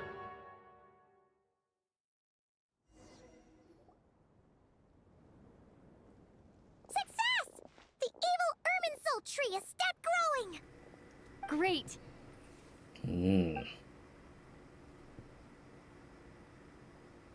What a display of true courage. The courage to think and the courage to act. I never thought I would witness the shutdown of Irminsul with my own eyes. Perhaps this is human wisdom in action? Indeed, only humans could do such a thing. Gods are few and far between. What was once created for spreading knowledge is now used for another purpose. A rather ingenious plan. I am grateful to you three for your help. Only thanks to you were we able to extend Aaru's interference capabilities to cover all terminals. Now, nobody who wears a terminal will have their activity accurately tracked by Irminsul. No matter how many eyes Dottore possesses, he will not be able to see us clearly. Now for the next step. I will need the help of your supreme powers once again. How might we be of service, Lord of Dendro? I need to reach the Eternal Oasis immediately. Right now? In that case, Ibis King, would you agree that this is a fine opportunity to dust off our old tricks? Never. I assume you have that chess set with you? You mean the one you gave to me as a gift? Asking for it back, are you? How could I? You misjudge me. I just wanted to show you another way you can use it. Connect to Safei Shatranj.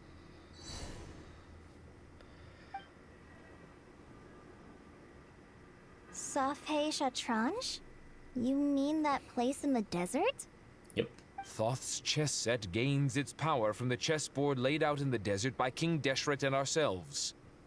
All ceremonies conducted using the chess set must be activated via Safei Shatranj.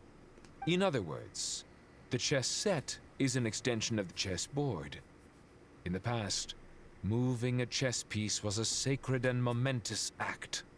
Transfer initiated. Entering live combat mode. This is so cool.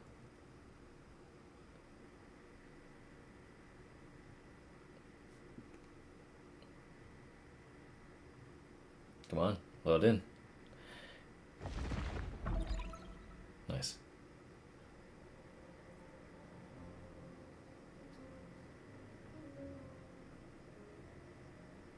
We haven't heard a single word from our spy in the desert.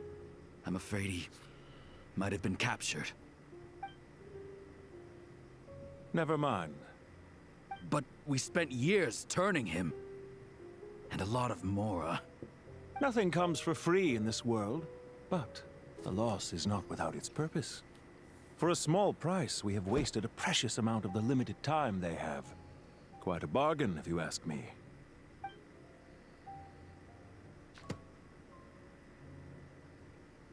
Understood. Weighing profit against loss is a necessary part of life. But to tell the truth, I have been operating at a loss since this all began. Since many centuries ago, in fact. It's him. Look at this guy. For instance, why would a banker act as the executor of a will? If you hadn't deposited your personal belongings at Northland Bank, I would have no reason to be here right now. Look at this guy. Look at this man.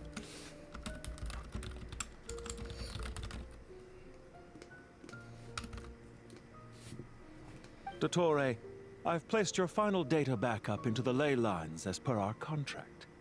I trust we are now square for the safe deposit fees you paid.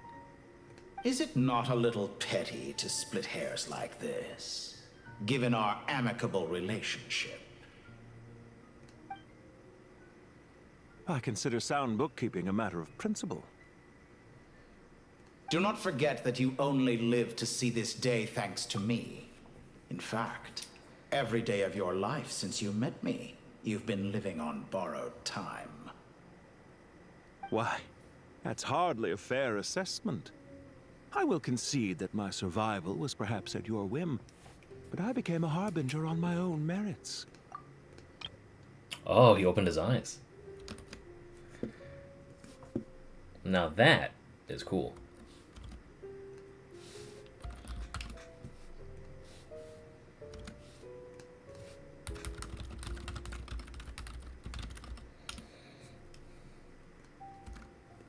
Managing money is not like other professions. Mine is not a role I could have acquired based on your recommendation alone, and certainly not one I could have lasted so long in without genuine ability. The information stored in the ley lines is quite comprehensive. Rest assured, I have not forgotten how strong your pride is. Well, I presume you have no sense of fragmentation while talking with me. How could anything possibly go wrong with such strict measures in place? The remainder of your soul was split in two, with one half sent to Nodcry and the other stored in the most secure vault of the Northland Bank. Though I must say, your disdain for the other segments is quite amusing. Zandik is you, and you are Zandik. Zandik created the segments, yet you, a segment yourself, reject him.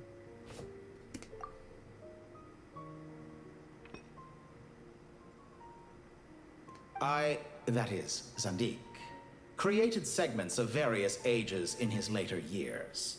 To achieve this, he had to freeze time and part with a portion of his soul. But as constructive as it sounds, it erases my uniqueness. If each segment is equally me, then by the same token, none of them are truly me. A soul living forever in the past inevitably holds different views than he did in his later years. The same thing that completes me also restricts me. You too might ask yourself which stage of your life you want to be preserved at. The day your business failed? Or the day you were framed by a gang and sold off to a medical lab as a test subject? Oh, I got a little bit of Regrator lore. Okay, okay.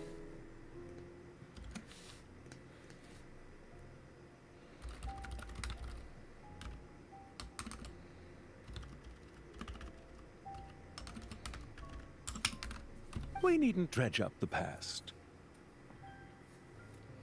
This undesirable plan was eventually scrapped.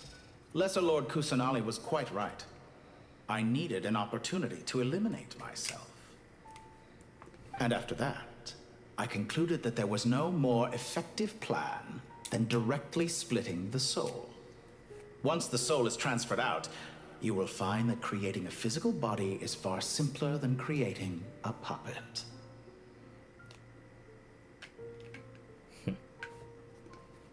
The other half of your soul suffered a crushing defeat in Nodcry, you know.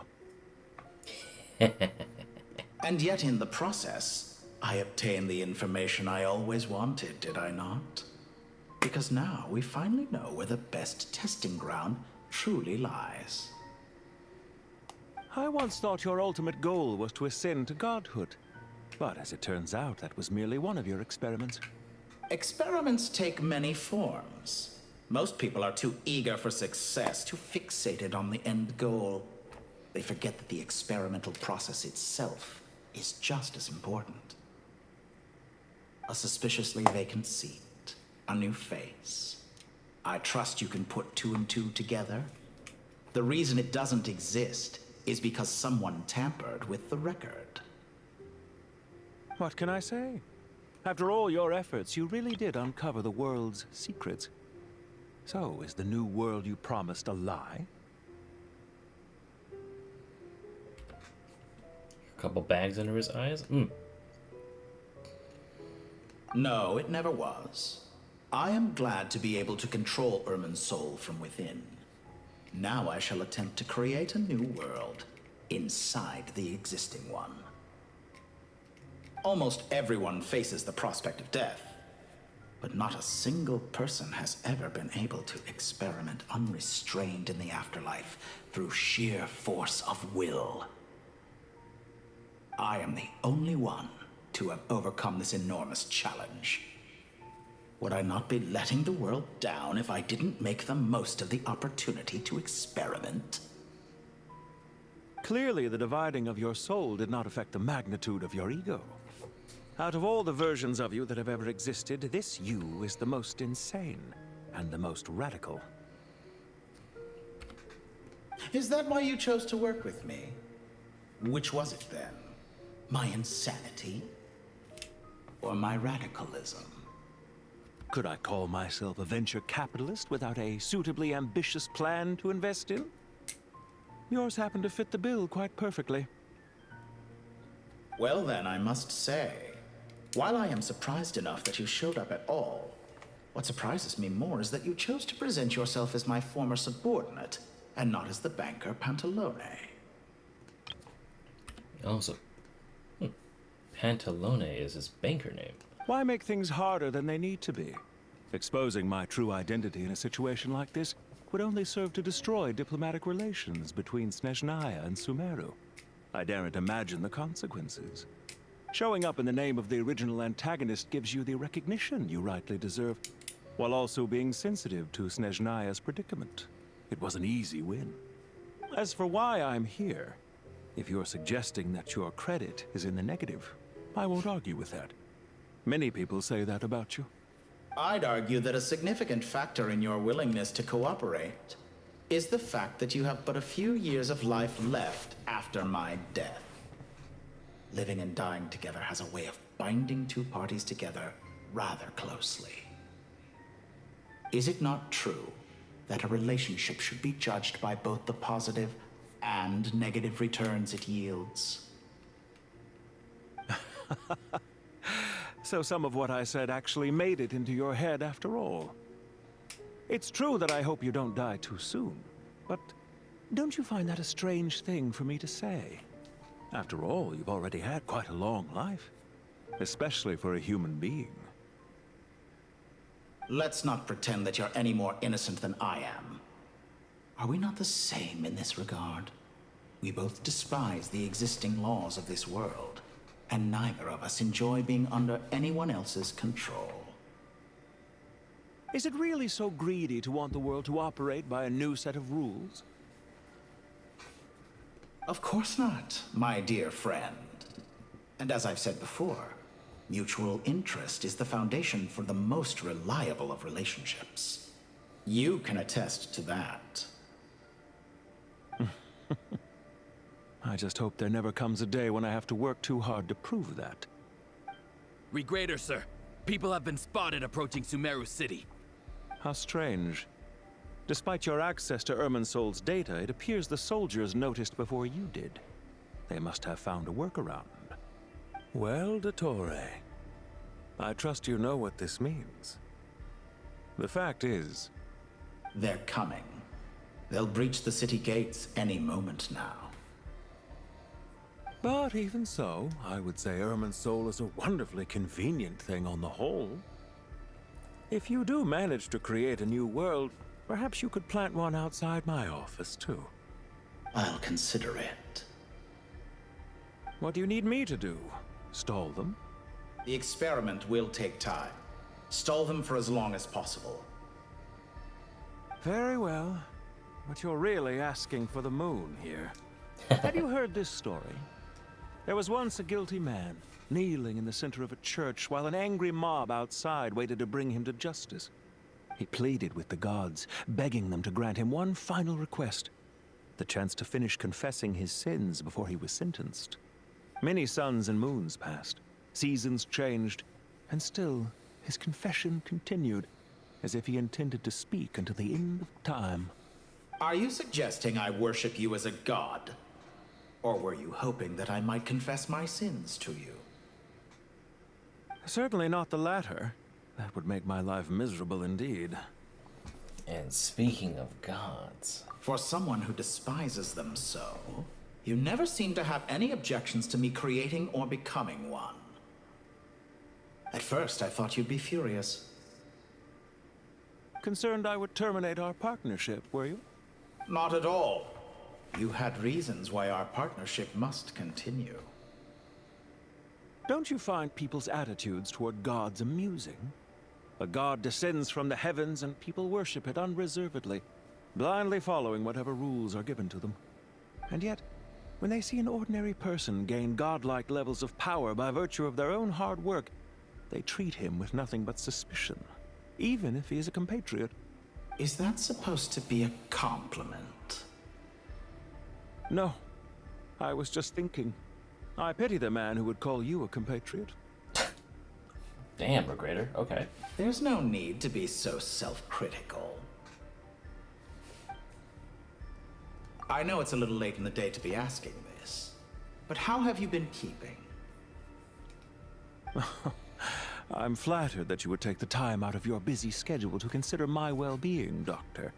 The part of your soul that went to Nodcry caused quite a stir, sending our organization back to the drawing board on numerous fronts. It was quite a headache for everyone involved. Dear me, I must have caused you no end of trouble. You certainly did.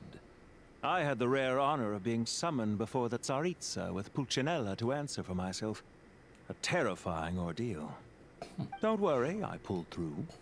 At most, it's a public relations nightmare. I made sure of that. Now I'm curious. How did you explain yourself? Oh, it was quite simple. I just pinned the blame on someone who wasn't there to defend himself.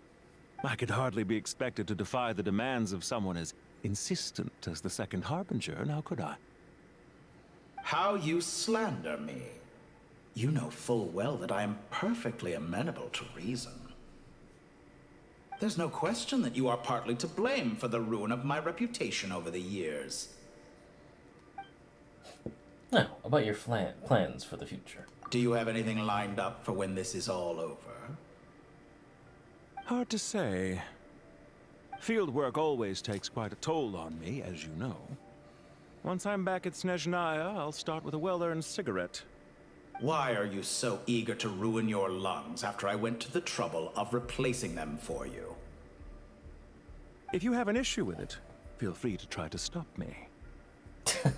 Oh, these two clearly hate each other. Now then. What's on your mind? The limits of humanity. It's a pity. Despite running countless calculations, I find there is simply no way to reduce any further the amount of one's soul required to sustain an individual. It's rare to hear you admit to being unable to achieve something. I beg to differ. For instance, as I've told you before, the original me was prone to motion sickness and couldn't make long train rides. Ah, yes, of course. One of the reasons you often sent yourself out on errands. Someone please draw Dottore. What are you thinking about now? Throwing up in a new experiment. In the event that my soul was depleted, say we extracted my data from someone else's memories, yours for instance, and then combined it with your intact soul as the base material, what would we create? Such a scenario would be impossible. Oh? As long as your current soul survives, there will be no need to create a new individual. Don't forget, you were the one who approved of the present situation wherein only one Dottore remains. And if you ceased to exist, who would be capable of performing this experiment?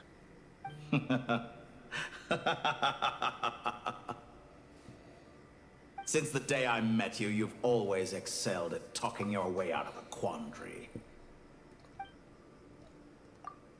Isn't it a little too early to be saying goodbye? Not that I wish to keep you from your business, of course. Very well. Let's leave the conversation there for now. I like you.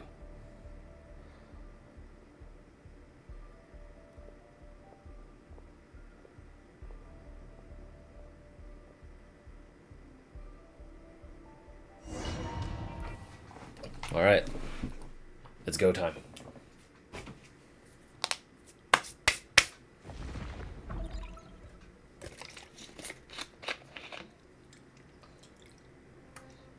The power of King Deshret's 7 pillars is truly remarkable. With just a chessboard, You can move an entire unit across the material plane. Oh hey, it's our well, it's our friend with the vision that she got for some reason.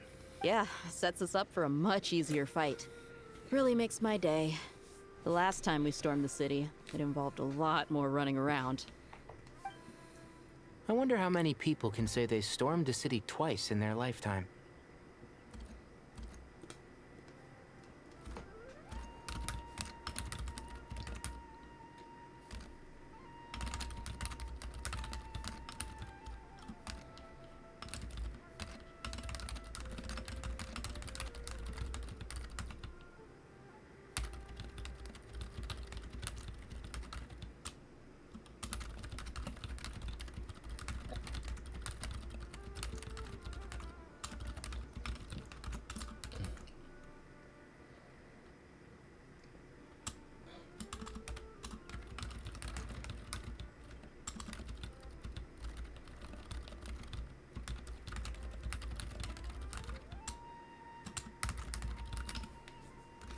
I was just thinking that.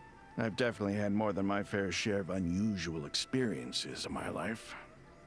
This is my first time here, actually. We never usually leave Gandharvaville. Oh, yeah, it is. Okay, I was right. Rana as a forest watcher of the Sumeru rainforest became playmates with Arana as a child. Later, while saving the children of Vimara village, Rana was overtaken by the withering and fell into a coma.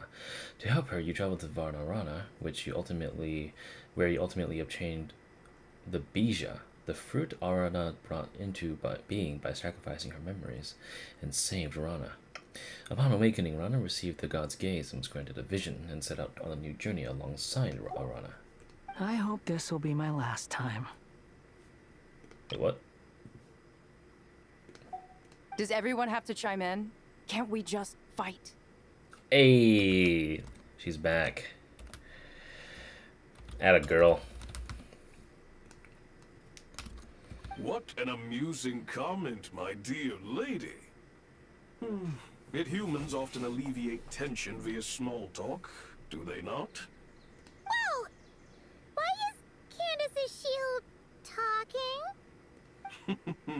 Because the image on her shield is one of me. And I, of course, can appear wherever I wish to. Well, la-dee-da. Isn't that fancy? Could I get in on this? You wish for your gauntlet to speak? Why, certainly. Ahem. I think you'll find that it is I whose image is carved hereupon. Thanks. Definitely feel stronger now. That's so sick. You're welcome, my lady. I am glad to lend you my power. Sino, what's the situation? There are troops stationed at every entrance. As we expected. A frontal assault will suffice.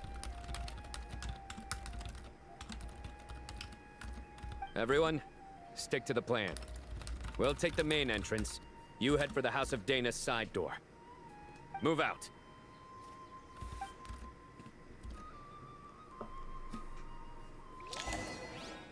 Alright, let's do this shit.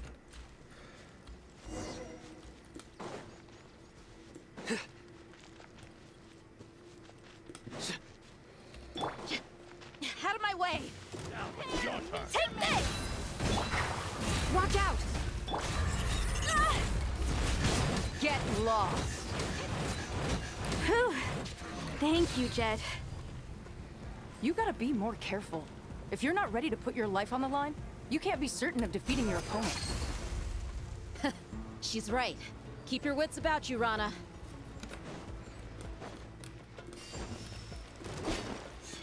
Oh my god. Oh my god, it's Jet. Oh my god, Let's let's go. get it on! Through me, justice is served. You stand condemned.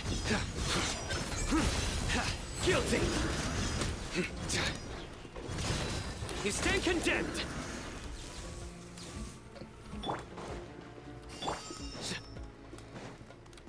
Take them out and secure the harbor. Reinforcements will arrive by water. Consider it done.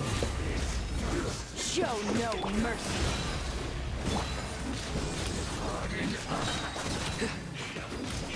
Oh, hello. Yield. Flux off. Power flows through me.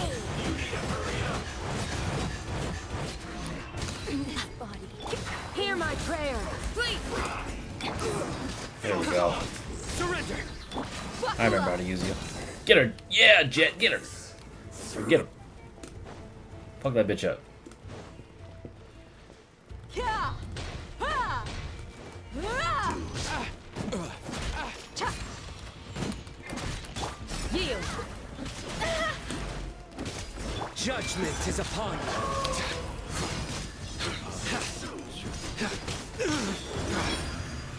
Guilty. No. You stand condemned. You're dead. Do your worst. Look alive. You're dead meat. How is she doing so much damage? Grant us your blessing, please. Futile. Do your worst. Yeah! Get him, Jet! Surrender.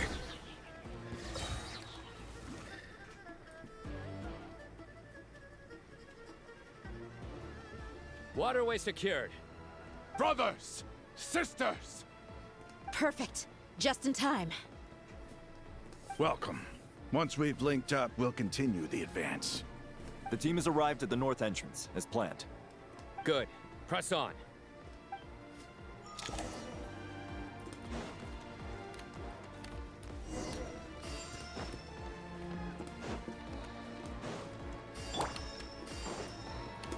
I have so much HP. What is Dia eating? I know that she is C3. Oh, she has Varukish's glow. The catch. Interesting. Alright, let's go.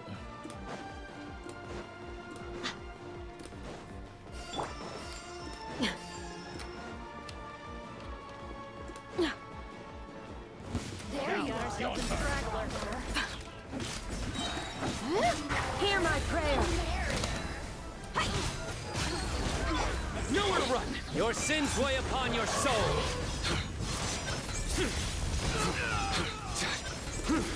Guilty! Let me amuse myself. Your penance is due! Guilty! Yield. Let's get it on. We shall prevail. You asked for it.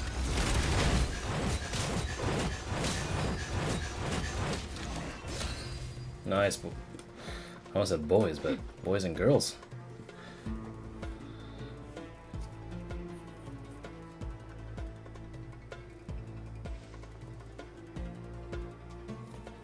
Look out!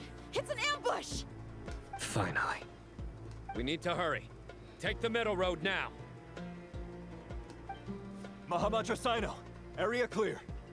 Don't relax just yet. More Fatui approaching from the right.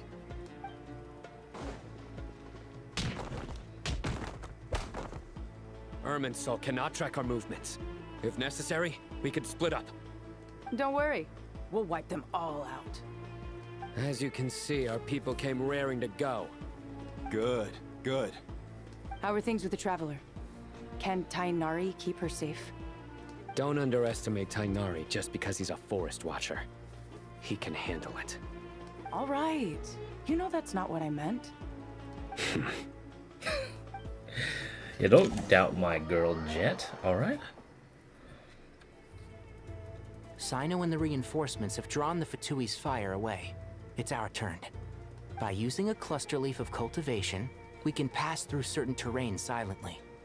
Good luck with that. We'll just fly up there. Huh? Oh, yeah. Paimon forgot she could fly.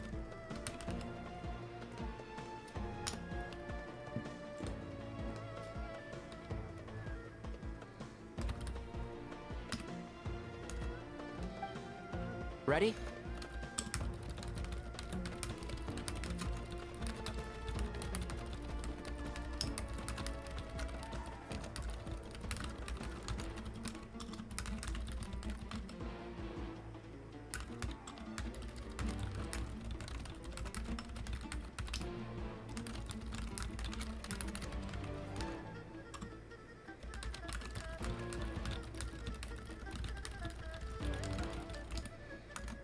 ready.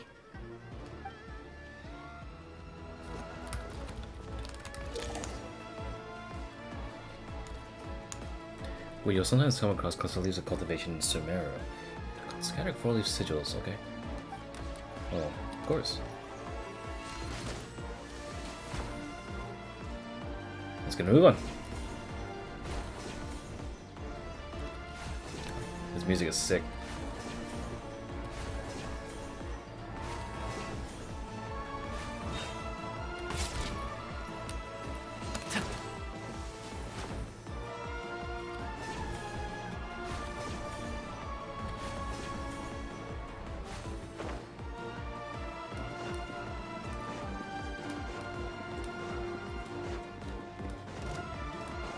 Level 102?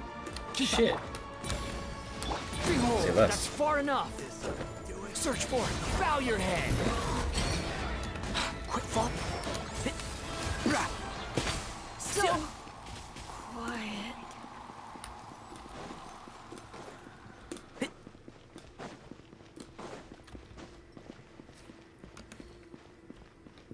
Keep up.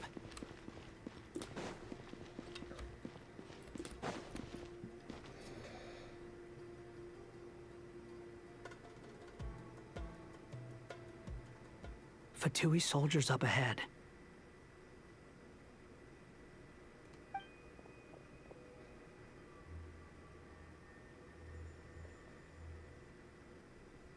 Seriously? Careful.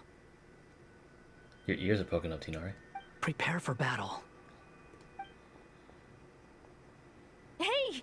There's people over there. You have some nerve showing your faces here in the center of Sumeru City.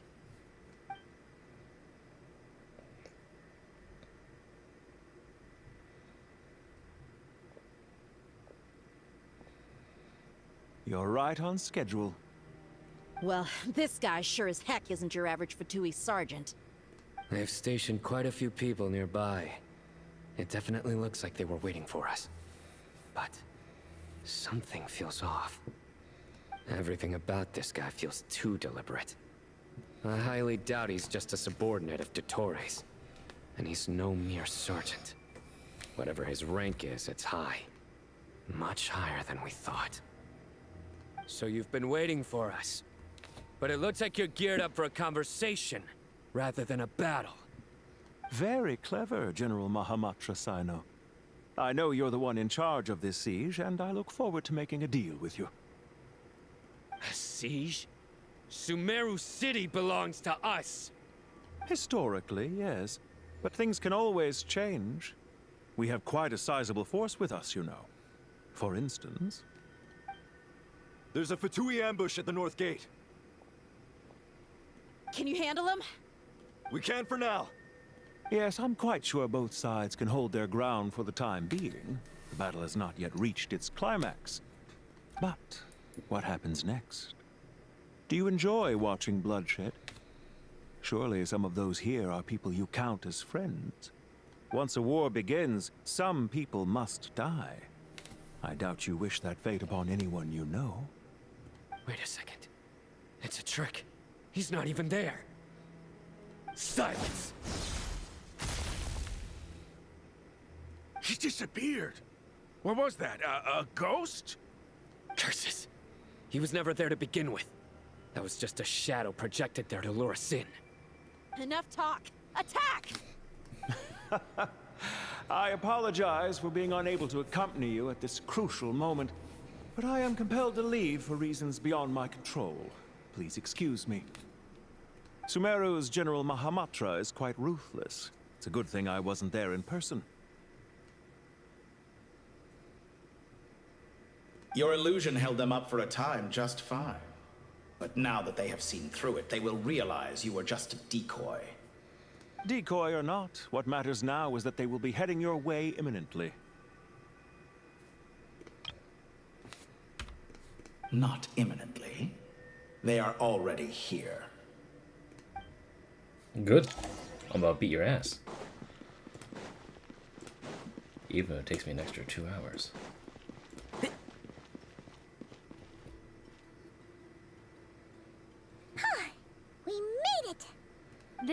enough. Tighnari, you go help Sino. Don't worry about us. We'll manage from here. Are you sure you don't need me to stand guard? No need. Once the connection is established, we'll disappear from the sanctuary of Surasthana. Go help the others. All right. Goodbye for now, then. Please tread carefully.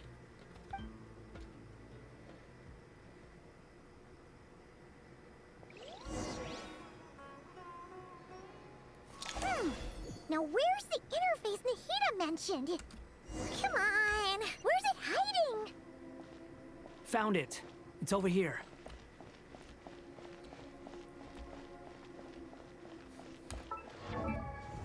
Just making sure we're looking at the right things.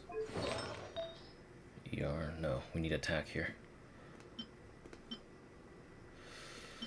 Do we have an attack piece I could use?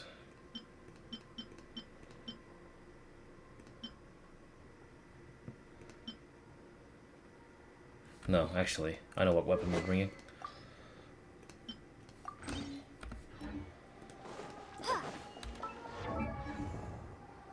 We can connect to the inside of Irminsul through the Sanctuary of Surasthana's built-in security system. You should be pretty familiar with the process. Is it the same route as last time? For the most part. We don't need to adjust any of the parameters. Then I should be fine. And Paimon? Once you're both ready, we'll set off. Wait! The stakes are way higher this time, right? Maybe Paimon should stay outside and help the others. Then, you can focus on the fight without having to worry about Paimon. Huh? Why are you staring at me like that? It's nothing.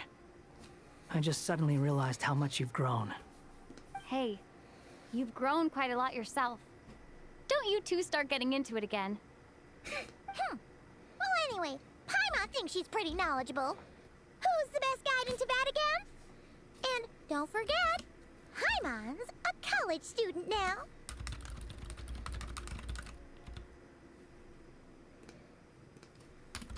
If we say Alhaitham's not a weirdo, it's hard to explain how he came up with the idea of you applying to the academia. But for all that he counts, you're doing surprisingly well in your studies.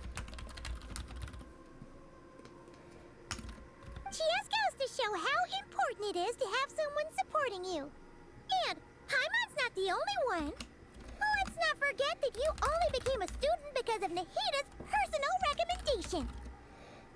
That's fair. I have learned a lot in Sumeru. Oh yeah. Did you ever come up with that ugly nickname you promised me? What? No way! We're friends now! Paimon gave up on giving you one ages ago. Anyway, isn't Hat Guy enough of a nickname for you? Fine. Suit yourself. We need to go. Paimon, if you're staying, look after yourself. Will do. Paimon's gonna link up with Tighnari and Sino. You guys are the ones who need to be careful. We will be. Bye for now.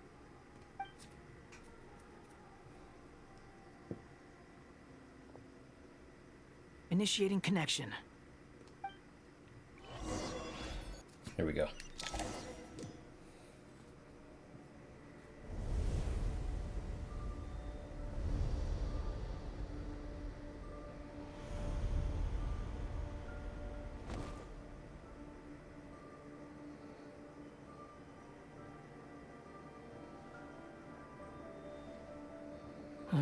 Well, here we are again.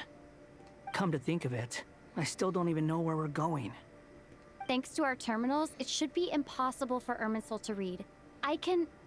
Don't tell me. Only you need to know. That way, whatever happens to me next, it won't affect your progress. Listen to me. Your safety is just as important as mine. Don't even think about sacrificing yourself for the greater good. We came here together, and we're leaving together. All right, if you insist. I won't argue with you. Alright, let's move. Oh, they took away my outfit. Bruh. Oh my god, and it gave me a shit ass set. Oh my god, are you fucking kidding me, bro?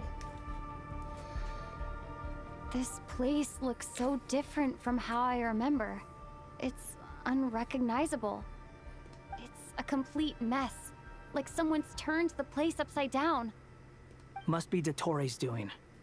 Either he's searching for some information he needs, or... It's still changing. He has to know we've entered Irminsul. But luckily for us, he can't pinpoint our location. Be on your guard. Don't let him find us. The red parts have probably been corrupted by Dottore's power. Don't touch them, or you might alert him.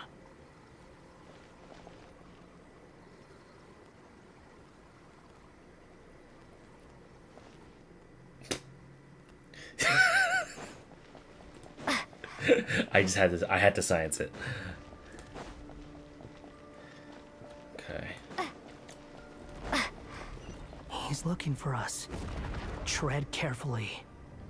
That wall could be a problem. Fortunately, it looks breakable. Give it a shot.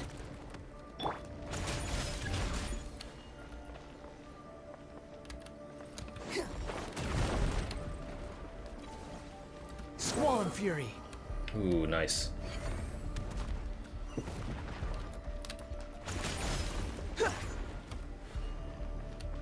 The wind rises. Okay, so I'm gonna make sure I don't get caught. Behold!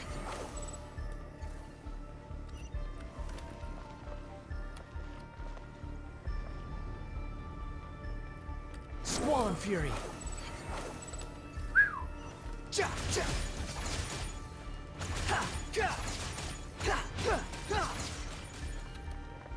Ja. Okay, it's coming back.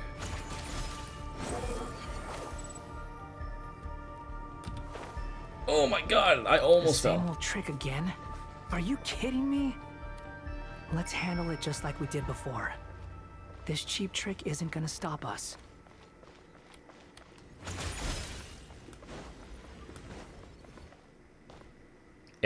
Oh no, it's a trap.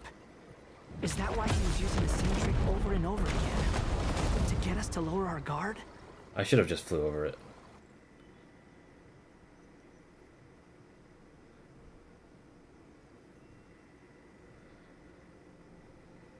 I'm trapped. Well, yeah, we know. So is he. Why won't this thing budge? Hello? Hello? Can you hear me? Nicole? Is that you? Yes, it's me. I'm monitoring your progress from inside the Eternal Oasis, and I have to say, this terminal is simply marvelous. It makes tracking you so much easier. I couldn't see anything at first, but now that you two are inside, I can use your location with support from the terminals to get a partial view of the situation inside Irminsul. It's not the clearest image, but it's better than not being able to help at all. So, here I am. I can't intervene directly, but I can help to guide you out of the jam you're currently in. So please, just follow my lead.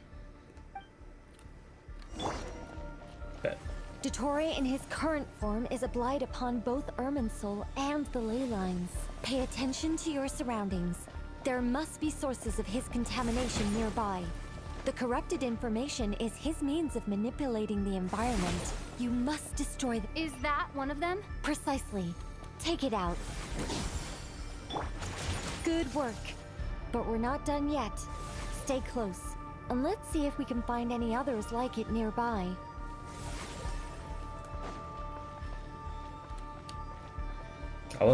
Okay, I was taking damage. I was like, what the fuck?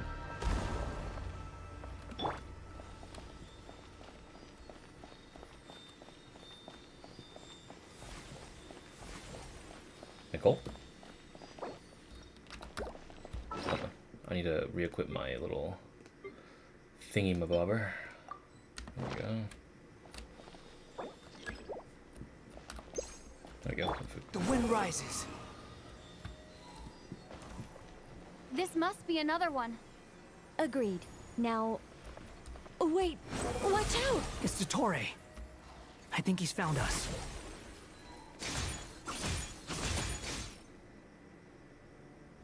The seal is broken.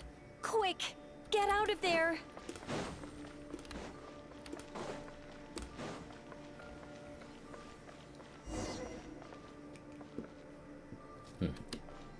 And where exactly do you think you can run to? Wait, what is that? Pursuers. That's gotta be it. Run! Don't let that thing touch you. Dodge that attack. What did I even get hit by? I didn't even get hit by anything. What the fuck? There's more than one path. Which way do we go? To the left. Trust me.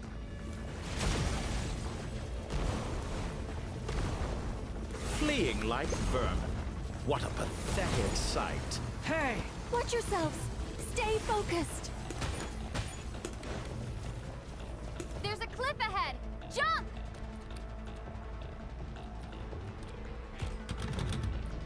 More of those corruption sources. Destroy them as you did before, and open the exit as quickly as possible. They're relentless. Is he trying to wear us down?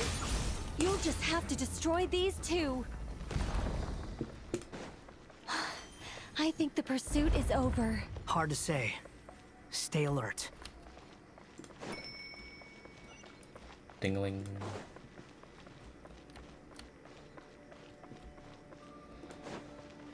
And here's the battleground. I'm gonna beat this guy so fucking hard. Mainly because I made a guide on him already, but let's do this.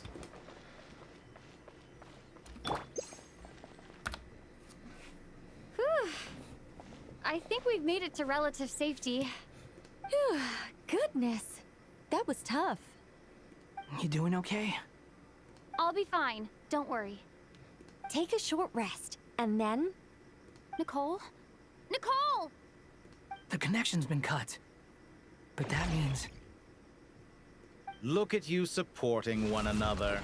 How very touching.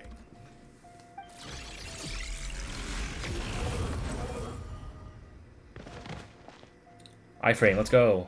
Dottore! Took you long enough to find us. You're more useless than I thought. Oh, really? I think I deserve a little more credit for my methods than that. Rather than hunting you down, I chose to let you roam free. I indulged your presumption that I was unable to track your movements, played along with your clever little plan. Fleeing is for animals, but I rather enjoy watching you flee. Some things lose the will to run altogether as soon as you put them in a cage. If that's true, then why did you come looking for us? Because I wanted to observe you up close, of course. Don't misunderstand me, I'm not here for a fight. Is it so unusual that I wish to greet my old acquaintances in person? After all, it's been a while. Scaramouche. He remembers. No, that can't be it. It's impossible. Why are you so afraid? I have done nothing unprecedented in discovering the truth. Nor did I go to any great lengths to uncover your story. You made a bold series of moves in deciding to erase yourself. And with the power of this great chronicling device called Irminsul, you were able to achieve something quite remarkable. Once most people form an opinion about someone, it tends to imprison their mind. Yet you managed to erase every trace of your existence. A novel take on death indeed. However, this meant that you stood out to me all the more when I saw you in Notcry. I didn't even have to go looking for you. Just the sight of you was enough for me to intuit the truth. For someone in my position, connecting the dots was a trivial affair. It would have been more surprising if I hadn't managed to piece it together. You seem very pleased with yourself for figuring it out. I'm sure you'd even be more delighted to learn the full extent of your crimes. That would hardly be necessary. Besides, isn't there something that concerns you more right now? Something that fills you with dread? Let me put your mind at ease. I have no intention whatsoever of restoring any of the records you deleted. For one thing, it would be exceptionally difficult. But more to the point, I doubt that the prospect of losing your current life is all that frightening to you. Because in your case, the cruelest twist of fate is that you'll never again have the chance to make up for any of your mistakes. Isn't it? Dottore?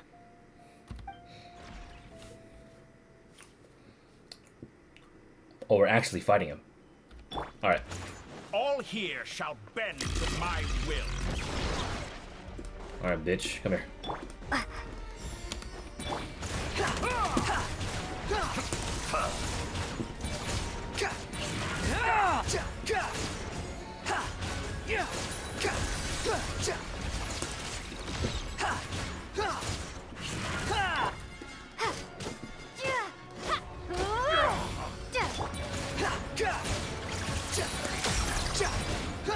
I'm afraid you'll need to do better than that to take me down. I expected you to have grown stronger. Ah, how foolish of me. I forgot that you lack any means to increase your power. You will pay for everything you've done. Oh, will I now?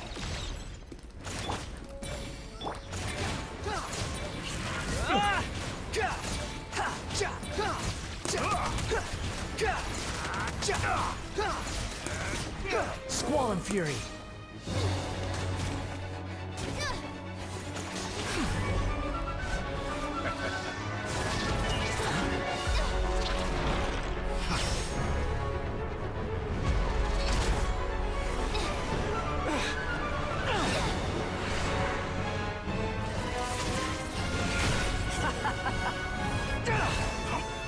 Does the prospect of death amuse you? I could ask you the same question! I'll distract Dottore. You focus on the mission. Got it.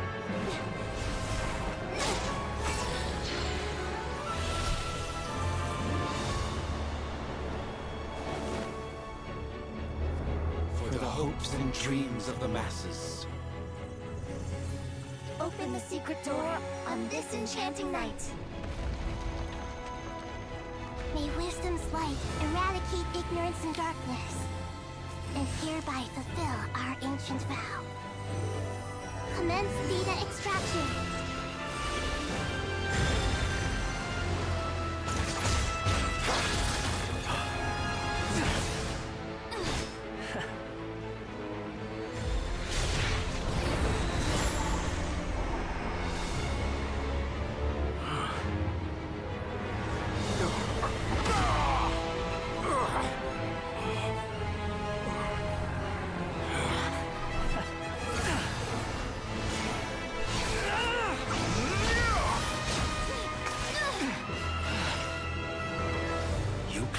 Outdated ideals and stand in the way of progress.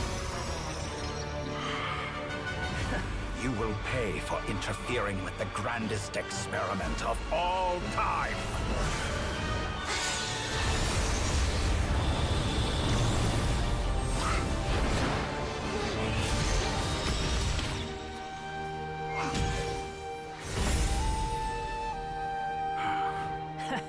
Good timing. Dottore, as clever as you are, you fail to understand wisdom. Wisdom takes many forms, but the path you have chosen eschews them all. Huh.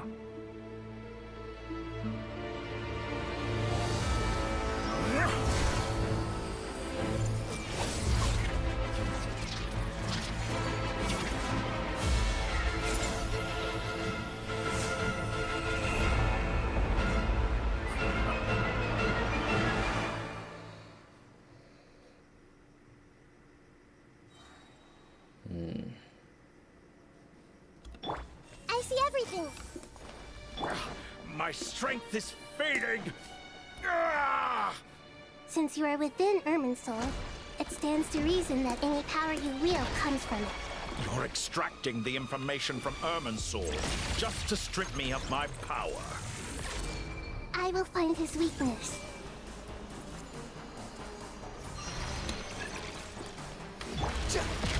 Fuck. Quick, fuck. Yeah. How? I admire your attempt to introduce a new barrier, but it's nowhere near enough. Squall and Fury. Trick.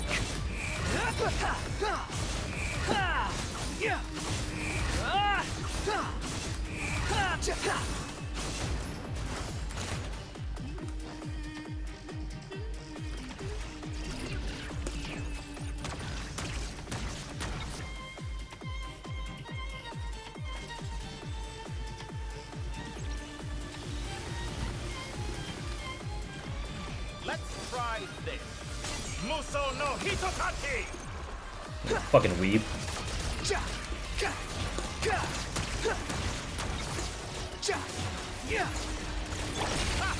You You're so close. Just hold on a little longer. I'll hold him up. Traveler, Hat Guy, the rest is up to you.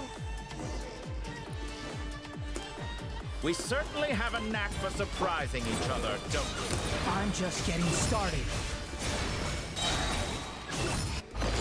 It's time. Say your prayers. Damn. Vincent, but watch your back. Holy shit. Squall and Fury. It's time. Say your prayers. He dodged that. What a god. Let's try this. Muso no Hitokaki! Are you gonna do a laser attack? There you are.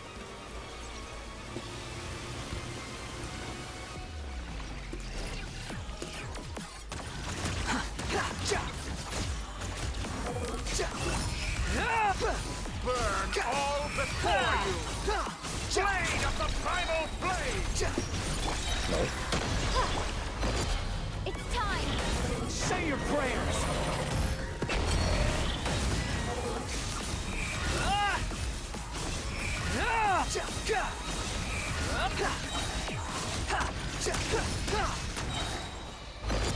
It's time. Say your prayers.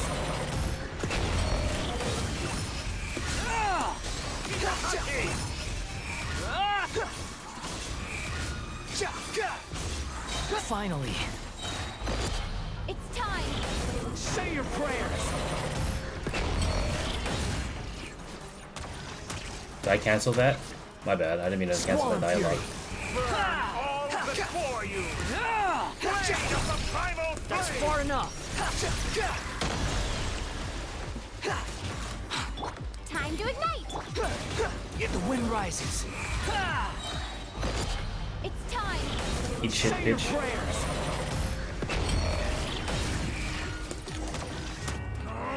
That's enough!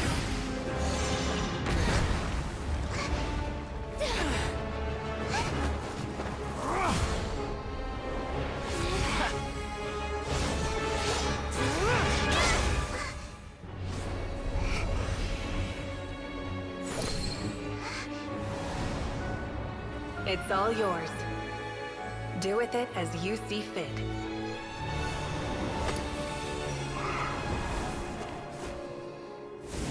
Just as you say, this world is home to some archaic things. And as you suppose, you are a formidable opponent. You have long coveted the secrets of wisdom. So now, I will demonstrate true wisdom in action. I invoke my supreme authority as the keeper of Irminsul. Commend me or condemn me. But give your verdict now!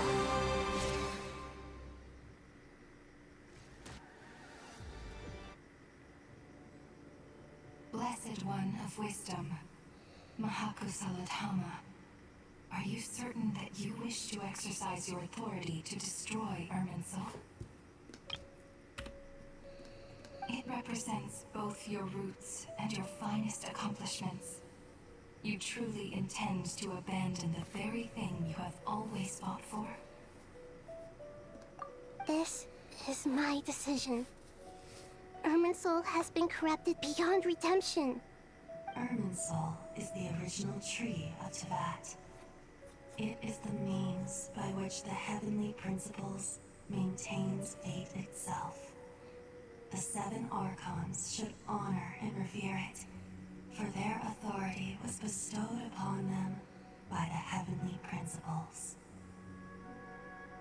It is precisely because I honor and revere it that I fight for the humanity it exists to protect. Wisdom is knowing how to weigh the options and make the right decision.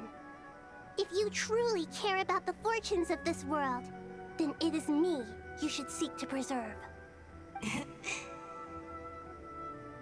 Planting a seed begins the chain of cause and effect.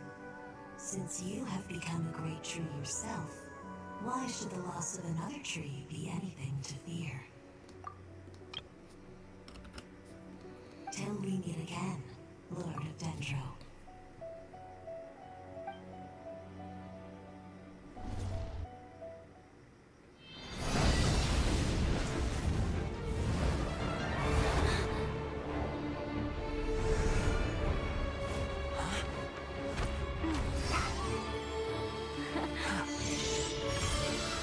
The first flame.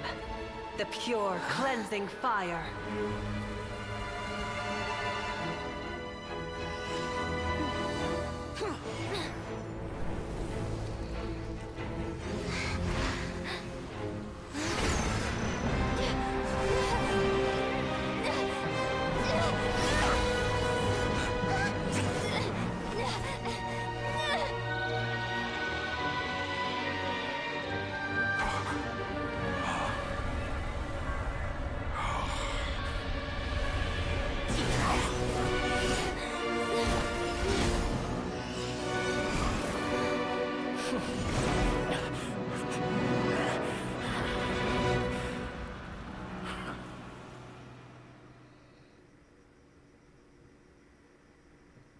Now that was epic.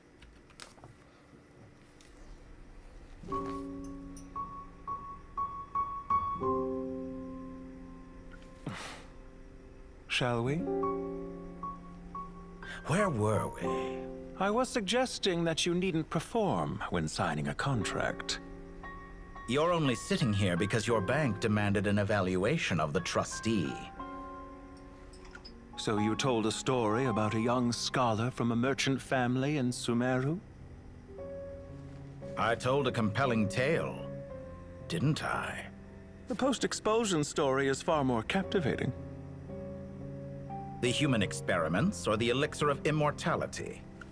The part where you die. Ah, yes. My favorite part. The 35-year-old segment thought of himself as Dottore, reserving the name Zandik for the original specimen. Of all the segments, he was the most selfish. After his expulsion, Dottore searched for a new direction. He joined the Fatui, studied Elazar in great depth, secured resources. He was rather fortunate in his career. Zandik turned to Conrian technology and successfully created his segments. But this was not immortality. Even with backup segments, his body would still age. Still, thanks to Snezhnaya, Zandik found the ideal base for his experiments. Then a perfect partnership materialized at a crucial moment. The year that both parties realized they needed more time. Fortunately, Zandik succeeded. In a miraculous turn of events, he gained the extra time he needed. I seem to recall it differently. All right, it's true. No matter how much elixir he took, Zandik remained human and continued to age. Then, on the morning he turned 85... Help me! up! Call for help! Surely he would be rescued, Zondik thought. But to his surprise, no one helped him. Zondik was too selfish for that. Don't forget, you're one of us. Yes, and we're all waiting. Waiting for me to die. Pantalone arrived for a meeting and happened to witness what followed. He found it unsettling. I never said that. But the Zondiks were unfazed. It was a rare opportunity for self-dissection.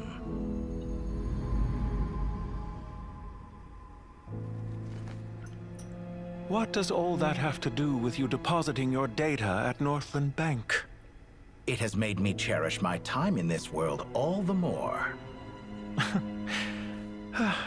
Fair enough.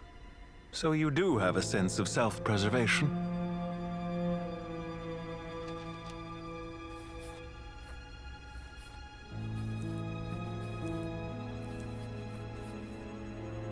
What do you mean?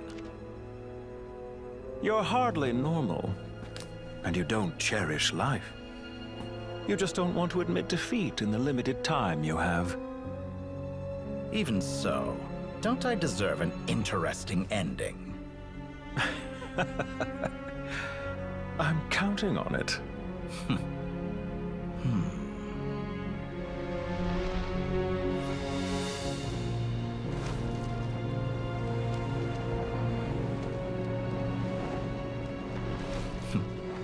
If nothing else, I expect my funeral will be a grand affair indeed.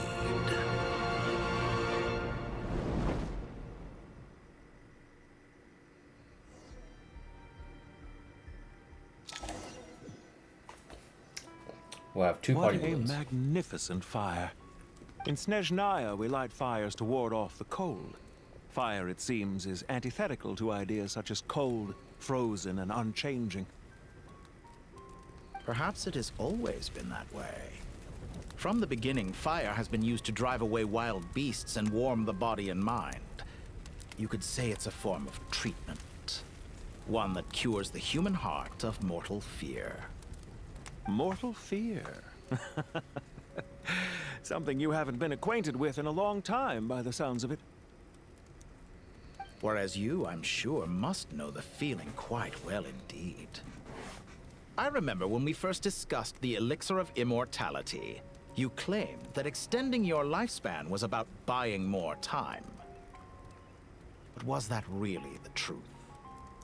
You fear the prospect of dying a wretched end in this world, don't you? Of course I do. I'm only human, after all. And while you may have forgotten it, you cannot deny that you too were once human, Dottore. I do not believe that there is no such fear in your heart. Perhaps you are right. But I abandoned it long ago and devoted myself to my experiments. I have felt no fear since. From the very beginning, I never thought you could win this game. But still you came, contract in hand, to honor our agreement. Because I am a reputable partner. And as we have discussed, experiments are about more than results alone. The process is equally important. I have come here and completed my creation, and I do not regret my decision. I'm afraid your journey ends here. After I die, there will be no one to make the Elixir of Immortality, and your remaining stock will only last a few more years. How then will you prove that you didn't perish in this incident alongside everyone else? When I feel optimistic about market environments, I never forcibly adjust them. They have their own direction. And I myself am one such environment. I have been quite particular about many things in my life. But where the manner of my death is concerned, I choose not to be. You make yourself sound so magnanimous. Oh, but I am. And I hope you will be too. It may have been a long time since anyone told you this, Dottore, but I recognize that you are a truly rare talent. Ha! I can see it. The experiment in blasphemy that I've been performing all this time. It has been a long process, and I do not care about the results as much as people might imagine. If the very goal of your experiment was to explore infinite possibilities, then there was never any reason for it to end. Indeed. Yet now, the experiment has officially drawn to a close. What should I call you? Zandik? Or do you prefer Dottore? Suit yourself. Goodbye, Feofan. This time, that's what it truly is.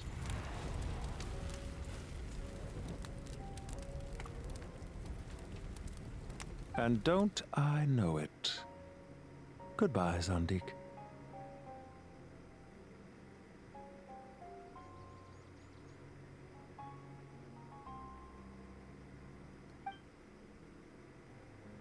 I could have carried out many more experiments, but to me, Lord of Dendro, this outcome is certainly not the worst. I believe you.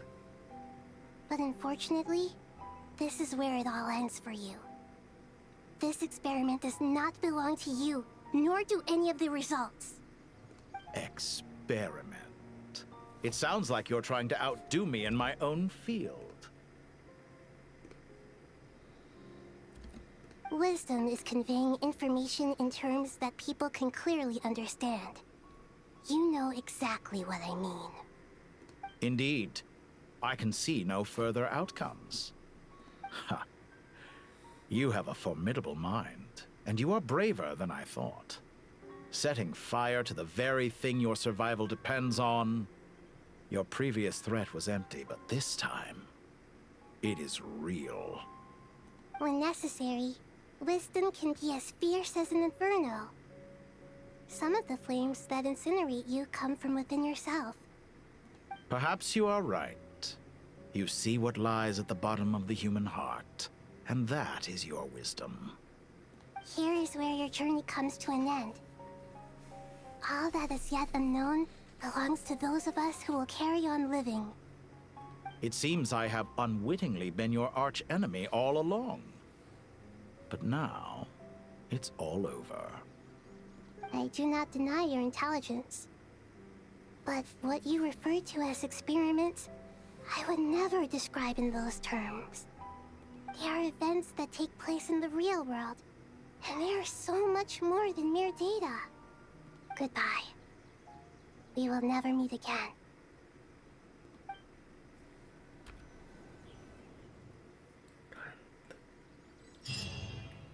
What a payoff. What a payoff. God damn.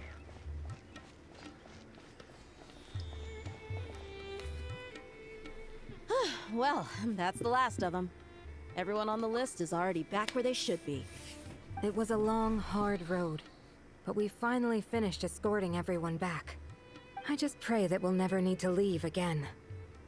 I hope we can stay here forever in this peaceful paradise of our own choosing. Paradise. In the annals of the Temple of Silence, that word carries great significance. It represents the hopes and desires of the gods. Their longing for a place to rest. I wouldn't think gods need such a place. People always think they're the only ones who can lose their homes. They forget that gods too need a place to reside. As the Goat King once said, "A god without his people shall cease to exist." Gods need their believers every bit as much as their believers need them. Only we can truly understand how much the desert faith has faded over the centuries. But we still talk about the gods as though they're part of our lives. Given the myriad ways in which gods and humans interact, I'd say they really are. How else could Dunyarzad consider the Dendro Archon a friend? Well, that sounds about right to me. Describing them as friends sure makes us feel a whole lot closer. If you told me a few years back that I'd have this many friends, I'd have called you a liar. Belief is a choice, just like friendship. We've made our choices through battle. The right ones. Wouldn't you say? I'll be heading back to the Temple of Silence. I heard the Goat King and the Ibis King decided to pay us a visit. How about you? It's back to Aaru village for us. Still plenty of supplies to distribute and people to help. Until next time, old friend. As long as you can find the time, you're always welcome to visit us in Aaru village. Right back at you. Make sure to drop by the Temple of Silence the next time you're free. Word is that 2 of the other 7 pillars, Chesapeake and Bennu, might also be dropping by. Since you're wearing the symbols of their power, it'd only be fitting if you came to see them for yourselves. Dropping by?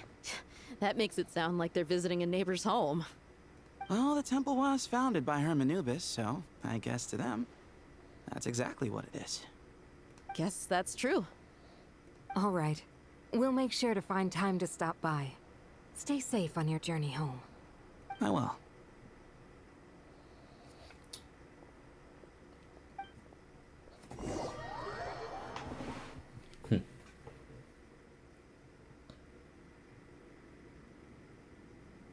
You do have a point. See? Retirement has always been a problem, especially for old-timers like us who've been locked away all these years. You finally step out into the light, and bam! You're face to face with a whole different world. Naturally. What do you think, Layla? Huh? Why would you think to ask me? How could I possibly be qualified to decide where the servants of King Deshret should live? Sorry if my question was unclear. Do you think their statues will stand out too much if we place them here? Hey, I never agreed to this. How could we possibly allow our statues to be left in Hermanubis' home? That would be like breaking into someone's house, then pretending it belonged to you in the first place. Different beliefs can coexist, but we still need to respect one another. By which you mean, you two plan to stay at the Temple of Silence, for a while at least, but you have no intention of relocating your statues here. So, you see this as sort of a family visit? Is that correct? Family. Huh. You could say that. In a sense, Hermanubis would view this as his home. Just look at this place. Magnificent, is it not? The sad truth is, in the past, all 3 of us invested so much into misguided ventures. We failed to build what we should have, and wasted so much time instead. And what do you mean by that? I mean that for the most part, time spent associating with the likes of Sobek, and, let's say, Thoth, might reasonably be considered wasted. Why does that not surprise me? Go on. Anyway, given how much time we'll all be spending together, I'd say that the bonds we built will end up proving to have been a sound investment. Once Sethos, the current leader of the Temple of Silence, returns, you can discuss the matter of staying here with him. But judging by the expressions of everyone here, I imagine you'll receive a very warm welcome. This sacred ground houses untold knowledge, after all. What better place for the servants of King Deshret to appear in the mortal world? How about we share a meal together first? I imagine it's been many years since you last tasted fresh food. Oh, that sounds wonderful! After so many hundreds of years, I can only surmise that desert cuisine has become a lot more varied. Are we having a get-together? If you'd like, I can help prepare some food. After all, Lord Thoth, you helped me so much in the desert, and I still haven't properly thanked you. Oh, my, that would be wonderful. I'm touched that you still remember. How the times have changed! To the people of today, it seems the Ibis King has become a kind and passionate god. And you, Mr. Herreshoff? What kind of god do you wish to be? To be honest, I haven't given it much thought. How about you, Dendro Archon? Do you have any hopes for your future? Me... I'm very happy with my current life. Forgive my bluntness, but you do not seem to derive your authority from majesty and might, like Lord Al-Ahmar. Clearly your approach has its advantages, but also its dangers, don't you think? I do, but projecting a majestic front doesn't really suit me. Besides, my relationship with others isn't simply one of a god and her people. Not putting on airs might earn you more adoration. Exactly. Besides, I really like parties where everyone brings their own food and we all come together to share. You should join us. I'm sure you'll find it fun. Last time when we got together for a picnic near the Avidia forest, it was quite the occasion. Seeing as you're already here, how about we hold the next one in the desert? Can we do that? Wouldn't Tainari have to transport a ton of drinking water? Don't worry, I can help out. Layla, would you like to join us next time? Me? Sure. The more the merrier. That way we... Don't take this the wrong way. I just think you should know. When it comes to passing the time, chess is more our thing. In that case, Dendro Archon, what do you say? If I were to compete against you, I can't say with certainty I'd win, but I certainly wouldn't mind giving it a shot. Where's Sobek? I'm sure he'd be good for a few rounds. Cards, cards, cards! I'll always prefer chess. I wonder what variant of chess we're talking here. Mr. Thoth, is there some sort of astrological significance to this game? Oh, I'm glad you brought that up. As long as the leader of the Temple of Silence agrees, we can search Hermanubis' place for books to teach you how to play.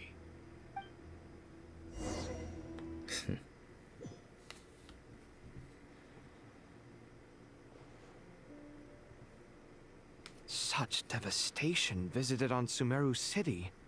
So many houses destroyed or damaged in the fighting. Who could have foreseen this? Look at all of this. It's going to take me forever to tidy up. I suppose living below the academia doesn't always work out to your advantage. I would have thought a little appreciation of my sincerity and effort in helping to clean up this mess might be in order. Helping? Effort? This is your house! Of course you should be putting in the effort! If anything, I'm the one who's helping. So you see yourself as just a helper in this situation. I must admit, I'm rather shocked. If you're trying to say that since I live here too, I have an obligation to tidy up, fine. I suppose I do. Wait a second, stop changing the subject! Nevertheless... In the wake of a great storm, a missing roof is a predictable inconvenience. Can you stop making it seem like I care more about this house than you do? Doesn't it upset you at all to see your home in this state? I won't pretend it's ideal, but that's no reason to be upset. This is the roof over your head, your shelter from the cold. The furniture is scattered, the paintings have fallen off the walls, the windows are shattered. Don't you feel even a little disheartened? The way I see it, these problems are easily solved. Ugh, this is precisely why I hate talking to you about sentimental things. It's like banging my head against a wall. You simply don't understand just how much work goes into making a proper home. It sounds like this is causing you a lot of anguish. You mean the house or the paintings? I mean your sentimentality. Oh, well, yes. But I'd rather not dwell on such things right now. Generally speaking, when anguish becomes the norm, people usually make an attempt to improve their situation. But there are so many people and things in life that are difficult to change. It's not like you can force them. Besides, anguish can be a source of inspiration. And I'm not sure I could break my reliance on it. I'm glad you're able to make yourself think like that. What kind of a response is that? I was stating a profound truth about the very nature of art. Suffering is the cradle of all creation. Even you can't deny that. And I wasn't trying to. I'm just happy for you. Pure and simple. Can't you tell? Happy about what? Happy that you can always find an answer that backs up your views. You... More often than not, life is a process of running into problems and then searching for answers. Yours more than most. Not everyone's so good at justifying things to themselves. It's something that you've been steadily mastering. Huh. What about you, then? What skills have you been mastering lately? Pass me that box. Huh? Okay. You may consider this my progress on the path to mastery. What? Wait a second. Isn't that box mine? Hey, it is. It must have fallen off that shelf. Alhaitham, those are my paints and inks. Would you like me to put it in your bedroom for you? Huh? I mean, sure, if you don't mind. What kind of progress is this? Does he think he can bribe me? Not that giving me back my own things is much of a bribe. These books on the floor, they're a complete mess. And this one, didn't he say it was an out-of-print collectible? It's completely covered in dust, and some of its pages have even fallen out. Ugh, guess I should help him repair it. This one too. And this one.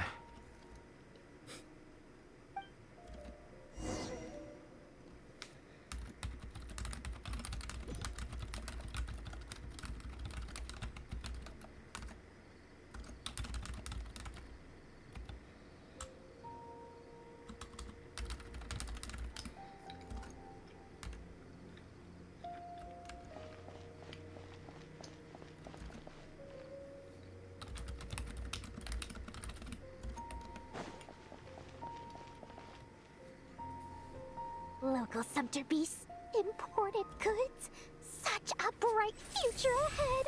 I can picture the Mora just rolling in.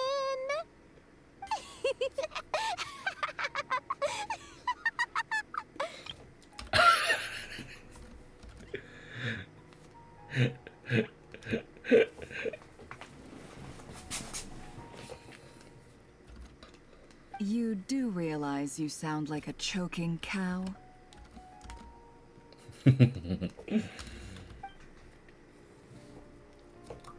That's called being imposing. Can't you feel it? Are you not intimidated?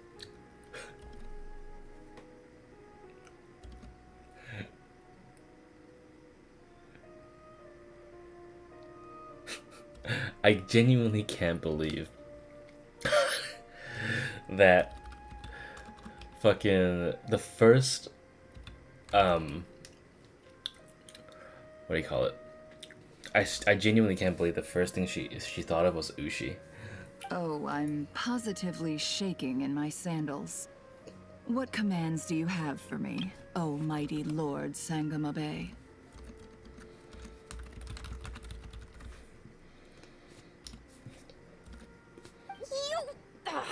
You've got a lot of nerve, Nefer.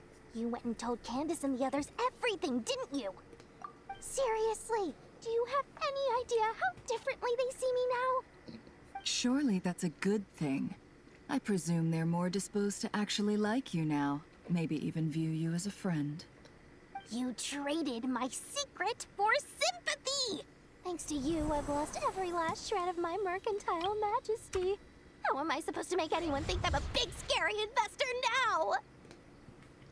The dark days of Lord Sangamabe are behind you. Why not take this chance to make a few honest friends? Speaking of friends, since when did the notorious Lady Nefer gain such an admiration for holier-than-thou types? A moon chanter here, an angel there? Who'd have thought it? Oh, she's pissed. I can see them eyeshadows. A coming together of fates, nothing more. No need to throw around accusations of admiration. Forget it. You're right about one thing at least. Making friends is never a bad thing for a merchant. So, I really took a loss this time.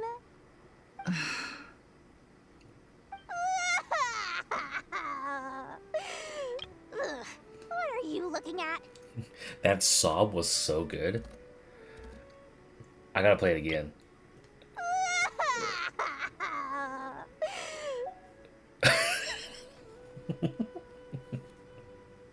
I'm trying to see if you're really crying or if those are just crocodile tears. A little birdie told me that when Lord Sangamabe makes money, the tears flow from the center of her eyes. But when she loses it, they flow from the corners. Which is it this time? Ugh, you are so annoying. I'm not talking to you anymore. Nefer, thank goodness you're here. I've been looking everywhere for you. Huh? Well. If it isn't the House of Dana's very own librarian. What can I offer you today, Miss Katayun? Oh no, I'm not here to buy. I'm here to bring Lady Nefer a book, and a fascinating one at that. We agreed to meet at the entrance to the mausoleum of King Deshret. One more thing, I bought this copy with my own money. It's not borrowed. Her eyes are so Reasoning big. knows not time of day, but suspense always follows a blizzard. That's quite the mouthful. Huh? Isn't that the one that...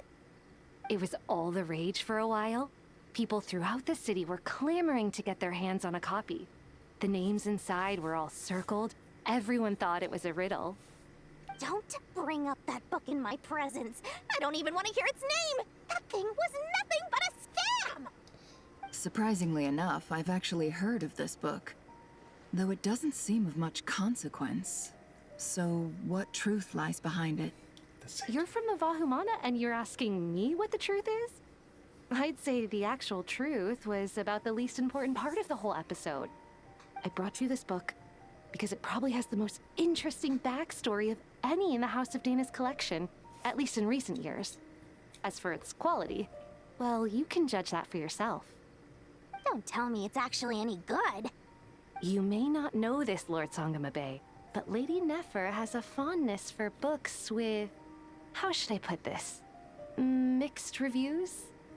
No eye for good literature, huh?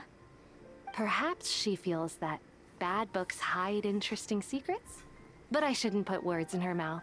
It's probably fair to say she prefers the conversations that books can spark over the substance of the books themselves.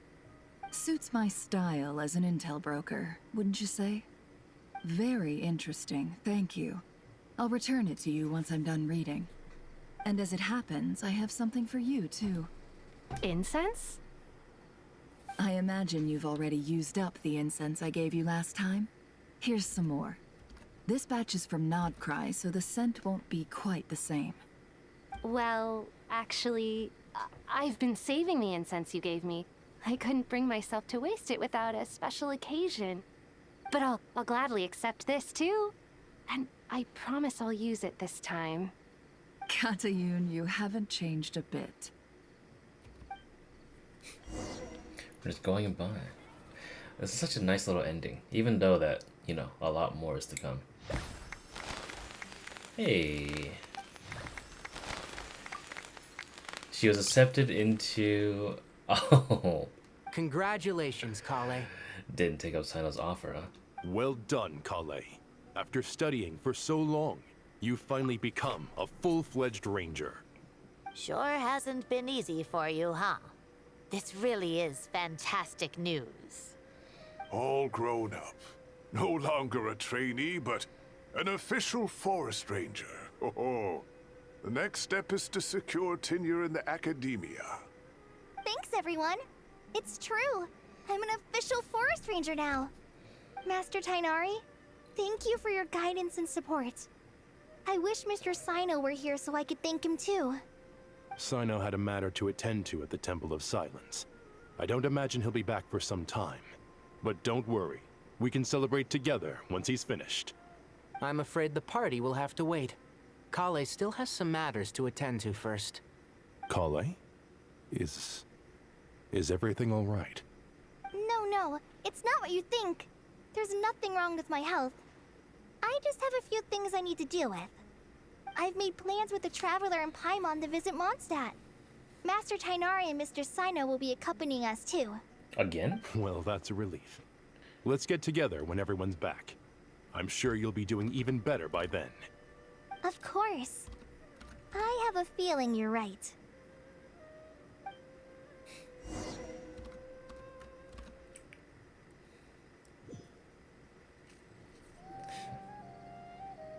A few days later. Phew!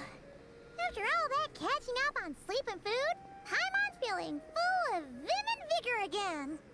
For someone who spends so much time resting, your recovery routine is surprisingly simple. Hey! Paimon's been working her butt off too, you know. She flew all over the city helping everyone out. Don't worry. I saw how hard you worked. Alright, we all know you're the most hardworking person in Teyvat. As long as you're rested and full, that's what really matters. Paimon's been looking around the place, and it seems like the city's already on the mend. But Paimon's been wondering how Nahida's doing. We should check in on her. Yeah, we definitely should. Off to the sanctuary.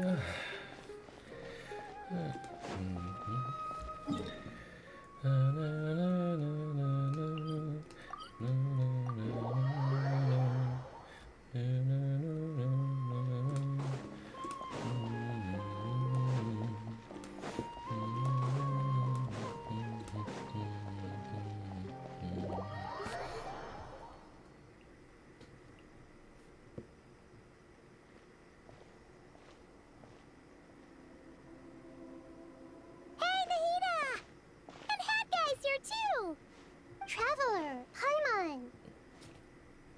Hello. What's going on here? Nothing much. Nahida was just expressing concern for my physical and mental well-being. Oh, the Traveler told Paimon all about that. We've both been very worried about you. Are you feeling alright? You make it sound like I'm on the brink of some kind of breakdown. Truth is, I'm doing much better than you might imagine. If we can just get to the bottom of Dottore's intentions, we can minimize his negative influence. That's the sort of thing I excel at. Just listen to that newfound optimism. It seems like having you enroll in the Bahumana was a truly inspired move. I can really see the positive influence. Observe, a classic Sumeru specialty. Chalking everything up to education and learning. To be honest, even I can sense the change in you. Everything Dottore said to you was a way to manipulate your mind. Fortunately, you're no longer under his sway. Can someone as old as me really continue to grow? If it helps, just think of yourself as a late bloomer. It's all a matter of phrasing, and it comes down to what standards you measure yourself by.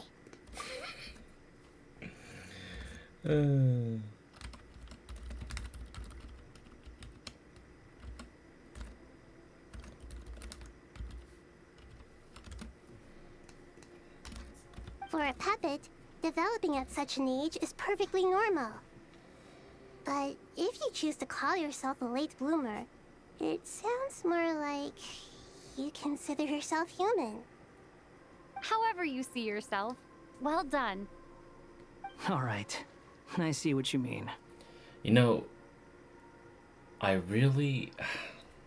This may be really selfish for me to ask, but...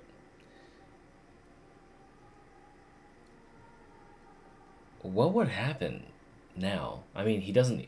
Dottore said he wouldn't undo any changes in Irminsul, but now that there's no Irminsul, would he be able to just... What if he visits his mom? Anyway, what's your next step? What else can I do but complete my current courses? Everything else can wait. Anyway, that's enough chit-chat. There are still things in the city I need to help out with. I'll be heading there now.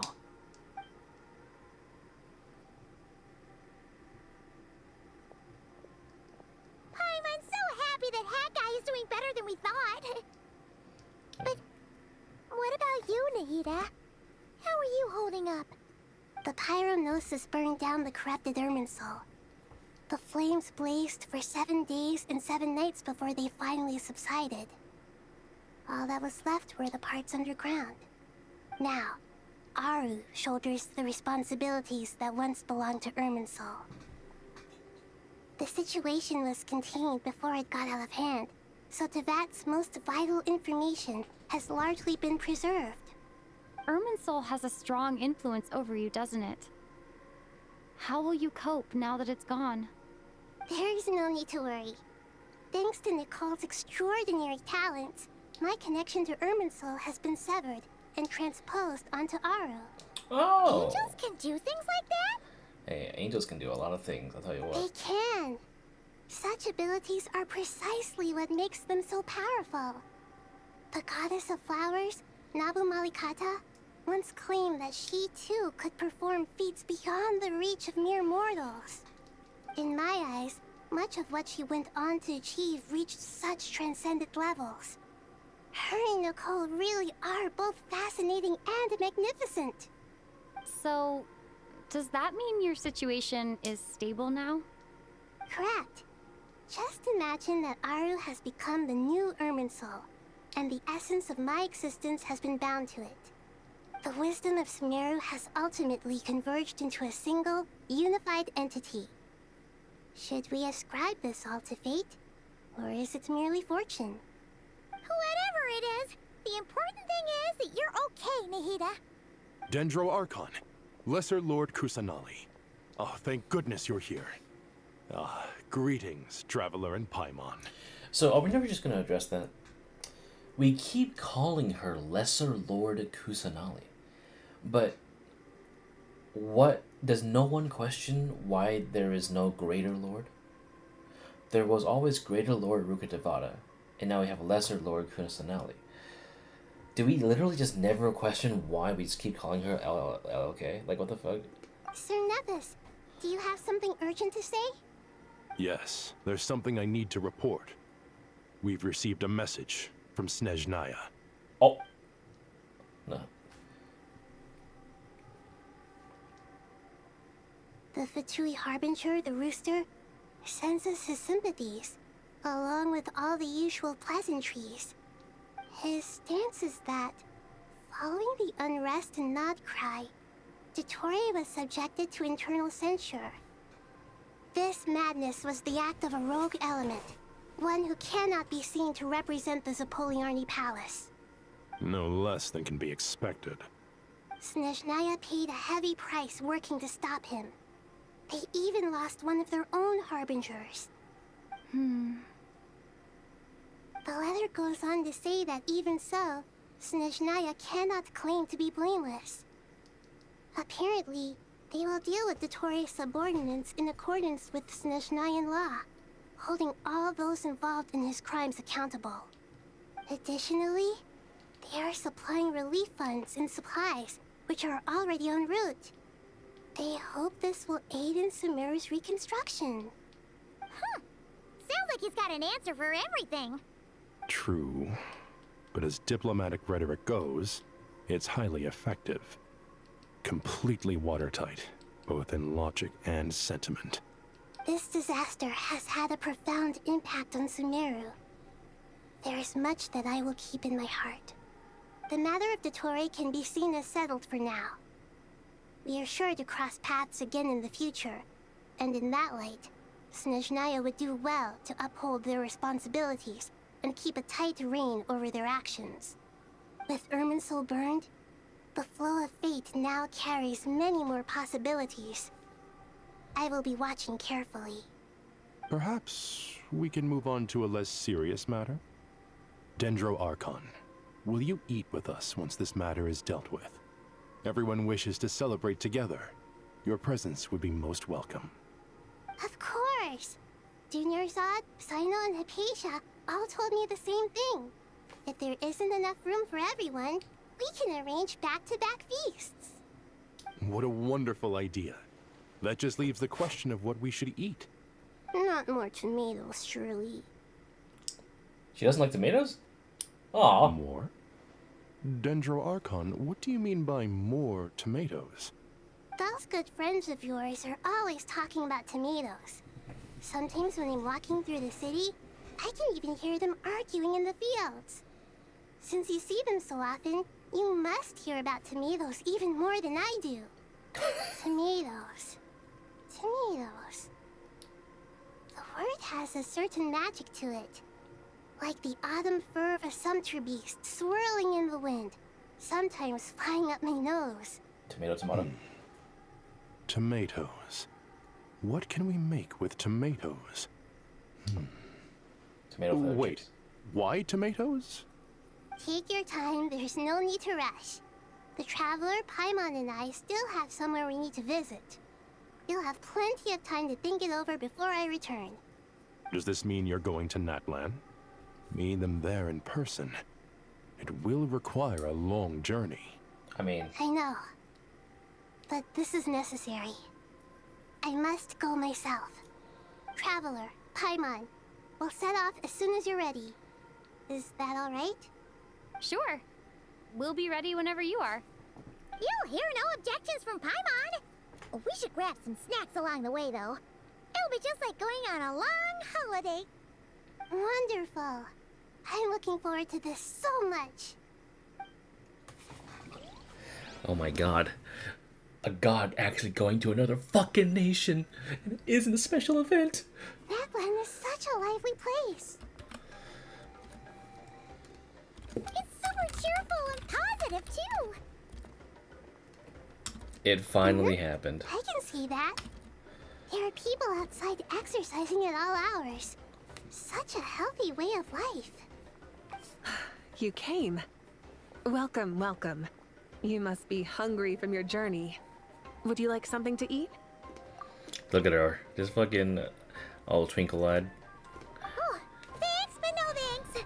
We've been eating the whole way here. We had a mushroom platter, Sab's meat stew, butter braised chicken, Hadasara pudding. Paimon's positively stuffed. All right, all right. No need for all that detail. I'm starting to get hungry myself. Maybe later then. We can wait till everyone's got an appetite. Then I'll head out for a meal together. you are not ready for Mavuika's fucking appetite. Sounds like a plan. Let's find somewhere to sit down.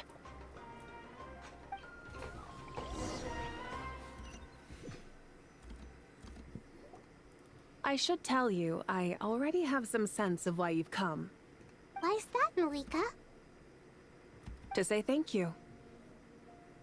Your senses are spot on. But on top of that, we also feel guilty. Because the pyronosis has vanished? I sensed its loss. Despite scouring through the remnants of Irminsul, we couldn't find any sign of the pyronosis. Not even any trace of it burning to ash. That's certainly unusual. Still, the potential fallout from Irminsul's loss is significant, to say the least.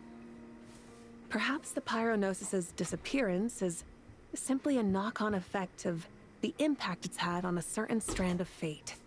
There's no need to feel guilty. We were clear that this time, there was to be no returning, only giving. Pure and simple. Thank you really is a fascinating phrase. We use it to express gratitude for the smallest of things.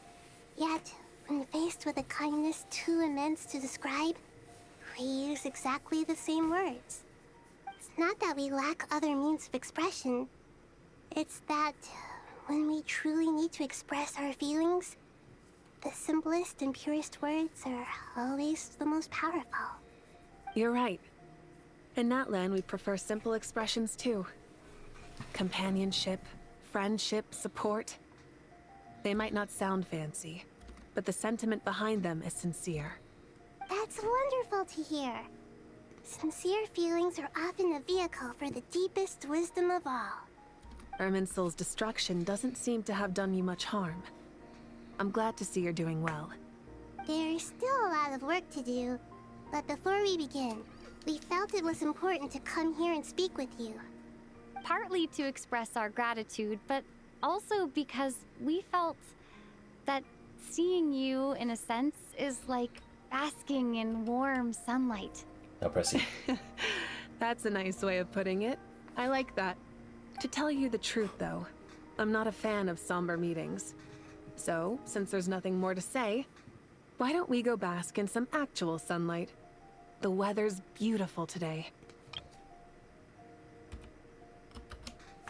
What a great idea! Paimon's gonna lie back and soak up some rays.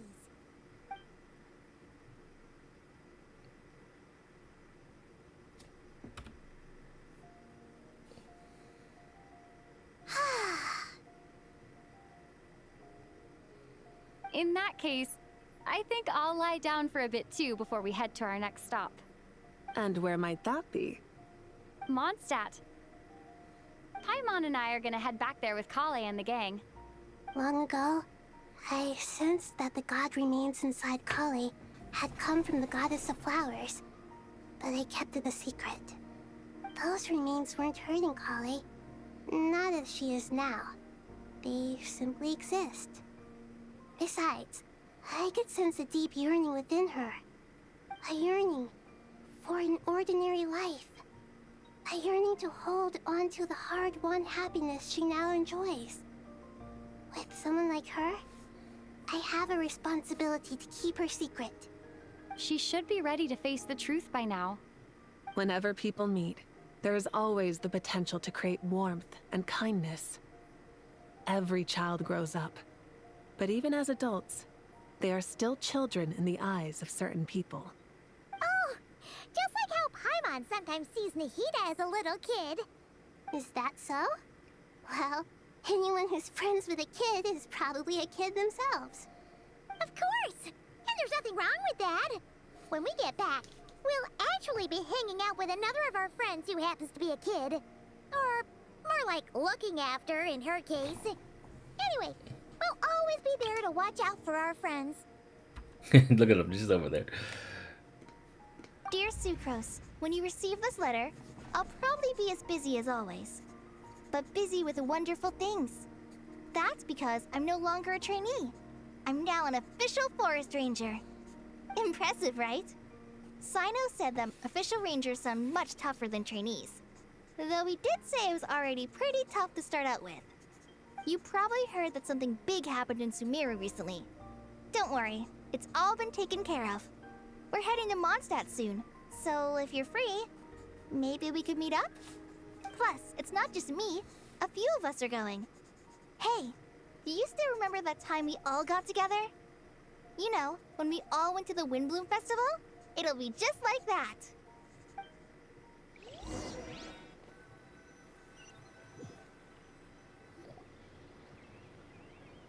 Oh, we literally just go. Dainari, is that...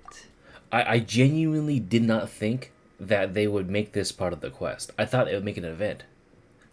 Oh, alright. We got more. Don't you say it! Is that the great Vayuviastra? Behold, the great Vayuviastra, General Mahamatra. How times have changed. I wasn't expecting you to beat me to the punchline. You've changed. It's crazy to me that the last time they were here, he was voiced by a different person. You've really upped the aggression in your battle against Sino's jokes. Kaveh, how did you know what I was going to say?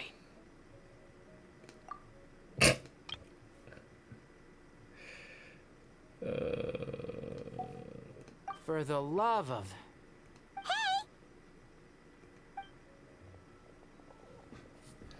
Traveler! Paimon! You're right on time!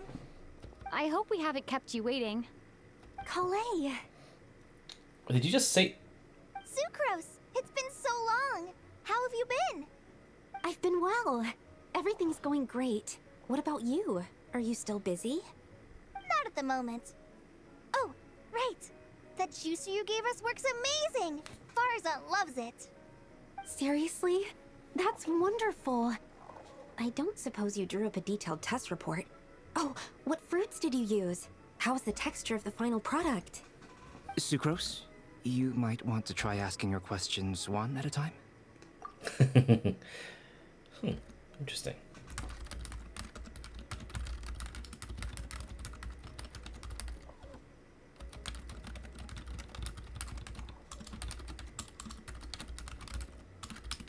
Albedo! Paimon didn't see you there. It's been a while since all of us were together like this. How about we follow the same plan as last time? Good idea, my friend. You never disappoint. So, what are your identities this time? Oh, God. Don't remind him. First things first. Allow me to introduce our very own official Forest Ranger Kaveh. The rest of us are simply her humble travel companions. This sounds like one of those mushy stories that gets people hooked on some corny, heartwarming premise. Oh, is our story not heartwarming? If I recall correctly, there was even a scene like this in King of Invocations. What about the sequel, though? Besides being heartwarming, our story's also about tough, impressive-sounding job titles. At least that's what I think.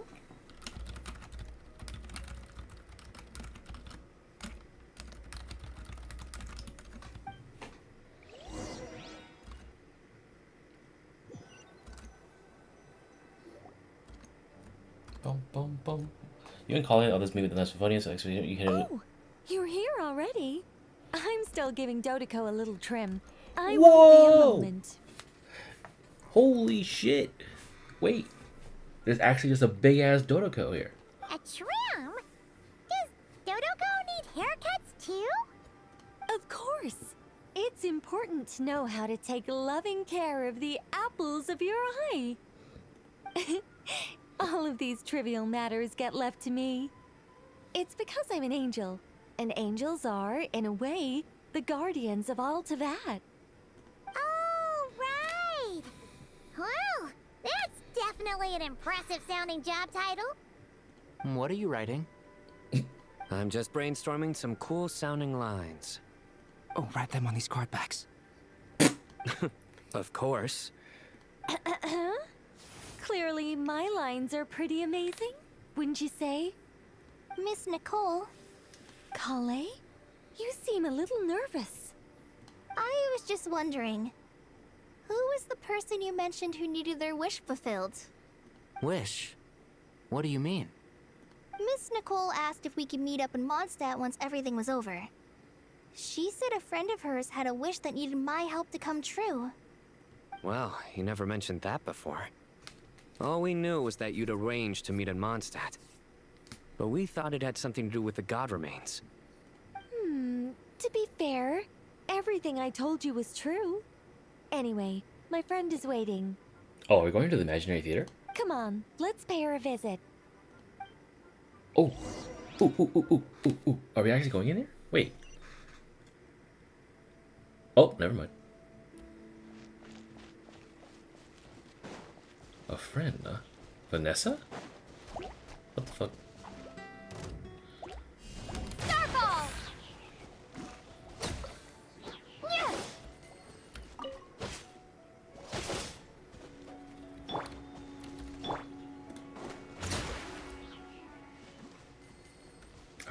It would be interesting if we suddenly brought up Vanessa out of nowhere. But that would be pretty cool. Huh? You're... Surprised? Wow. I bet you weren't expecting to meet a woman like me beneath this beautiful tree in a faraway land. Wow, I actually got completely caught off guard. I did not expect Lilipar to be here at all. An oasis will spring from the place where a djinn resides. That saying falls somewhat flat here in MONDSTADT, given that everywhere is already so lush and green. Lilipar, what are you doing here? I made friends with Miss Nicole. I asked her to bring me here and then invite Kaveh to come. The prologue to this story is that I have a wish. It has stirred within my heart for centuries. Millennia, even. Originally, it was merely Al-Ahmar's lie, but now it has become reality.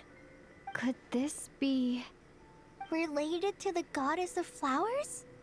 My dear young lady, my mistress left her final trace in this world upon you. I can't tell you how glad I am to see you here. And now I have seen you, and peered into your heart. You have experienced hardships and suffered setbacks. The torment an ordinary person might expect to face has befallen you threefold. This is the source of your resilience. But beneath all this, I have witnessed the seeds of desire. You yearn to return to the simple life you once knew, do you not? I do. I want to throw away everything that isn't mine. But how do you decide what is yours? The scars that others carve into your flesh? The kindness and love they inscribe? Are these things not yours as well? They are. This is something I've talked about with Miss Nicole. Miss Nicole said I should learn how to adjust my standards. I just want to live as an ordinary human. Anything beyond that isn't mine. Don't you want anything from the remains of the goddess of flowers? She gave me a revelation once. I think that's already more than enough. In the past, you would not have possessed such a rich heart. Your brief life has taught you to hold on to everything good, to home in on kindness. How fascinating. You're nothing like Nabu Malikata, and you're certainly not her. Of course not. I'm not some great and powerful being, Miss Lilopar. Yet I am a Djinn. We exist because of the Lord of Flowers. We revere and love her. My wish is to see her one last time, to give everything for her. Kaveh, can you do this for me? But her remains won't be easy to remove. Are you sure this is what you want? That's beside the point. First, I need to know. Are you willing to do something for the soul of this lonely, wandering woman? I'm willing. But look, you know nothing about me.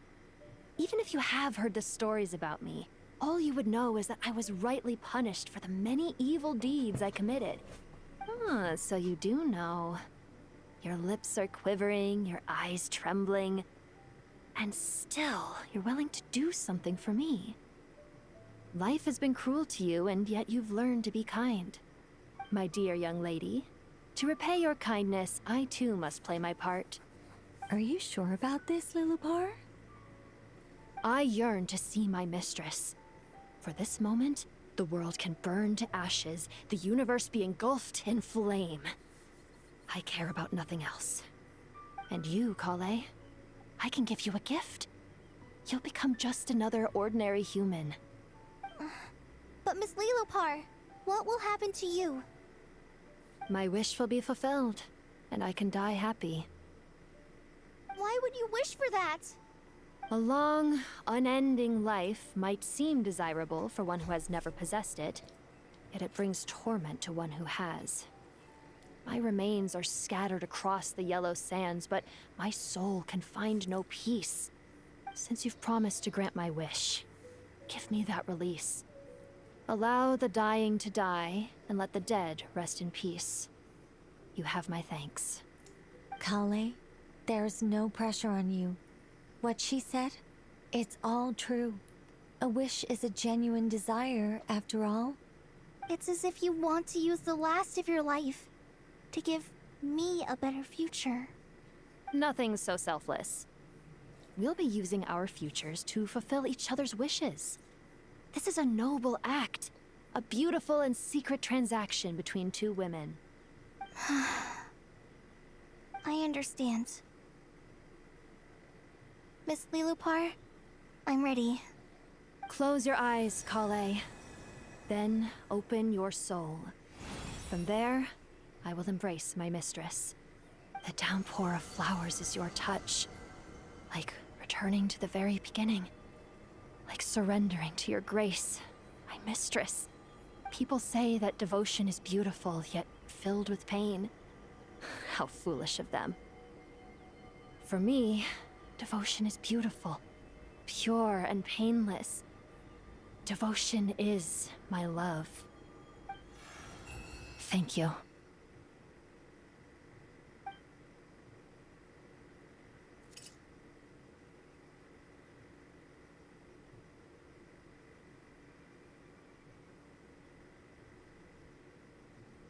Lillipore! She disappeared? She left, carrying the blessing of flowers. Kaveh, are you alright? I'm fine. Now that the remains are gone, I don't actually feel any different at all.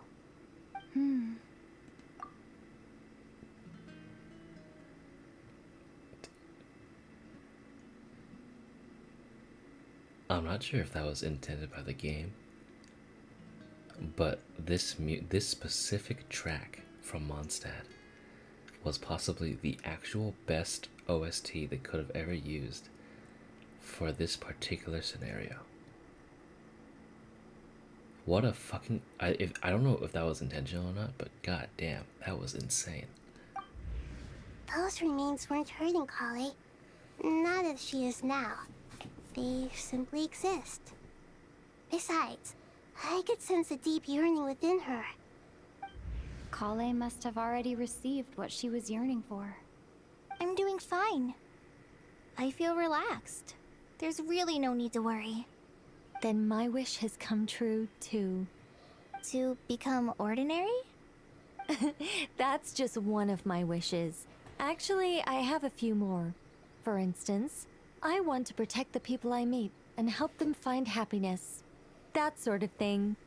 So between Miss Lillipore and me, you fulfilled 2 wishes already, and protected 2 people. Wonderful, isn't it? I feel so fantastically happy. I guess that settles things here. So what's next? What do you want to do when we get back to town? Kaveh, look who I've brought to see you. Stop saying that. It's Kaveh. Hey, Kaveh! I heard you guys were holding some kind of secret event. How come you started without me? Huh? Oh no, it's nothing like that. We were just saying goodbye to an old friend. Really? Who? Me. The old me. So that's what this is all about. Did you come all the way to MONDSTADT for that? Because we knew the old you so we could witness the change? Exactly. The old me is gone. I puffed her into the air, and she became a fluffy pink cloud, floating into the sky, before disappearing forever. Do you think, maybe up in the sky, she has friends waiting for her with test tubes, flasks, and bows? Oh, when you put it like that, it doesn't sound so bad after all. What do you think, Miss Nicole? I think maybe that's right. At least, if it were up to me, I'd consider that a happy ending.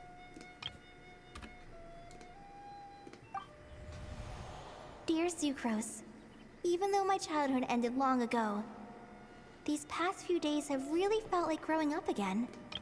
I've become stronger, and I feel like I can finally accomplish things by myself. Dude, look at her just grabbing on her. That's so cute. Surely someone as mysterious as you will find a friend like this fascinating. Always growing, always thriving like a plant. Mysterious. I came to say goodbye to my old self. I know that after this, she'll be gone. Thinking about it makes me feel a little lonely. I know the weakness that kept me company will one day leave me too. But somewhere in my heart, I feel a great sense of joy. It feels like I've always wanted to take this step. To walk towards the new me.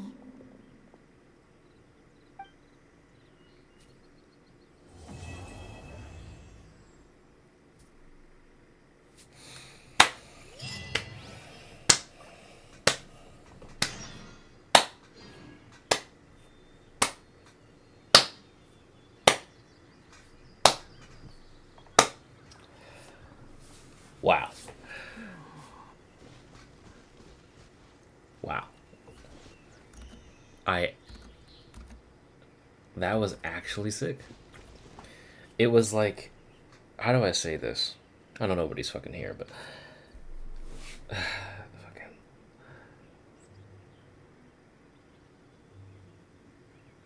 That was genuinely satisfying. There's no need to.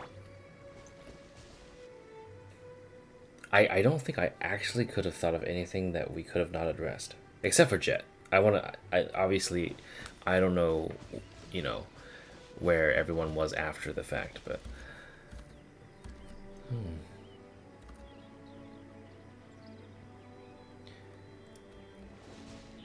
Well, actually, no, we kind of know what happened to Jet. She set up a communications intel broker, or like she partnered up with Nefer and everything, which is nice. But, you know, would have been nice to see her more, but still. This perfectly sets up what's coming next. We have Regrator, we have the Rooster, and not only that, but it seems like everyone's got like a little bit of a happy ending. Which, because Kaveh finally, after so many iterations and events, finally gets what she wants, I guess, and manages to get everything done.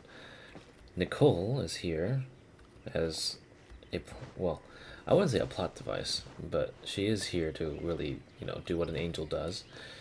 We finally get the ending to Lilipar, because we did indeed kind of end that on like a bit of a note back when we first completed those quests. And Nahida can continue being the Dendro Archon with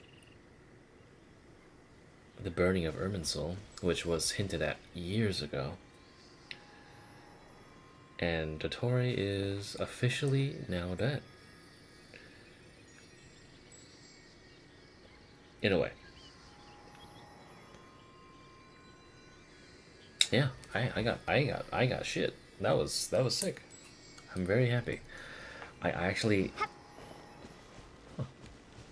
I guess for anyone that doesn't like slow-paced, slow burns, this quest would have been mega sleeper for them, like resident sleeper. But I thoroughly enjoyed it.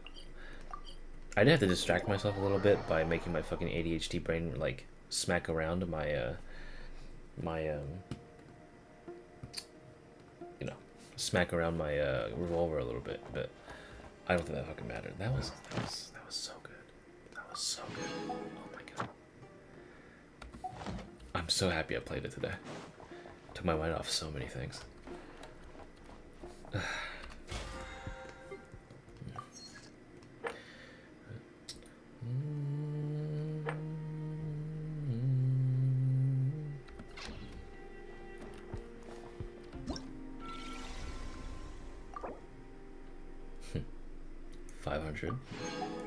And that. Oh, I can level up my Nicole now. This land holds nothing but promise for adventurers. There we go.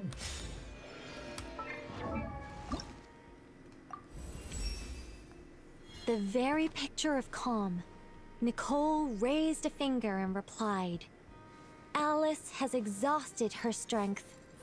She'd be nothing but a burden out here on the battlefield. Now, we can take her to rest."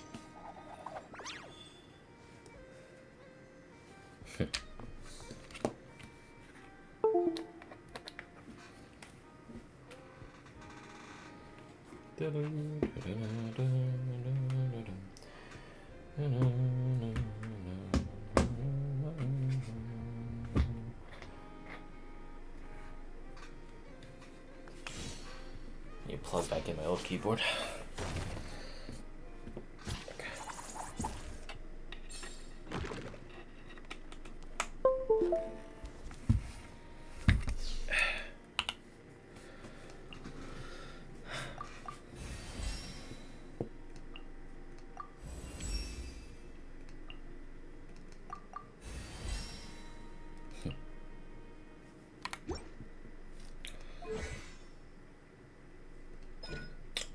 She's got homework.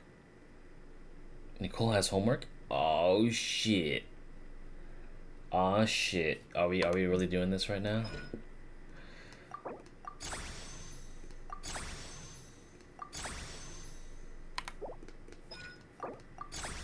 We might actually. You know what? I'm in good spirits. I want to do Nicole's homework.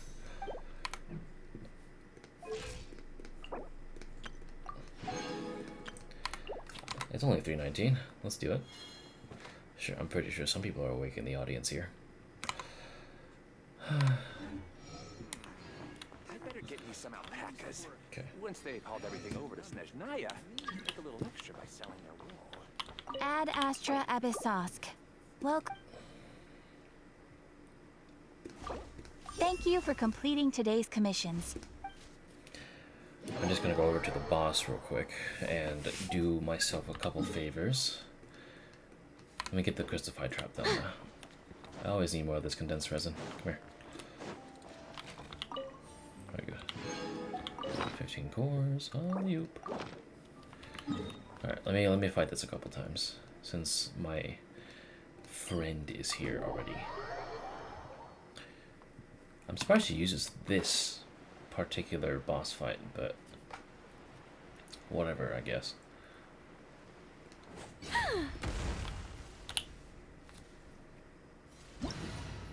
Okay, let's make this quick. I know for a fact I'm gonna have to use this a lot.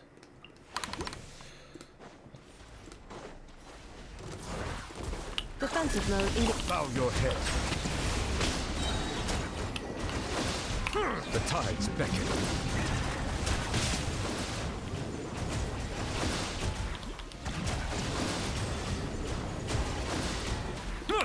Cleanup sequence initiated.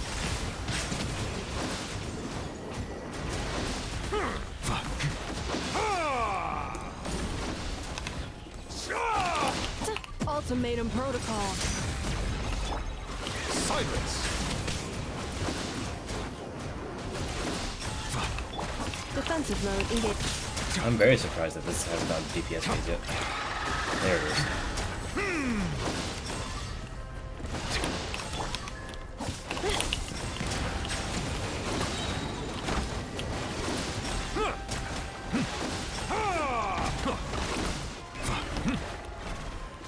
There we go.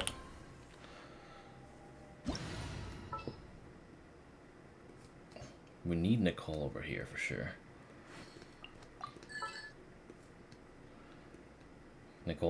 Nicole, level 60, right? Okay. Do that a couple times.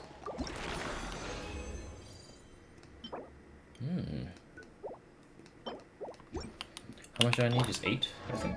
Okay, let's fight this 2 more times.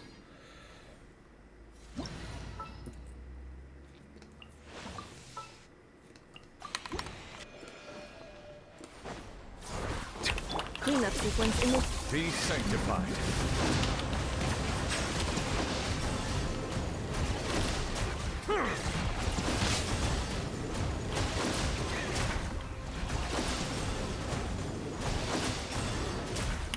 Installation chamber. Settle down.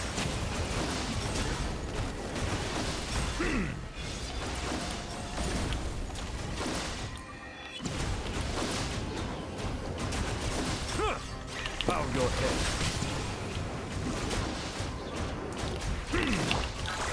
Preparing for duster. The tides beckon. Lame.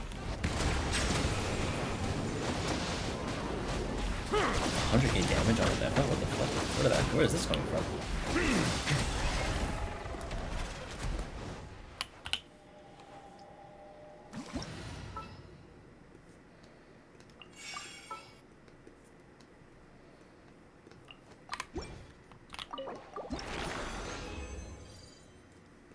Ooh, I actually got 4 drops that time. Very cool. Would have been nice if it got both times, but BCBC, I guess. Beggars can't be choosers. Alright, one last run.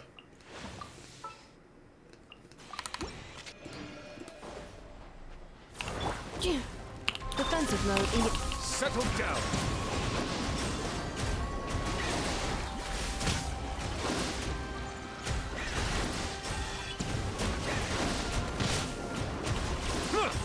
Silence! Cleanup sequence initiated. Let the mighty be humbled. Bow your head.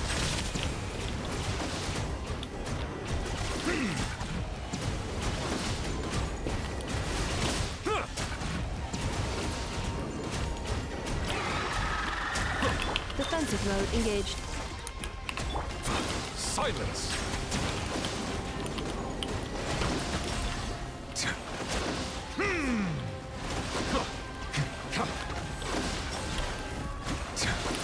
Ultimatum protocol.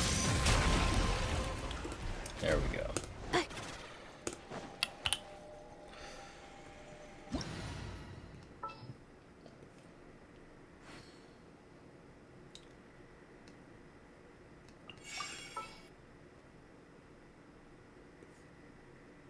You know, this makes me wonder.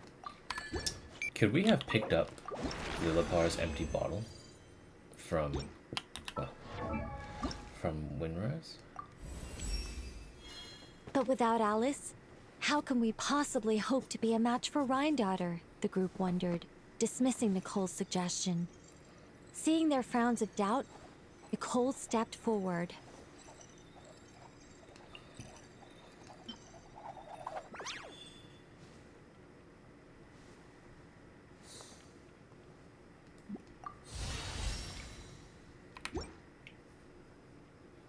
Alright.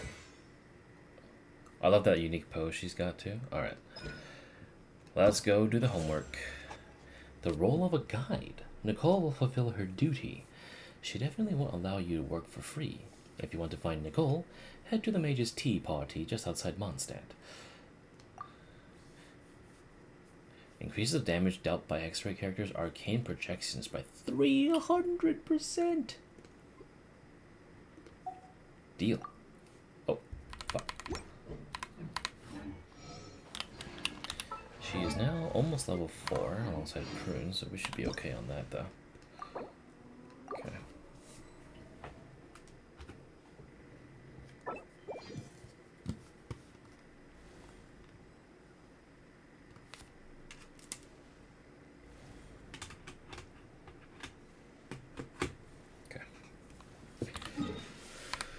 Alright, we are now doing homework. There we go.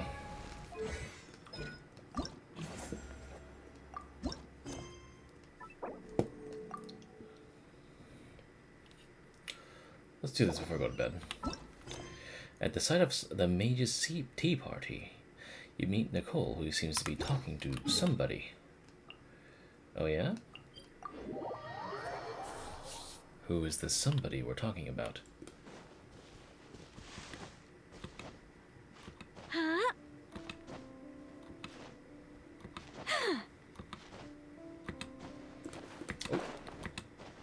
Hey. Alright. Let's do a little free party here.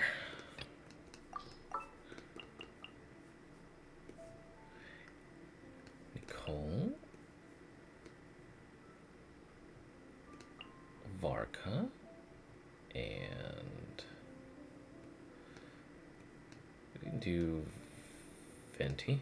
Give me a moment to compose myself.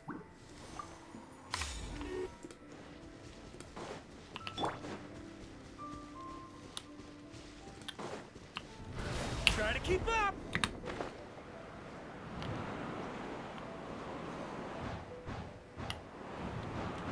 She is talking with... Oh, Barbie!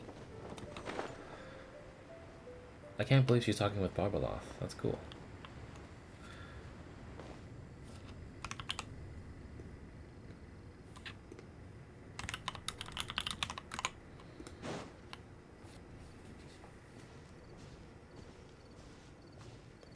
Leaving Oh. already? Hey, Barbie! Aren't you forgetting something? Like a whole bunch of stuff you were supposed to give me? Is this a bad time? Nonsense. Your arrival is more or less in line with Barbie's prophecy. Though, to be honest, I did think you'd be here a little later. Anyway, before we get down to business, it might be best if you two have something to eat? What, did Barbala's prophecy say I'd be hungry? No, of course not. But my hearing happens to be quite sharp, and I heard Paimon's stomach rumbling a mile away. Oh, gave us away. God damn it. Whoa! Paimon's stomach is rumbling for two! We must both be super famished. How was I supposed to know that? How was I supposed to know that place would run out of steak? We ate all that salad, but it just felt like a green bowl of air.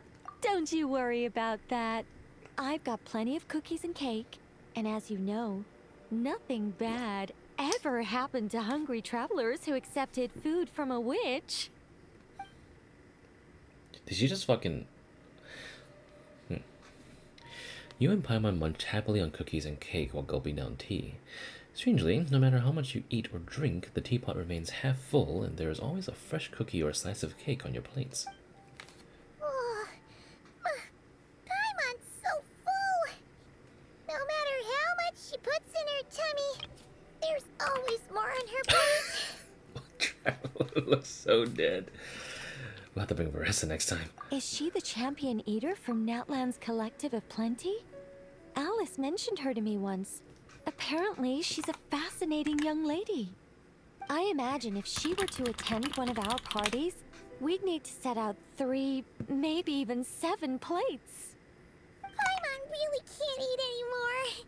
She's coming apart at the seams. Can we get down to business now? Oh, well, sorry. All right. I gather you're here to deliver my homework.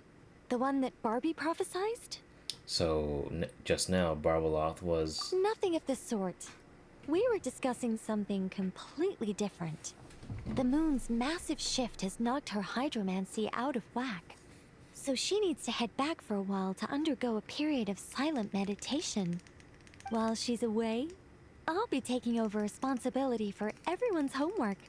I also plan to help her add the next round of homework to the dictionary. Huh. You can just swap the person in charge like that? Well, I mean, if anyone can do it, it's Nicole. Not like I had much choice.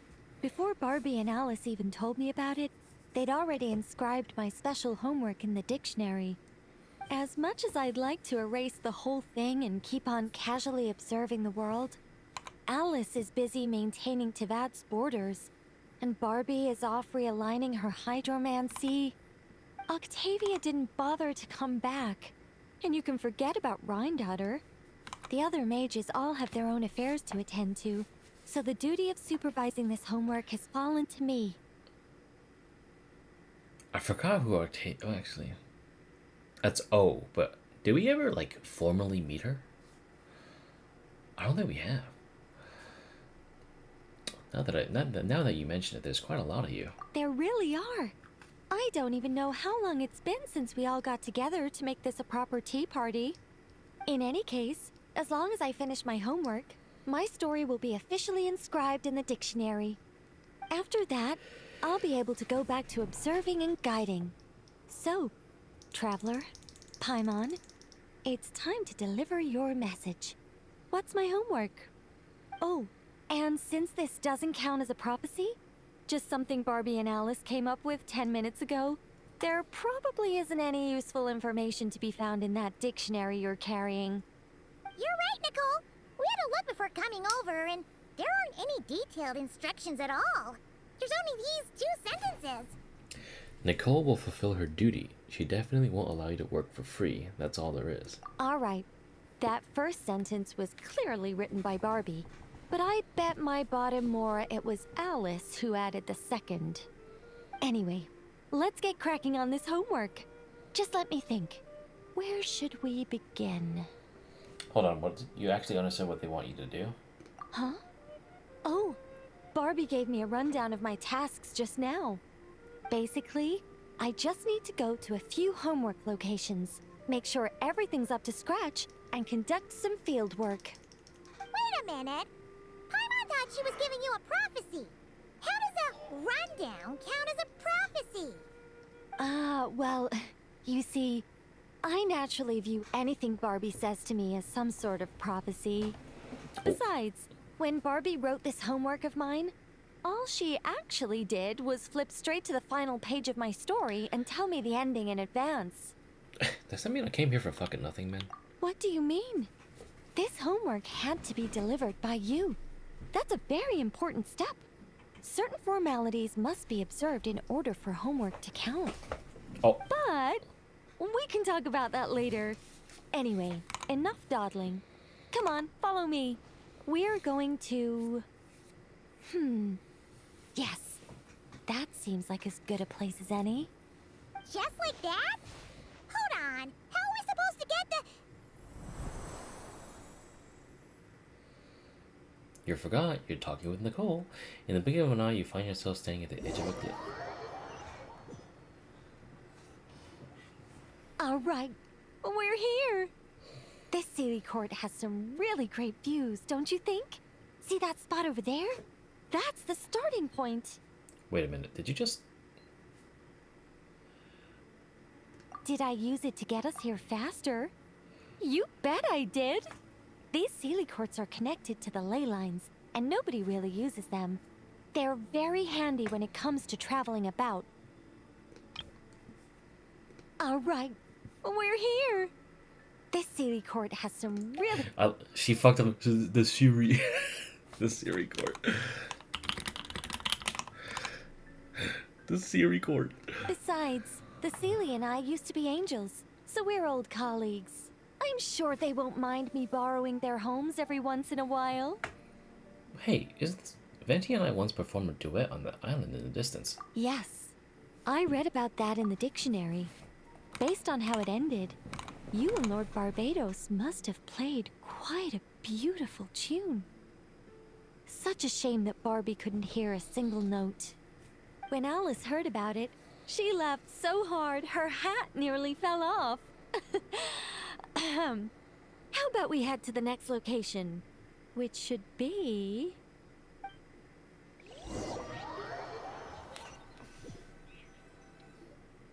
Is this Wolvendam? Doesn't seem like the best place for doing homework. This is the nearest Sealy Court to where we're going. Don't worry, we're not far from the starting point. Oh. What's up, bro? Whoa! Where did all those wolves jump out from? Hey! We're not here to hurt you! We're friends with Razor! Oh. I don't suppose this homework is for... Shh! Has that child not arrived yet? Perhaps we've come too early again. Not to worry. As long as he stands beside his Lubical, he can overcome any foe. Why'd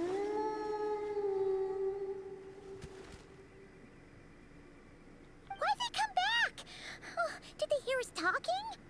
If only Razor were here, he'd be able to tell us what they want to say. You're not wrong, Paimon. But there's a lot more he'd need to understand than just the chatter of wolves. All right, that's about it for this place. I could do with a good rest. Come on, let's go. Time to head back for a cup of... Whoa! When did this door appear? There's a note stuck to it. The style feels familiar. This looks like Alice's handwriting. Let's take a look.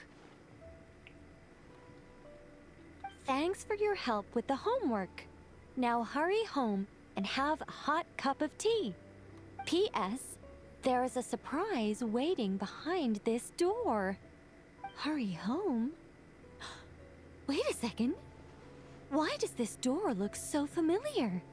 There's no way it could lead to... Nicole pushes the door open and tries to purposely follow it, find himself in a room. God, just let me click to continue, please. I really, really want to narrate that.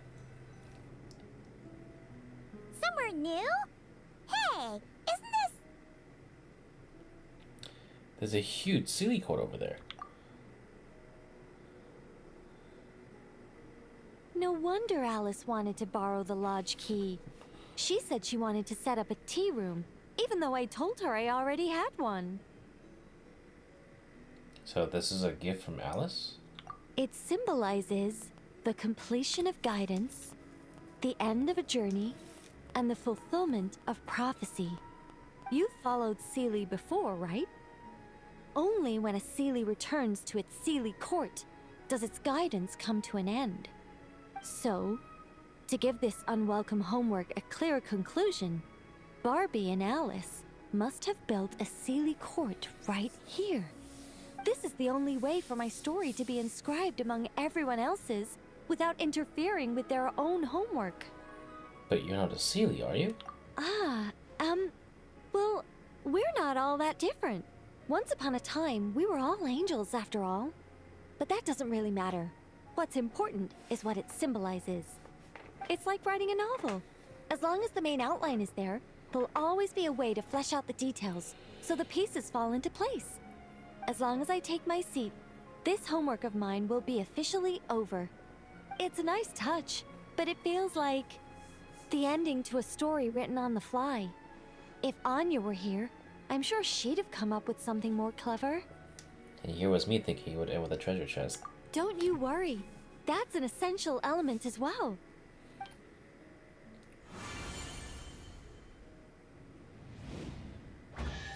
Hey, a treasure chest! Now this homework's starting to make sense. I guess the outline really is key. What did I tell you? It seems like this has been a fruitful little excursion after all.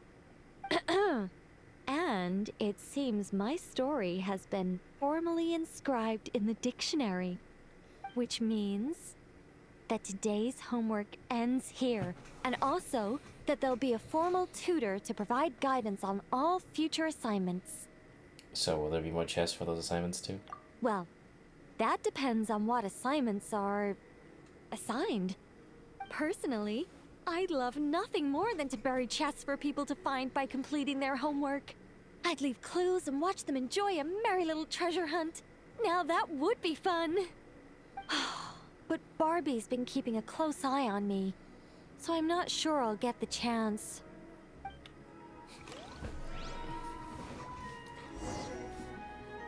Open the chest. Anyway, my guidance doesn't end until you open that chest. For the sake of the dictionary, can you please see what's inside?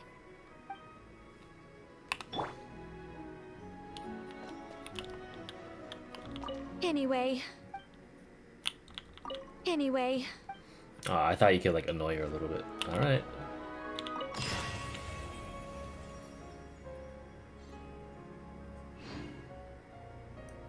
This music is really nice. Which means that today's homework ends here, and also that there'll be a formal tutor to provide guidance on all future assignments.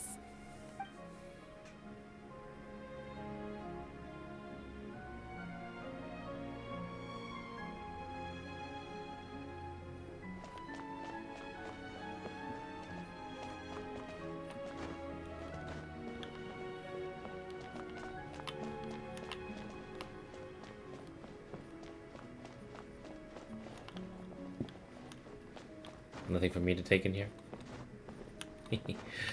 I'm kidding. Later, Nicole. I wonder where this puts us. Leave the room. Can we visit that whenever we'd like? I would really like to just visit Nicole. Oh, never mind. I just got plopped in the middle of Oldham Dome. Alright, well, I guess that's it then. Anything up in the sky? I guess not. Alright. GG's. I think I'll call it. That was a good stream. I'm not sure if everyone enjoyed it as much as I did, but I won't be turning to Twitter for that opinion. Okay. Be 3 kings in a chess game. Gather everyone's wishes to save for Sumeru. Beyond the ash and calamitous fires, the pristine sky remains. Truth amongst the pages of Purana. Very good. Alright. GG's.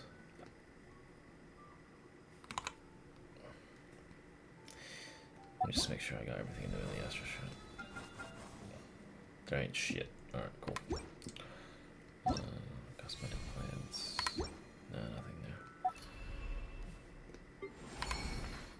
What? Wait. I have a horrible idea.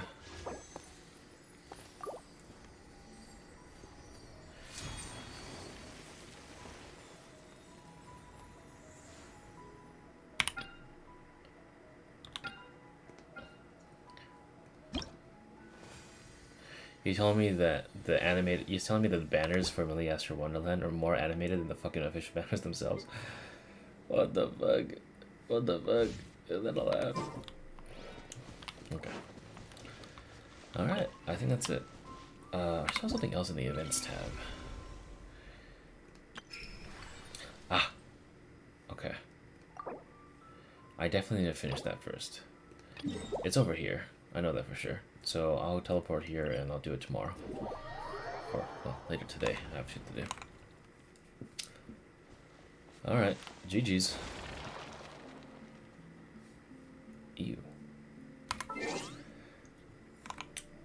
I need to change the thumbnail, and I gotta get to thumbnailing this.